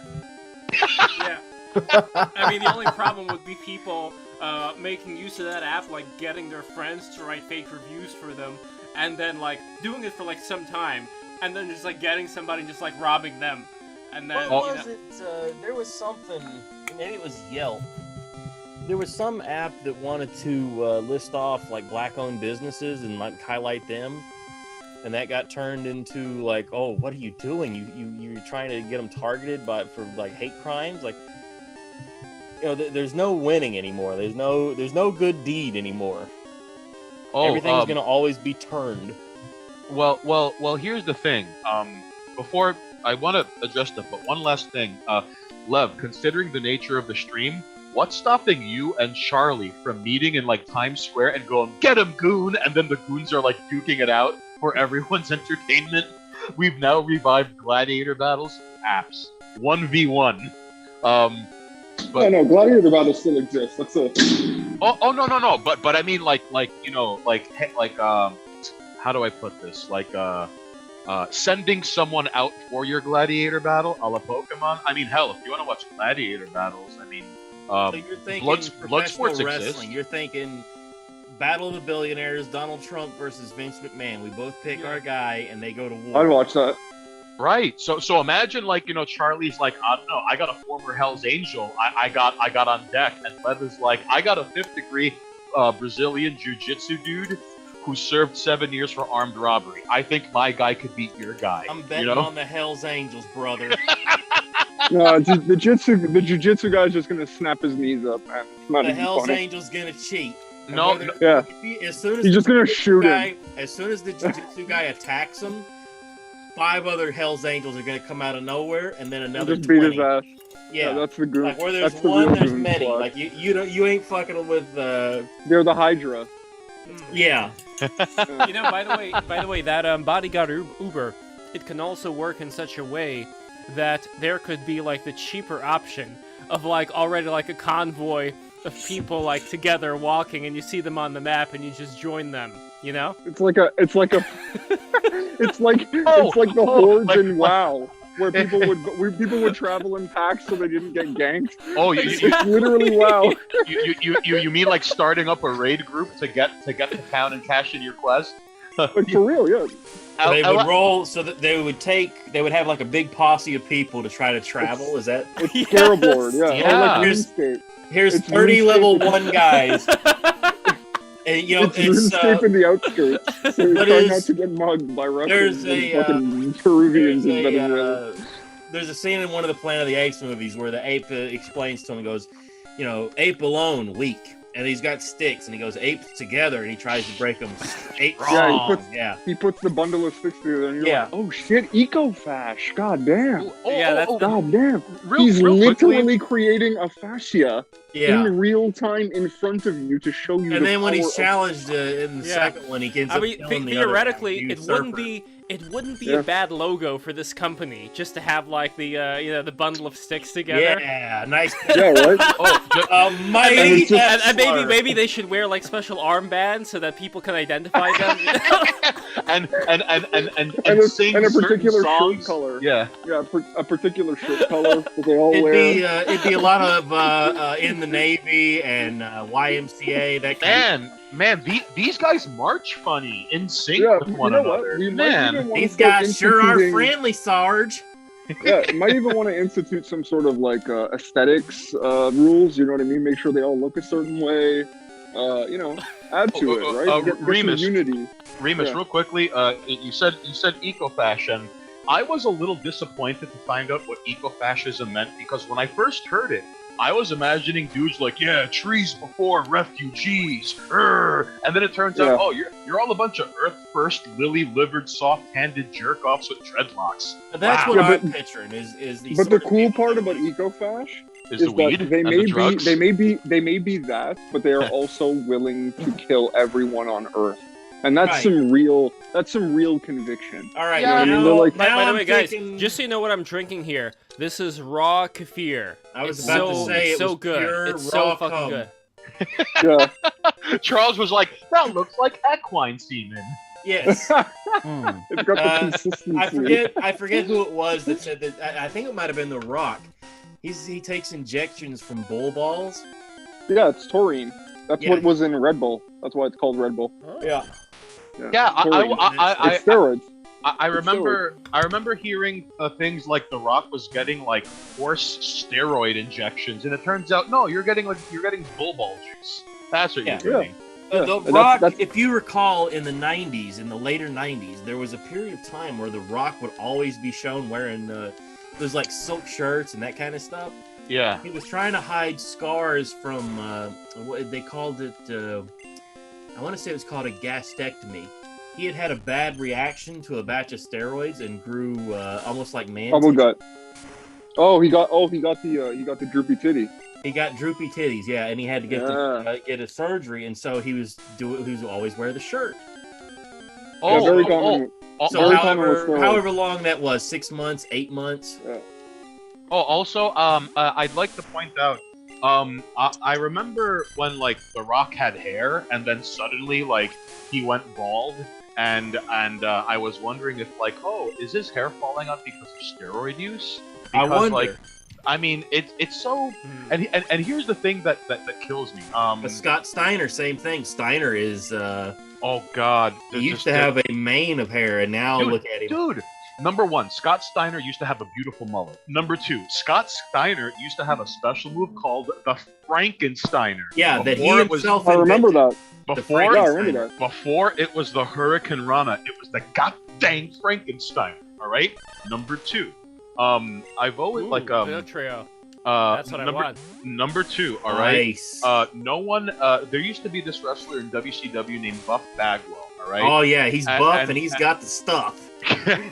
Oh, this motherfucker remembers. So what happens is, I think it was for the documentary Beyond the Mat, but he was talking about how it's a really good doc. Being on the road, minimum 168 days out of the year. All right. Number one, like you don't have any days off because like to stay in shape. They used to joke about how like we have worse eating habits than girls in high school with eating disorders. And like, and I remember he once said like, do you have any idea how many times I had to turn down a friend or like, some really cool fans? I'd be minding my business and a guy's like, hey, you and then they're like buying this guy food, or they're like, hey, I'm gonna order a pizza. You're in town. Come on, you could see my kids. We haven't seen you in years, and he could be like, I can't touch that stuff. And like, so imagine like even, 168 days out of the year, bare minimum, you're on the road and and it's up to you to stay in shape. All right. It's on, and in those days, the wrestlers they felt the need of like, all right, if we're gonna be action figures and be larger than life superheroes, we're gonna be studs. They all wanted to be. It started off with a guy named Superstar Billy Graham out of Minnesota. Oh wait, by the way, before you get to Superstar Billy Graham, it's naming time. Superstar. All right, What is ladies it? A and Doug jerks. trio? Doug Trio, yeah. Dig Dug? No. Do you remember I Dig like Dug? Superstar. Tripod. How about Like a- Cerebus? Guy with 3 balls. Name of Okay, Herbert? 3 balls. The, 3 balls. I like 3 balls. 3 Okay. balls. 3 balls, fool! Not 1, not 2, but 3 balls. Where are the numbers? 3 dogs. Hold on. No, number. Number 3 balls is way funnier. As a Wait, number. where are the numbers? 3 balls with a Z. Oh, they don't allow you. You don't get numbers. Yeah, Oh, you've no, you're just not allowed got to have- upper and lowercase. You can do male and female symbols. They're like, we can have brackets. but I no like numbers. that you. I guess you can decide the gender of your Pokemon on this one. Wow. Ooh. Game Freak. Designer custom gender Pokemon? Oh yeah, brother. Let me tell you about my non-binary Pikachu. Yeah. He's all the rage. I got a Jinx that's actually a man. I think I always wondered if a Jinx and a Mr. Mime were meant to be like a male, like husband and wife. Yeah, it seemed like they were designed that way. If that was Like the they idea, were there. designed together. Like Yeah, they're Jinx. the only two- How did they ever think? All right, this Jinx Pokemon, this is fine. We can just put this in the game. They were the only anthropomorphic animals or Pokemon in Gen 1, truly, that looked like people I at all. wonder if any gal that does the cosplay thing has gotten in trouble for cosplaying as that character. As Jinx? Probably. Yeah. Although they turned her purple at a certain point, so... Yeah, they turned her did purple. the same thing with Mr. Popo. Mr. Popo's been turned, which Mr. Popo was from like the spirit realm or whatever. Like he wasn't even a human.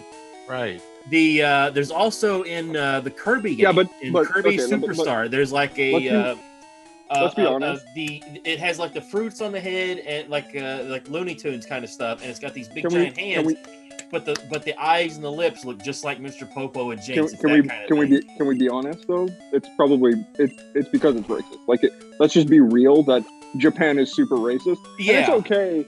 It's okay to sort of acknowledge the fact that I've told the I story don't about care. my friend before, but I'll tell it again. She's a Korean gal who was super into anime and Japanese stuff and was so excited to go. And I was like, That's funny. Honey, I told her, I was like, honey, you need to prepare yourself because they're going to be extra like racist. You're to you Korean, bitch. Yeah, like that's Well, she you're didn't the know. ultimate guy. She had no idea. She's like, and she even told me, she goes, Charles, you're stupid. You being dumb like that. How dare you say this?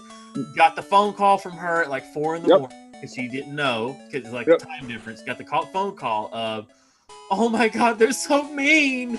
Everybody's mean here. They had some name that they kept calling her. She told me what it was. Koreans have their word for Japanese as well. There was some there is specific no slur love that they lost kept between- calling her. Yeah. Well, And I can't that's remember the what it thing, was. like, that's a lot of things that people don't understand. Is that the Koreans, the Japanese, the Chinese, and All the Taiwanese, Asians hate each they other. hate each other. Yeah. They fucking hate each other. Well, they hate each other specifically because, well, first it was China was the big dog, right? And they sort of controlled everybody. And then the Koreans split from the Chinese, and the Japanese are an offshoot of the Chinese as well, right? But at the same time, Korea has beat back the Chinese before and the Japanese, but the Japanese eventually, in the colonial era, like, not really, kind of colonial era, right? They had their own colonial era and took over large parts of China and Korea. And the Koreans keep kidnapping the Japanese, but that's a different. Yeah, there's a lot going on there. Dude, and the all Japanese these places, they've all been into it with one another. The Japanese were vicious. If Vicious. memory serves me correctly, there's a Tom Segura special. This comedian called Mostly Tom Segura. Stories, and he tells this story where he's talking about how like he was like on set for like a commercial or something, and the director was Japanese, and like a Filipino production assistant like asked him for something. And like the guy, like he just looked revulsed, and he kind of looked around the room as if to see, like, is anyone seeing this Filipino talking to me? And he and he locks I felt the eyes. shiver in my soul. Ugh. He locks eyes with Tom Segura, and then Tom Segura is like, "Oh, now I'm invested in this." And then like, Yeah. and then like a few minutes later, he was like, "I didn't understand it. Like he should be revulsed with me. Like I'm a honky looking guy. That's an Asian looking guy. He's an Asian looking guy." And then all the Japanese guy did was, ugh. And he gave a grunt, and he kind of like pointed at his forearm directly at his skin, and like that, like you have to see that in person, like unless you realize like how different cultures are racist, and it puts the whole "Stop Asian Hate" thing in the very Because strange. most It'd be Asians nice. hate each It'd be nice. It'd be nice if everybody get along and not hate one another based on bullshit. There's so much other good stuff you could hate somebody over. Of course. Like you think about ideological hatred. Like you look at how like every group chat I'm in, they always posted like thing of communists. Like look at what these communists are doing now. Look at how stupid these guys are. There's always and there's part of me that goes, yeah, those communists are pretty dumb. Like what are these kids talking about? What are they doing? Like we even did it 30 minutes ago, an hour ago.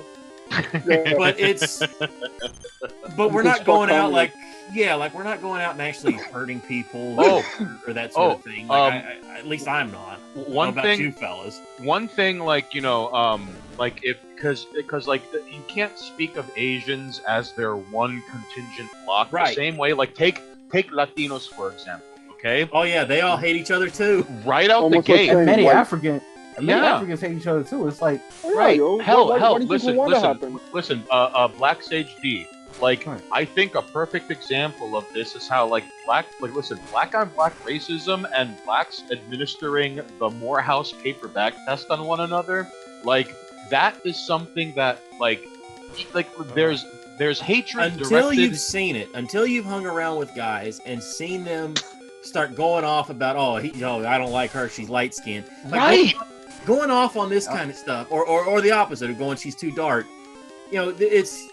It's absurd to me to think that everybody has these arbitrary things that would go, all right, well this doesn't work for me, brother.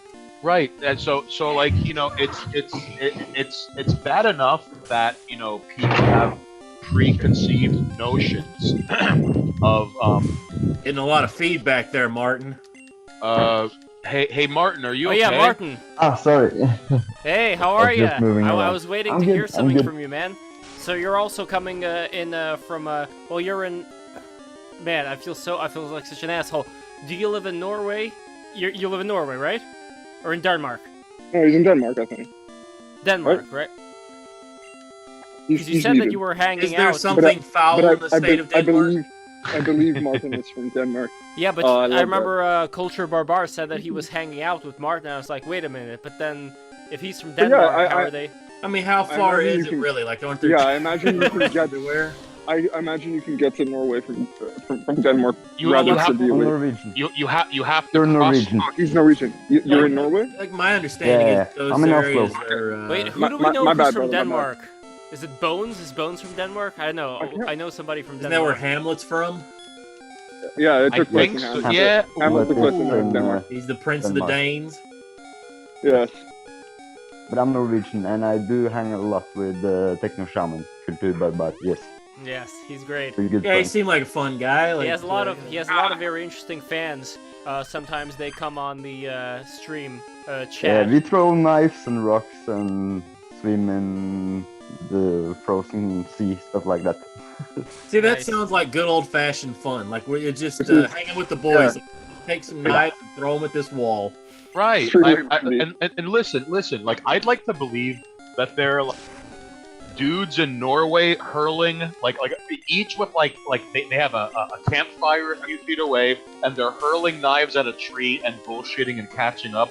The same way there are hicks shooting off guns at trees like a couple of yards away from where they parked out in the middle of the woods. Yeah, I I know like- guys Exactly. have done that sort of thing. Exactly. I picture, it's a universal thing. good Like picture. guys standing on top of a mountain, just standing there bullshitting with armfuls of rocks, just throwing rocks off the mountain and hearing them off of something.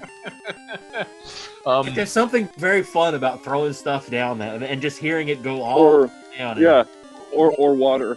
If you have a Yeah, lake if you're or standing river, over like some sort you of just a- find big rocks to throw in. Right, That's and part of the joy is watching it fall and then hit and then like, dude, find something bigger, you know? Yeah, exactly. That was good, but we need to escalate now. Yeah. Hey, We need but- to. Yeah. But one thing I wanted to just wrap up is how like with like Asians hating on Asians and like you know, black directed anger at black, like take Latinos for example. And before anyone goes, actually you're not allowed to say this. My mom's side of the family's from Ecuador. I've lived this, okay? He can say a lot of things that I can't say, brother. Oh, but you know what? Here's Most the of them's thing. in Spanish. I don't speak much good Spanish. No es un problema, me voy a continuar hablando en inglés por la gente que no tiene subtítulos. You know that, Lev? Okay. So I understood every word. So like for example, Puerto Ricans look down on Dominicans. Okay, for starters, everyone hates Puerto Ricans because if you're born in like Puerto Ricans have United States citizenship by default Because you're American. because they're a Commonwealth. All right. Like 51st Because state. because everyone on Earth hates Americans. Right, So it's the Puerto Ricans will get all the hate because they're the only ones that are American. right. Yeah, everybody wonders why I love getting heel heat. It comes natural to me as an Yeah, American. right. So I love the heel heat. Bring it on. Keep Stay it up. mad. so Let's go. So what happens is everyone hates Puerto Ricans because like they have American citizenship, and if you want to be super mean, you could be like, oh, you stole your music from the Dominican Republic, you stole your flag from Cuba, and just change the colors. And if they became the 51st state, they would be the poorest state and the worst state in the union. Oh, They don't have much going for them. I mean, They're nothing. we are their umbilical cord, for God's fucking sake. All right. I Now- hear a lot of good about Puerto Rico. I hear that there's like rich guys who live there as like a tax shelter kind of thing. Mm-hmm. Yeah, a lot of the crypto community. They're probably people have pedophiles. events there. in You Puerto Rico. probably recall They're Savio probably Vega. pedophiles. You remember Savio Vega, the professional wrestler? Yes. Yeah. I believe he bought out. He took his WWF money and bought out the wrestling company in Puerto Rico and still runs shows locally there. So there's like Oh, a that's huge smart. wrestling fandom there. Okay, that's cool. That's cool. Oh, and I've so- heard that but they're yeah. ruthless. That if the bad guys come out and they really don't like them, they'll take batteries and throw batteries at them, like AAA, That's AA nasty. batteries. Yeah. Oh man, imagine walking to the ring and you're Pegged getting by a pelted. battery. Yeah. Like, you know, if you told me they were throwing C batteries and D batteries, all right, now we I got just- a problem. Yeah, I'm So like, that- I'd be out of But there. like a AAA battery, it's not going to kill you unless it hits you in the But eye it'll and hurt. blind you. So That's going to hurt. It's going to wake you up. So just Yeah. so just real quickly, so like everyone hates on Puerto Rico, and then Yeah. Puerto Ricans look down on Dominicans because right next door to the Dominican Republic is Haiti. So that allows Yep. Puerto Ricans to go, haha, LOL, you're black, even though there are black people in all of Latin America, from Mexico all the way to the southern tip of Chile. All right. Yep. It's this. So now you have this extra variable on top of all the dynamics and the history and the insane blood feuds. Now we also have like Dominicans who look black and they swear they're not black. They will swear the reason they look the way they do is for any reason other than like having black blood. Then Dominicans They're like, look down I'm on- Indio. You're not fucking Indio, dude. No, You're a black papi, guy. soy indio, papi, no me soy negro, soy indio. And it's like, listen, Oh, like yeah. you're darker than Wesley Snipes. Don't play this game. Yeah. All right. Then Yeah. Dominicans look down on Haitians to feel better about themselves because lest we be reminded, shit flows downhill. Then Haitians look down on African Americans, going, "Oh, we're not like them." And that's a weird reoccurring theme in like the West Indies. Even immigrants who come from Africa will look down yeah. on African Americans and be Because like, "No, none of them. We're not that. yes, yes, yes." Yeah. Absolutely, I have absolutely seen that happen. Of like the Yeah. Nigerian guys who just like, man, what's going on here? Why aren't people like? they're together, they're more like, what's racist going than you. They're more racist than you. Yes. Oh, listen, they say things that I could never say, that I would Yeah. never in 1,000 That's why why I tell love somebody. Listen, Yeah, it's that's why I love it's because like immigrants from like Ghana and Nigeria are uncancelable. Okay. Well, like, it's also the thing we were talking about exactly. What are you before, gonna where say? it's What are you people gonna who do? You come have here privilege. that have Really. immigrated to this country, by talking to first generation Nigerian guys, they love America. They're all about America. Like I knew a dude that, oh God, what was his? He had like it was like a dry cleaning thing. Like he run like this laundry place and was so proud of himself. Like he just loved that he had made it and then saved up his money and done this. And it was, like that's the American dream. And he felt such pride in it. And he's like, how dare anybody, like if I can do this, anybody can do this. Like there's that's exactly the same thing that was told to me by this really beautiful Nigerian girl who I met on Clubhouse. And oh my! Hopefully we're gonna be able to meet in real life. Who knows? But anyway. Oh my!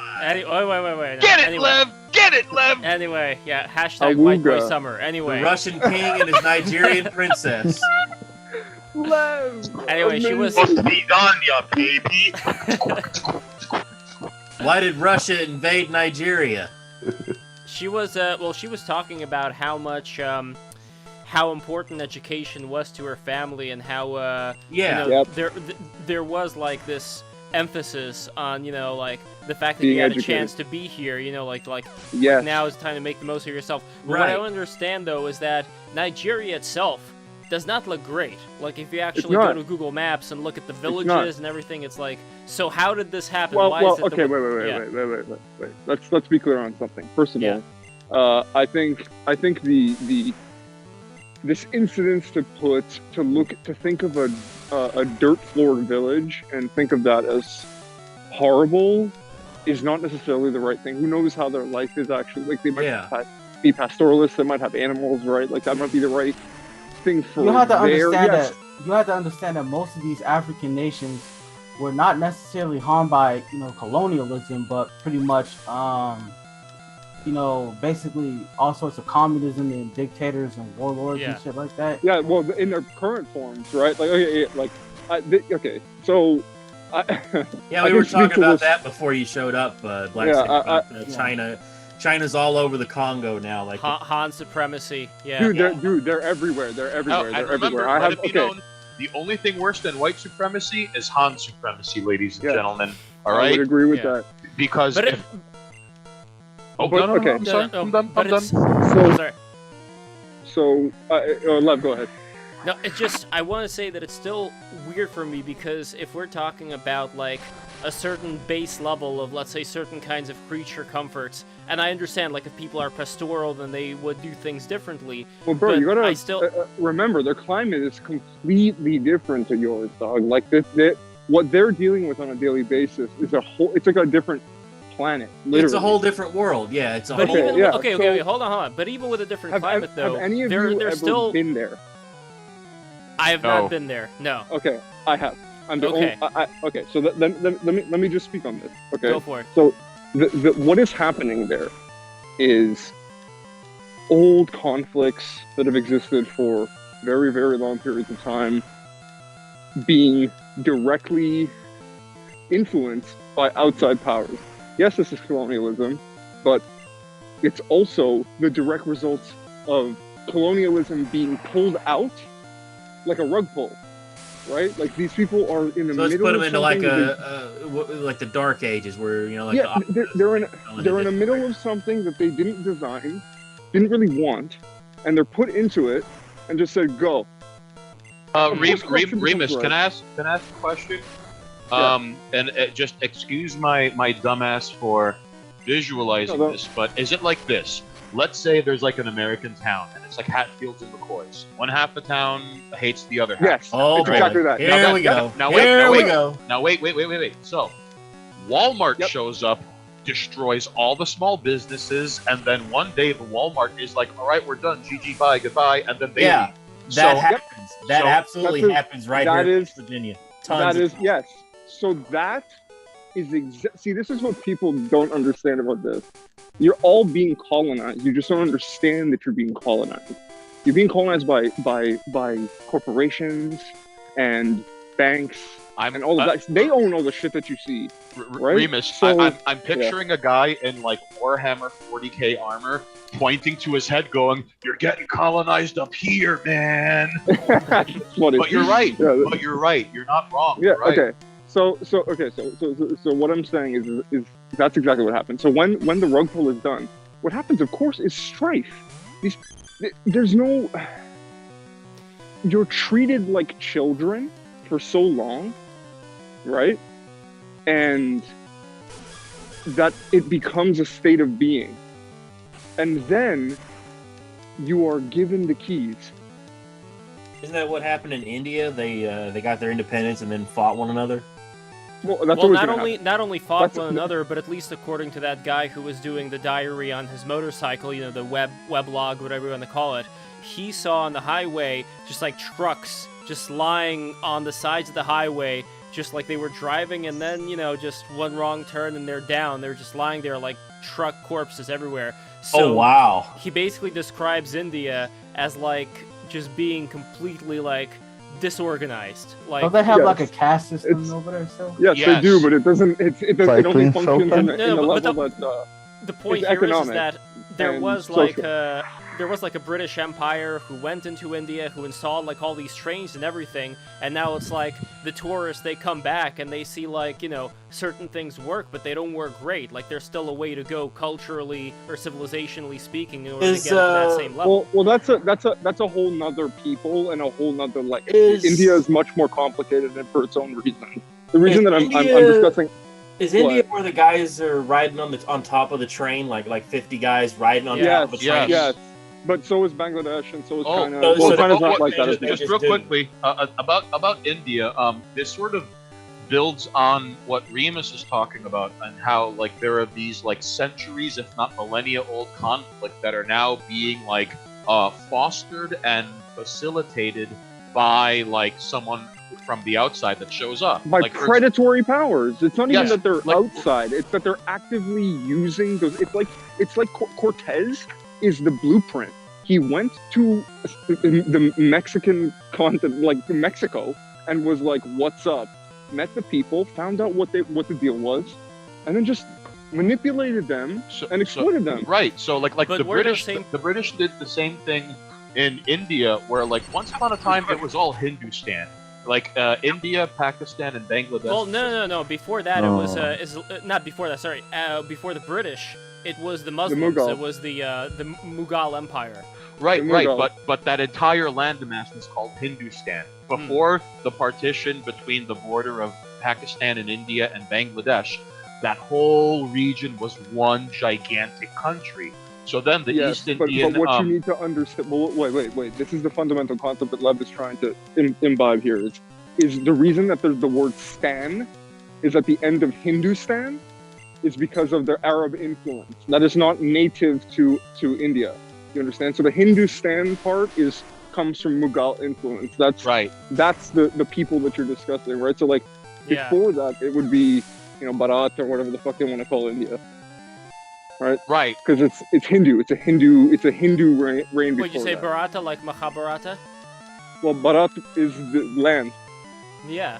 So what happens is the British utilized the Sikhs, and like the Sikhs were sort of like the strong arm in the region utilized by the British. And on top of that, like they set one side against another while making like the Sikhs their auxiliary force, and on top of that, like borders that kind of like the Sykes-Picot agreement in the Middle East, like borders that never existed are now like part and parcel of like this map until forever further notice. So, but like regardless of any of the ethnic conflicts that end up occurring in those lands, or the desire of the people that live there.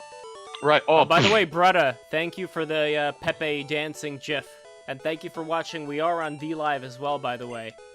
Ooh, ladies and jerks on D-Live, how are you?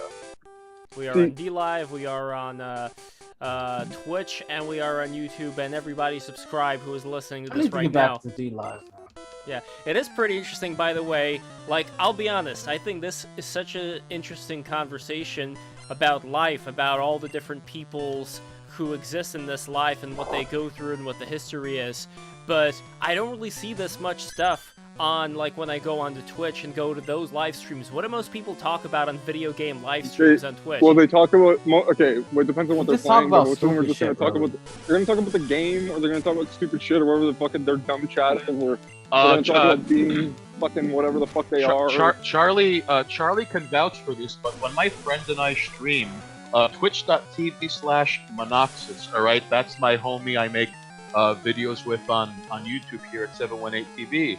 When we stream, half of the fun is fielding stuff that chat throws at us. But the last time we streamed on Saturday, the fun. Right? Last time we were on stream, we were like fielding streaming ideas while Charlie was going, Monoxis, you're in great shape. If you keep it up, you're going to be grating cheese on your abs in July.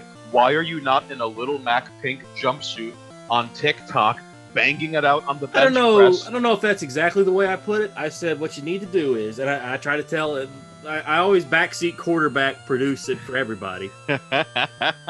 I was like, man, you know, because you were talking about wanting to film workout stuff.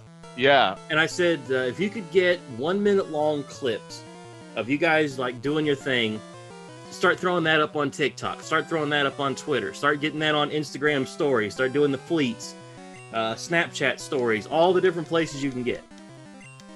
Because everybody wants that kind of content. No, right. But here's the deal. Either be like short or when be long. Well, That's you could have the long, that's you'd have it. the long version, but you want the minute clip as the money clip. That's what sells the product. That's what draws you in. Like that's what Right. gets you in the door. So when Monoxis and I stream, Is this the right link, by the way, for Monoxis? give me 2 seconds. It's MUNOXXES. Okay, I got the wrong guy there. It's MUNOXXUS. If you see 2 Latino-looking fellas with masks on, that's the right one. You found it. Wait. Say that again. M-O-N. Oh no, MUN. Okay. OX. X us. You. Oh God, I start over. Okay. The J is silent. Point and laugh. The umlaut is only visible when it's sunlight outside. It's There's an accent over the E, like Pokemon. MUN. Only on full moon. It's a MUN. Underlined. It's MUNOXXUS. Attaboy, Charlie. Yuck it up, why don't you? So like when we stream, like usually we'll end the stream with like I'll play something. Like for example, like I died playing Dungeons of Dreadmore a while ago, and Monoxis is like, now you have to play Hades, and I've been like, Hades is really good. I've been enjoying that like no one else's business. However, like when we stream, There it is. Attaboy, gracias. That's our handsome fella. That is the man whose favorite position is behind other people's wives' backs. All right, that guy is slinging dick like a crack dealer in 179th Street. He's like a young Chris Reagan. And by the way, while we're at it, also subscribe to my Twitch as well, Left Polyakov. Subscribe to my Twitch. The people who are watching this right now, go to Twitch, subscribe to my Twitch right now, because we got to get those numbers up too. I also do a Twitch stream at What is your Twitch stream? Twitch.tv/CharlesCon. Yes. There we go. Every Friday I play a Dungeons and Dragons game where I run the boys through. The gimmick that I was going with was let's do a tour of D&D. So we'll do lots of fun versions. Like we'll do shorter versions of like fun modules. So like right now we're in the Temple of Elemental Evil. We've done White Plume Mountain. We did a bit of Ravenloft. Like we're kind of going through, different things that Dungeons and Dragons has done over the years. So we fought Dracula. We fought. We had a Dragon. pirate. We had a pirate adventure where we had to end up fighting vampires in an underwater sanctuary city. Yeah. You smoked weed with Frankensteins. You've done a lot of things. You smoked weed with a lich that time. we shotgunned weed into a lich's skull. Wow, that's powerful. There's been a lot of hijinks. Hijinks on our Dungeons and Dragons team. Stained is one of my. Now when you say hijinks, I just imagine Jinx getting high. Jinx. By the way, She are these leaves, cars she very leaves loud? a bit of lipstick That's on hilarious the today. joint, passes it to Mr. Mime, then he starts making. Dude, You okay, know, he gives that walls. like, oh. Can we actually talk about how scary Mr. Mime is? Imagine seeing Mr. Mime in real life. Mr. Seeing that thing Mime, walking around. the highlight of that Pokemon movie they put out. Oh. That It's Pokemon so movie, terrifying. Mr. Mime, was so wild. Oh yeah, I didn't watch that was that. some The funny Detective shit. Pikachu. Oh yeah, I yeah. didn't watch that. I have not It's- seen that yet. You know, it's a fun kids movie. Like don't go into it expecting Citizen Kane. Is it actually a kids movie? No, I'm not expecting Citizen Kane, but is it actually a kids movie? Yeah, it's you know it's a live action Pokemon. Like what did you Okay. expect it to be hard R? Well, no, like An X-rated like Ryan Reynolds is the fucking Pikachu, so Yeah. I expected it to be at least a little bit risque. no.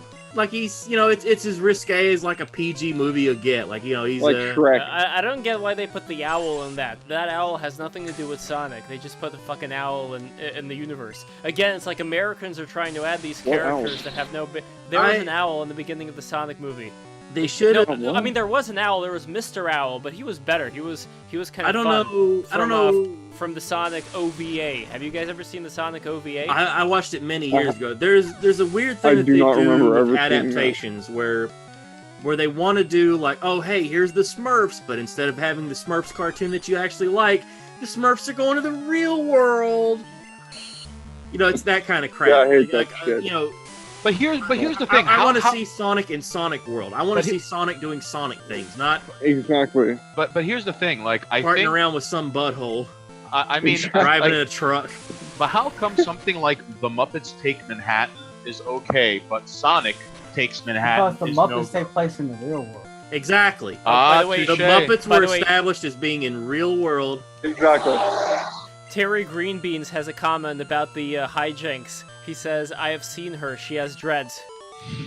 Wow. Pass the Dochi on the left hand side. but one last thing, Lev. When my friend and I stream, half the time, honestly, it's like if him and I were hanging out and talking in general, but instead there's a camera. That's it. That's basically it. The same kind. For example, one time we streamed and I was like, you know, Tuesday is the worst day of the week. I don't like Tuesdays. And he was like, you're crazy, but tell me why. And I explained why, and he's like, okay, but the Monday to Friday 9 to 5 is extinct. So now you have to figure out what really is the worst day of the week. Because, you know, like, as we know it, more or less, the 9 to 5 Monday to Friday work week is gone. Even restaurants, like, they're not open 7 days a week anymore. Yeah. And when they are, they're only Most open. places, like mom and pop places, will take off a day, at least a day. Right, because like the overhead of operating 7 days a week is now no longer on the table. So before Monoxys became a personal trainer, he knew his way around a kitchen.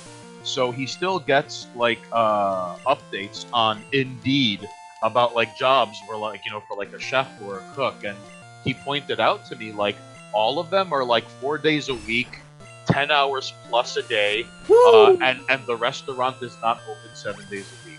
So like, so for example, of like the yammering about that, or you know, or yammering about hey, what came first, the Skynet or the John Connor? You know,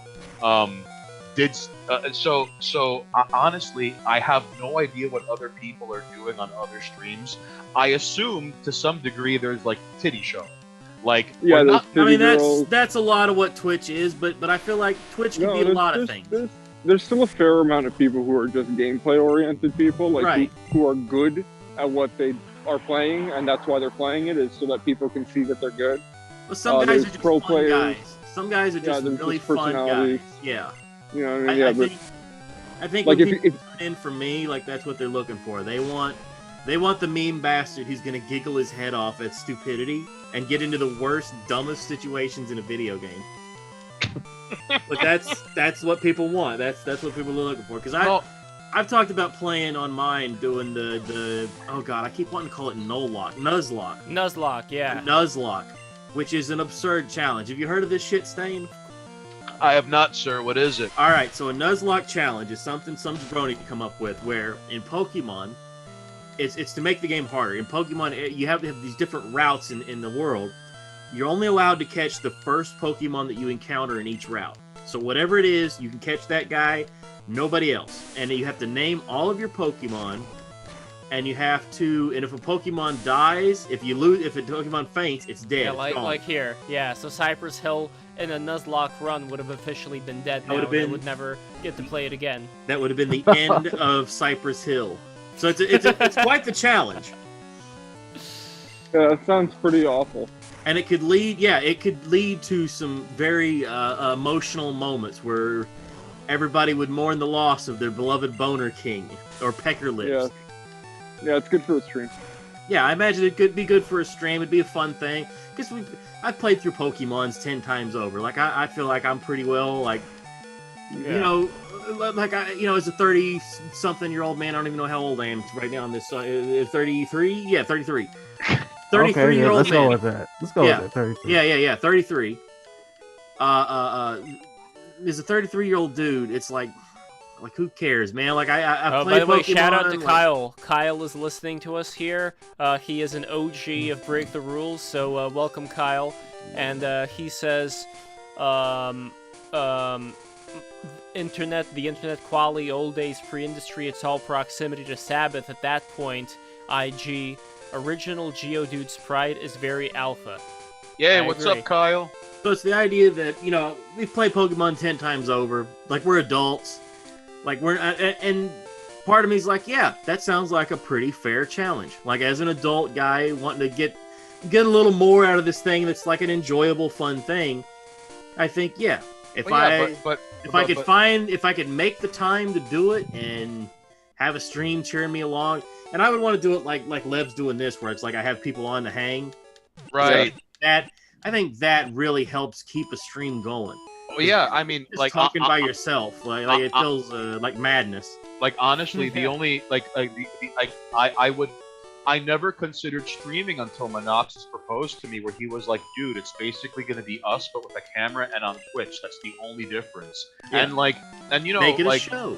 Right, and for what it's worth, like there is an inherent dynamic once more than one person is involved.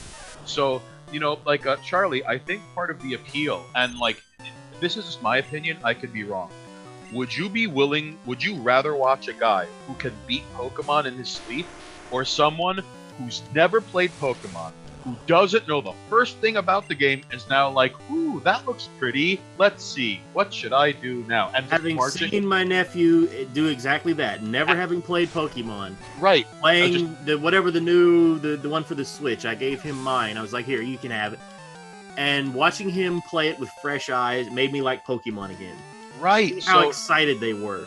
Seeing them when they first saw that giant Onix, so like early on in the game, there's like this big wild area, and there's an Onix, and he's like, "Oh, I gotta go fight this guy," and then that guy just wrecks him. Like watching that reaction, like that was a lot of fun because I just sat there with my arms crossed, like. Oh wait, are the Pokemon to size in that game? In the Safari Zone areas, they're not Safari Zone. It's like an area. Wild area. I think it's called the Wild area. There's like, and I run around and can encounter. I thought the game was gonna have like 5 areas like that. I was like, oh man, this is gonna be cool. Every route's gonna. No, it's just that one big ass area. That's it. Oh wow. Really? It's just that one big ass area. There might be something in like a post game that's something like that. But wow, Game Freak. Holy moly! If it's locked behind money, they're just. I wouldn't be surprised if there was something with holy DLC. Shit. I have hated DLC since I first heard the name. It's horse armor. Well, that's the thing though. It's like DLC is not necessarily a bad thing. Even it's before, no. What you're talking about is an expansion. Back to Katamari, the Katamari on the Xbox. There was stuff that was literally like an 80 kilobyte file that just unlocks levels that were already on the disc. Like the on-desk DLC is inexcusable. Oh, it's horrifying. Like how dare they? Right. It's like, but DLC that gives you more like levels, more missions, more story expansion. That's okay. But it's like if it's just just a whole bunch of BS, then it's Yeah. not worth getting. The first one I played that I thought, all right, this was worth what I paid for it, was Mega Man 9. They had a thing called the Endless Attack Mode. I think that was the name of it. Where it would give you, it was like a the roguelike kind of thing. Where it was... Oh, that's cool. Yeah, it was really cool. Yeah. Here were like sections of levels that it would sort of randomly generate. And then every like 5 floors or 8 floors, whatever it was, you'd fight a boss. And you didn't get to pick which boss it was. It was like, here's a boss. And it became like this fun competition between me and my friends to see who's going to. How far that's can you... excellent.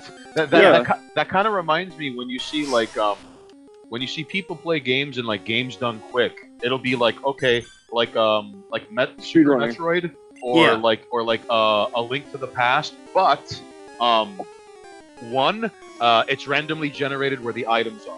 And two, like people who donate bits, it's like, oh, you can't use this item for the next 5 minutes because I donated. Or like, oh, I donated 200 bits. You're dead. You have to restart from your last save. And like, it's sort of like something like that, Charlie, I think would be awesome. Because like, in some ways, because it's putting pressure on you. It's putting an external force onto the game. And also, it allows the viewership to influence the thing they're watching. You know what I mean? They're part of it all of a sudden, rather than just like they've created a whole narrative for the run for a little bit of time. You know what I mean? There's so many opportunities that are created. And that body slam. Has he got 1 HP? Jesus. All right, here we go. What are we gonna name our boy? As we've got him. This has got to catch him. There's no way this misses. What Pokemon you find? That's Machop. So I'm thinking we have a Chopper. comment, by the way, we have a comment from Kyle. Into complaining about gaming industry consumer exploitation, it's officially a real gamer stream now. Oh, I know what we're gonna name him. He's the Macho Man. All right, let's do it. Macho Mr. Man. Savage. Oh yeah. Macho Man. Randy Savage. Randy Savage. Let me tell you, the cream always rises to the top, brother. Oh man, I tell you, he's got 2 promos that I think are master classes in promo work. Nothing is nothing.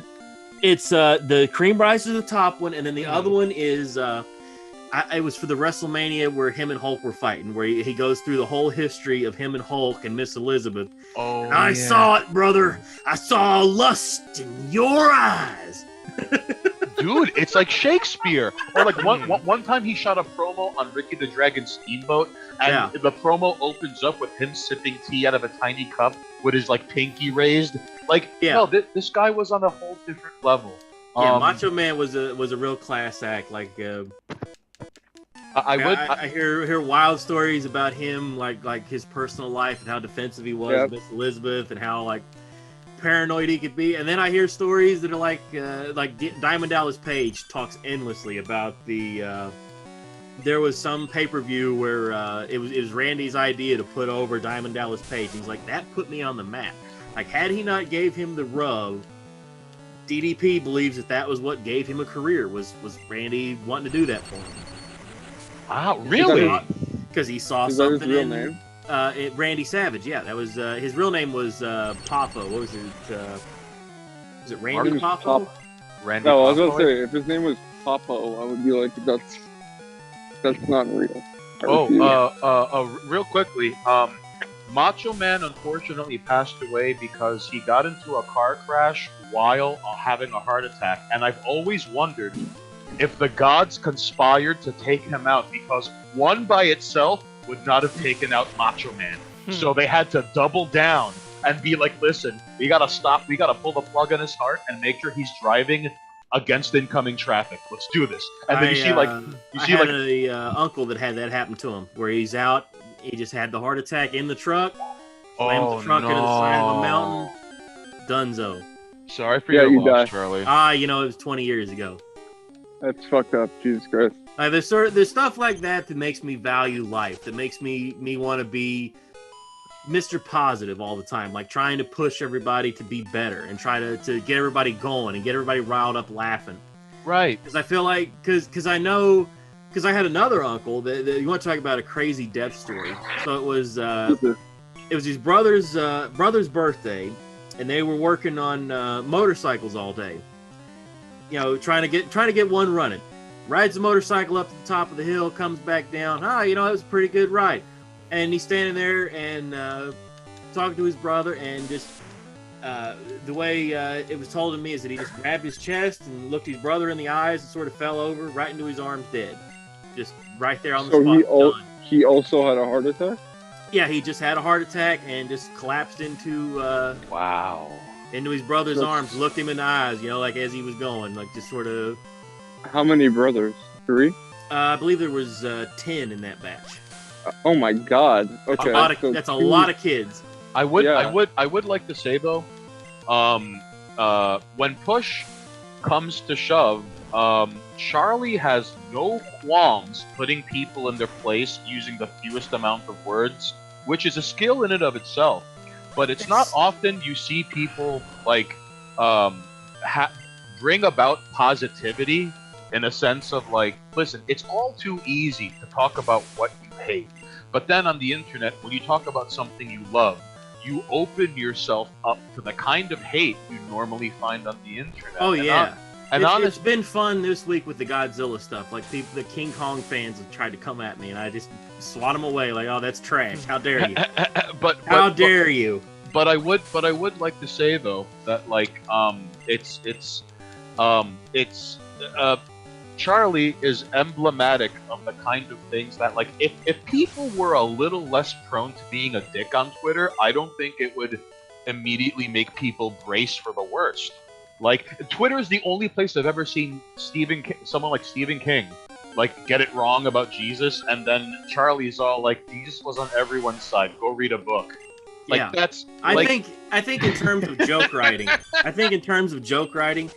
telling Stephen King to go read a book might be one of the funniest things I've ever said, because it's layers, brother.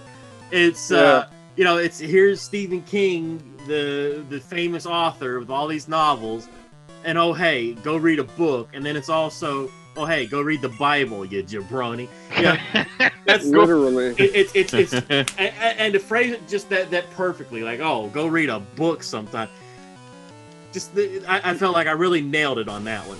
Like I don't feel good a lot of times about goofy stuff, because I just throw. It's sort of fire and forget. All right, it's toss it out. That's the way to live.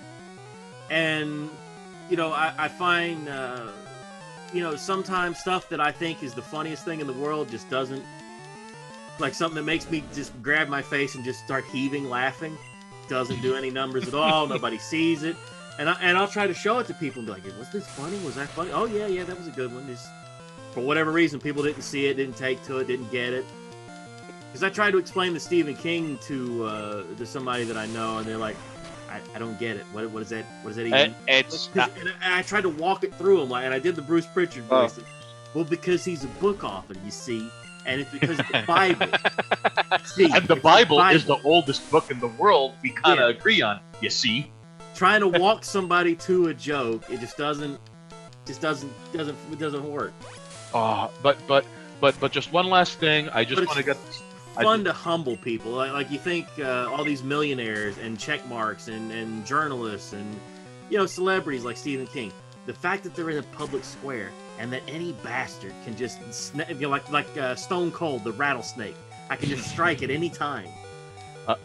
What I find, like, you see, it's trying to bring out the best in people. Like Charlie had mentioned when my friends and I were streaming on Saturday. Like, listen, like, if Charlie has a good idea, he's not afraid to throw it against the wall. Yeah, and I don't care. I like, if somebody wants to call me an asshole, tell me to F off. It's like, all right, guess I'll go hang with somebody else who would like to hear some good ideas. Like, I guess I'll go to the asshole club. They have good food there. Yeah, that's I imagine the door for the asshole club to just be like a giant asshole that you just have to like open up. Yeah. There's a guy standing there with a bottle of lube. He'll give you something to like, grease yourself up to slide through. Yeah. All right, now get in there. Like, one motion. Although probably like in the Tim and Eric universe, that would be not allowed, because in the Tim and Eric universe, you have to have licensed lube men to lube you all the time. Got a license for that lube there, sir? All right, guys. I'm gonna have to dip out now.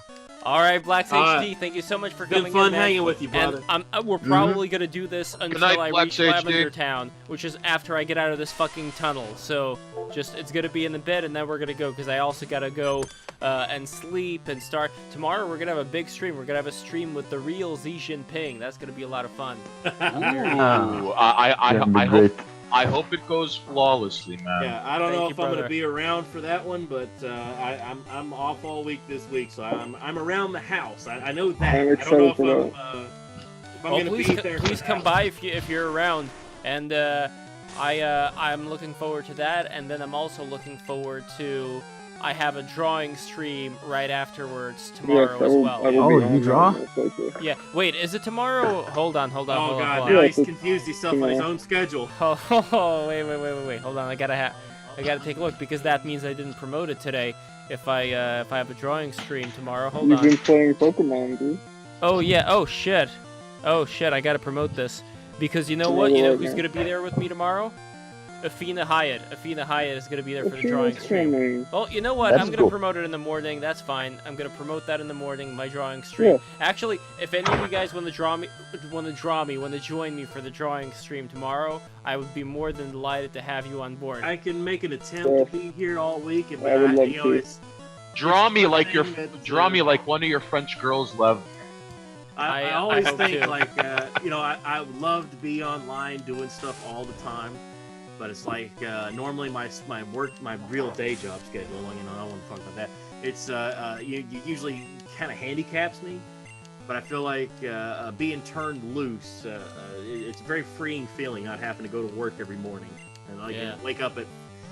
Because it would handicap me in such a way that it's like, all right, it's 11 o'clock. I need to start turning everything off. I need to start coasting to, heading towards sleep so I can get up at 4 and then go to work all day and then come home and try to do something online. And it's just trying to balance out that, trying to find the time and make the time to do everything that I'd want to do. And then like this week, it's like, all right. What do I need to do around the house? What needs done? What do I have to set up? What do I have to do? And it's just never ending. And there's always something that needs some attention somewhere. All right, see you guys later. See All ya. right, take her easy, Black Sage. All right. Take care, Black Sage. My guy. Have a good night, man. Give him hell on Twitter for me. Oh, will do. See ya. See ya. I was wondering, like, what kind of different sages are there? Like, is there a blue sage, like for, what do you call it, for... Hey, Martin. I feel like he just flushed a toilet. I know, it sounds to me like either that or, like, he's He's in the middle emerging of, from ghoul a winter. windy forest. He's got Yeah. a ghoul. He's unleashed a ghoul on us. Yeah, some sort of old Norwegian I mean, I imagine that, creature. a sage could mean just about anything you wanted to apply it to. Like No, a sage. I'm specifically talking about the plant, like the, Okay, so you're talking about the plant sage. Okay. Yeah, like, is there a black sage? Is that, Probably. I don't know. Is would this would is a this saffron, like a what would a saffron be? saffron? Saffron is something you put when making paella, and if I'm not mistaken, it is an expensive spice. That, Oh yeah. Even to get like a teeny tiny It's amount, extremely you gotta pay, expensive. yes. And that's why one of the most important gyms here, like one of the most important cities, the city that I think originally was meant to be the final boss, is Saffron City. So you think that was what the original game was? Yeah, was I think going Sabrina. I think Sabrina was supposed to be like the big boss, and then they had to change it. I 'Cause would they had love to see because I've heard rumors and things because it was supposed to be more like the mother stuff, the Earthbound. Like they wanted to do like, all right, here's Well, when you said mother stuff, I thought you were talking about how there's like a backstory of your mom. No, and Mother. Professor Oak sleeping around. Because it's Oh my god. Mother and then Earthbound and the other one was Mother 3, like those games. Alright guys, I messed up on that, I'm sorry, but that was a pretty good one to leave on. Holy moly. Your mother and Professor Oak. And that Yeah, was the story. I never He much. has to give her a piece of his oak, I never much Okay. loved Some of the acorn. the Earthbound stuff, like I thought it was okay when I played it. Like it's pretty That good, sounds but cool. it's not it's not Dragon Quest, it's not Final Fantasy, it's not Fire Emblem. Like if I'm gonna play one of those kind of games, that's kind of where my mind's at. Like I don't know. You know what? Why don't we leave it with this hiker guy? Okay, I'm gonna save the game. We're I'm gonna gonna call pursue. Yeah. You know what? Because we did so much. We battled. We got Been through several the SSN. hours. Yeah. I mean, Oh, this good is. God! It's almost this 10 is way, o'clock. Yeah, this is way Got too me long. through half So, my night shift, actually. My That's not phone bad. is about to die. That's why I'm leaving. so here we go. Hey, I'm gonna save this. Big ups I'm gonna- to Martin K, who was able to Yes. glide through half the day. Yes, Yeah. Martin K. Thank I you so got- much for Yeah, coming he's in. the real hero. 10-hour night shift, thanks to And- this, and Holy I'm gonna shit. follow you tomorrow too. for sure. And All right, let's see. my guy. No, I'm not Kyle. I'm not scared. I'm gonna I'm a lose. Martin K respecter as well. And Okay, so I'm out. oh wait! Before we go, one just last work, thing I I don't wanted speak. to say. This is Okay. from the lyrics of this sick animation song called "Bloody Bodies," and I keep my dick in tip-top shape, the shape of a banana on top of 2 grapes. Ain't it great? The scale gon' break when my heavy dick be gainin' weight. I'm like a dike when I enter your river. Whoa, I mean whoa. your liver. My dick's wood like timber. Somebody sound the alarm, please, 'cause the Walmart parking lot is harming your mama's knees.